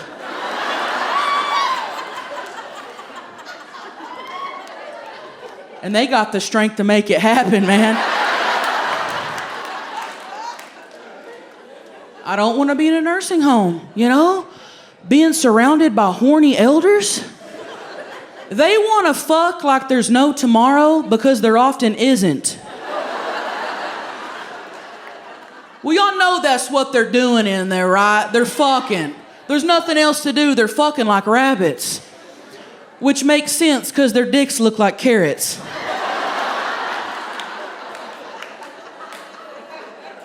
I thought it was funny. You think your granny's in there knitting you a blanket? Don't throw a black light on that bad boy. You might want to spin that thing with a Tide Pod before you throw it on your bed. And I bring this up because this is a real statistic. Have y'all heard this? STDs have skyrocketed 300% in nursing homes in the last 10 years. That's real. 300%, man. I can get the clap on my own, thank you very much. And y'all, nursing homes, they smell weird. I'd rather take a deep breath in a porta potty after a Slipknot show.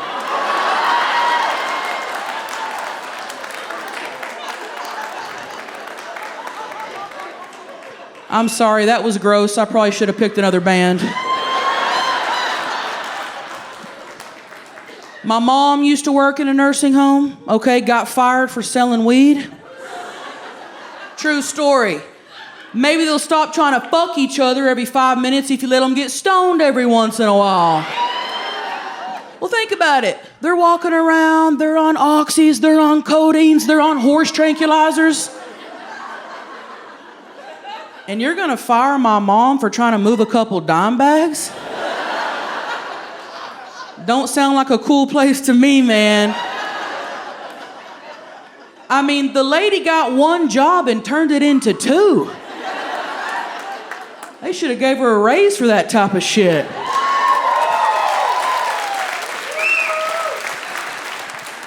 Hey, have y'all heard of this DNA test thing everybody's doing nowadays? Like 23andMe and all that. Have y'all heard of that shit? First time I heard of 23andMe, I thought it was a dating site for orgies. It ain't, I checked. Little bit of backstory, okay? My whole life, my grandma told us that we were Native American, okay? And I was proud of that shit, man. She told us we were 1/16 Native American. And that's a pretty good chunk. Now, I don't know if it was Cherokee, Choctaw, Windstar.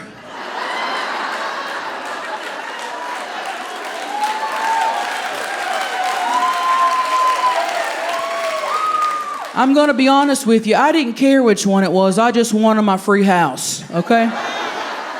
Have y'all heard of this? Where I'm from, if you've got Native American blood and you can prove it, they'll build your ass a free house. And I thought, hell yeah, I'm gonna get mine, you know? I said, easy, I'll just get me one of those DNA test kit things. So I splurged, okay? Spent $50 on this thing. But I thought, hey, that's a pretty good trade-off. $50 for a brand new house, you can't beat that. You can't. So this kit comes in the mail, you guys, and it is nice. Very scientific looking. So I open it up, and I pull out this little tube. And my first thought was, how am I supposed to come in this?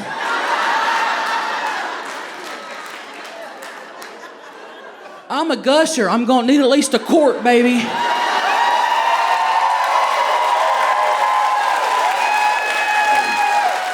We got any squirters up in here tonight? Look at that motherfucker. He's like, where they at? Where they at? Well, apparently you're supposed to spit in it. And as a lifelong swallower, that goes against everything I believe. But I thought, all right, whatever. So I spit in the tube and I mailed it off. Well, they mailed it right back to me. Apparently, they couldn't conduct the test because I had multiple DNAs in my mouth.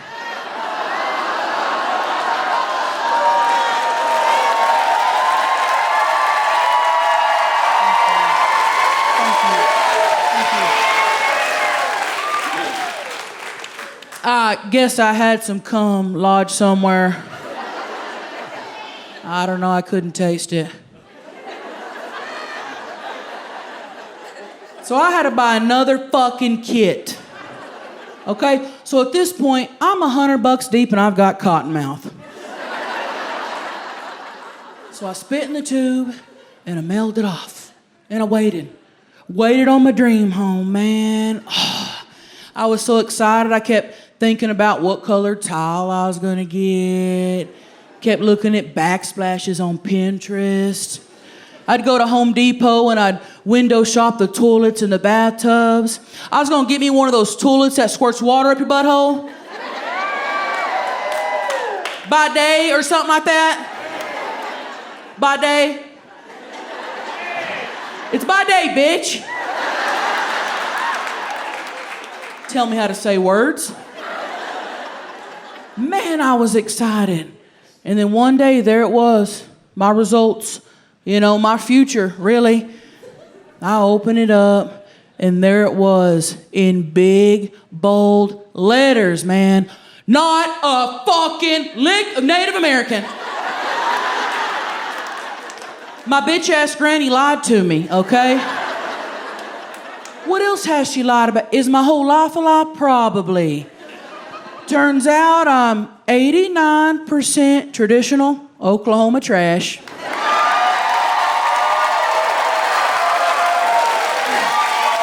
Thank you. 9% Appalachian Smoky Mountain people. Which makes sense. I felt that. I was like, yeah. And 16% Virginia. Slim cigarettes. And that made sense too. I was like, yeah, I felt that. Yeah. So moral of the story is, make those tubes bigger so we can come in them.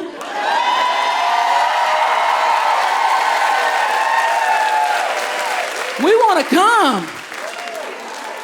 Hey, I'm going to get a little sentimental on you guys for a minute, okay? I'm going to brag, all right? My husband Daryl and I just celebrated our 10-year wedding anniversary.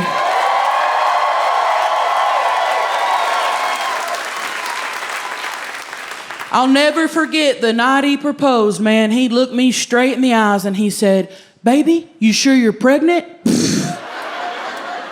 Hell, I wasn't, but here we are. Got it!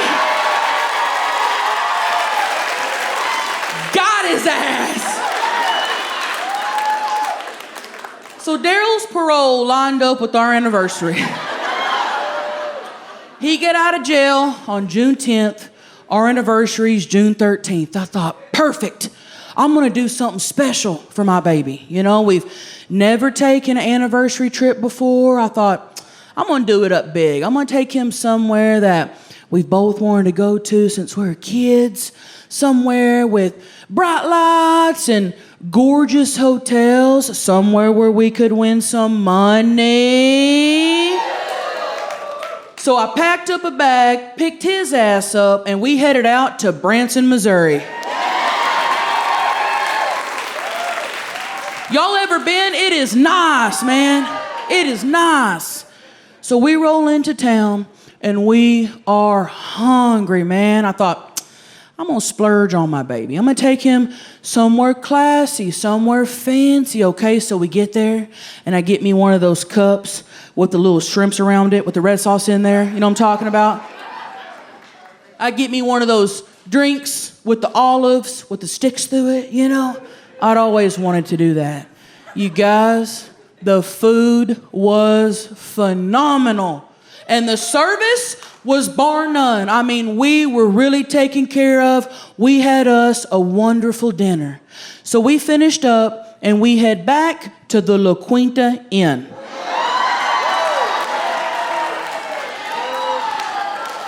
That's right, I said the La Quinta Inn.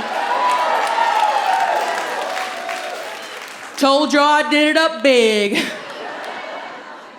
So we get back to our hotel and we head up to the second floor because I requested a room with a view, you know, of the parking lot. Wanted something nice, you know.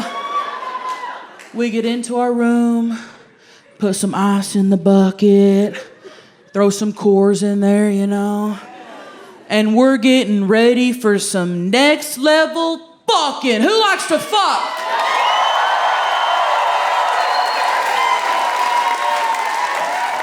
I knew y'all would. I love fucking. So we're sitting on the edge of the bed. Daryl starts kissing on my neck. Starts patting my pussy on the outside of my shorts.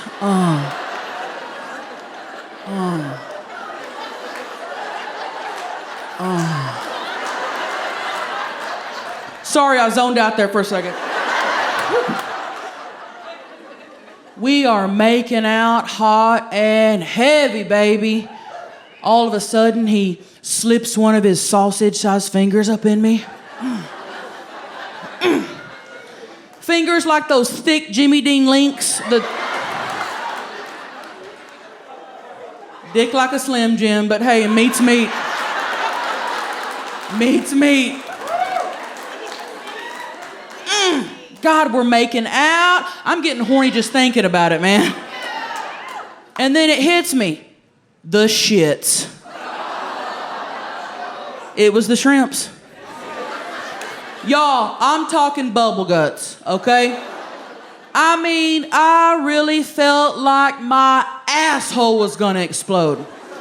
Now, any normal time, I would have been like, baby, wait right here. I'm gonna go take a big shit and I'll be right back. Because that's always number one priority for me.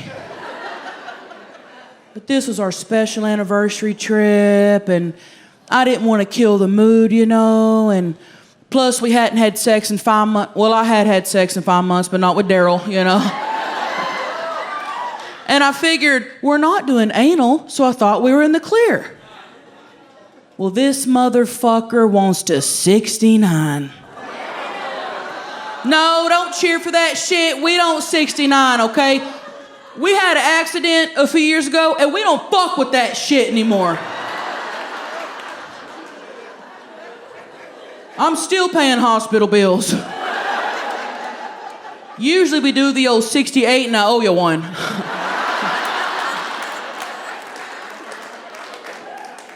But he was really foaming at the mouth for it, man. So I saddled up, climbed on top, started slobbing on that knob, just fucking. And he is eating my pussy like it's his first meal in months. Just.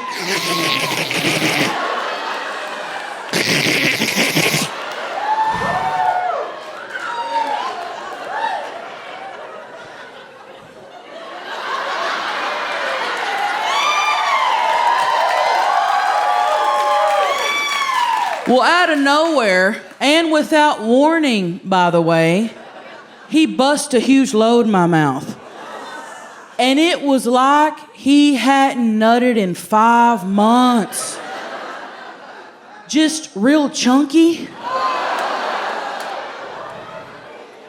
That guy knows what I'm talking about.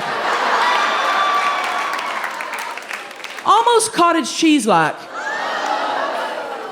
He just had some build-up. Come to find out, he hadn't nutted in 5 months. Because Daryl told me that his cellmate was a preacher. And that he felt like he couldn't jack off in front of him because it was almost like the Lord was watching him. I said, baby, if a preacher's in jail, odds are it's for masturbating anyway.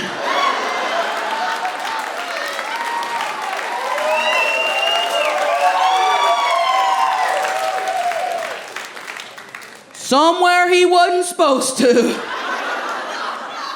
So I got 5 months worth of load to the mouth, man. And I just start coughing on it. Choking on it.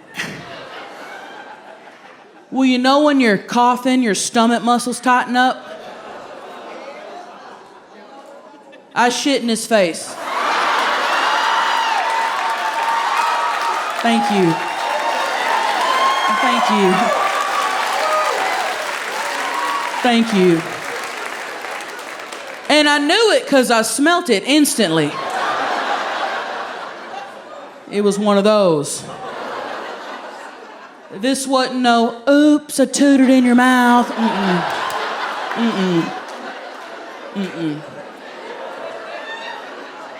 Hell, everybody does that, you know? This was chocolate Niagara Falls to the eyes. Now, listen, me and Daryl, we've been together a long time, okay? Nothing embarrasses us anymore. We've seen it all. But I ain't never shit in his face.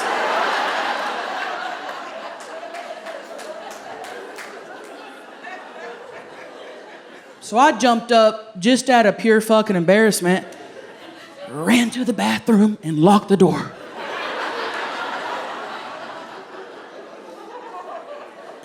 And I thought, I can't go back out there. Look at him in the face. It's got all that shit on it.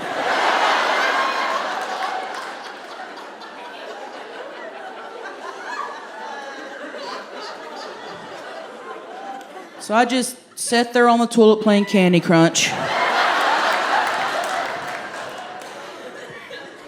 About 10 minutes goes by, and I hear a little baby knock at the door. And he said, "Baby, you okay?" "Am I okay, bro? Are you okay?" "I just maced you with my asshole."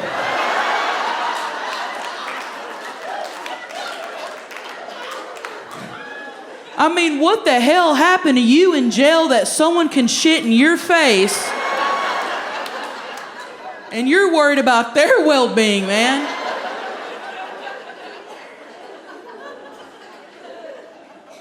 Well, all of a sudden, I heard the water faucet coming on the outside of the bathroom. I got one of those really nice suites with a little kitchenette, you know? So I figured he's washing the shit off of his face. And then I thought, you sit there for 10 minutes with that shit just marinating in your beard? Do better.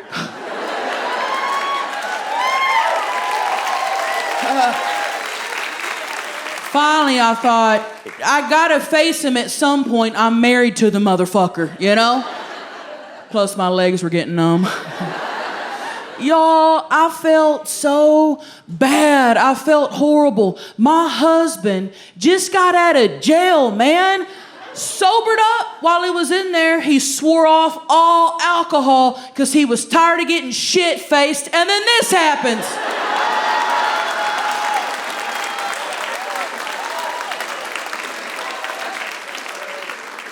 Felt awful, man.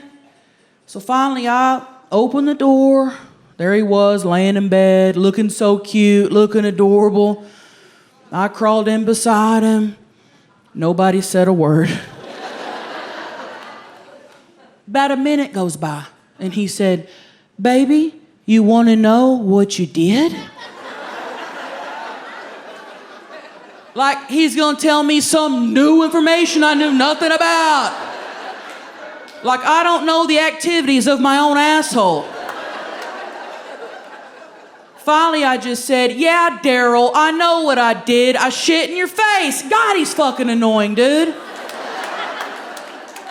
So moral of the story is, don't eat at Red Lobster in Branson, Missouri unless you want to ruin your fucking anniversary trip.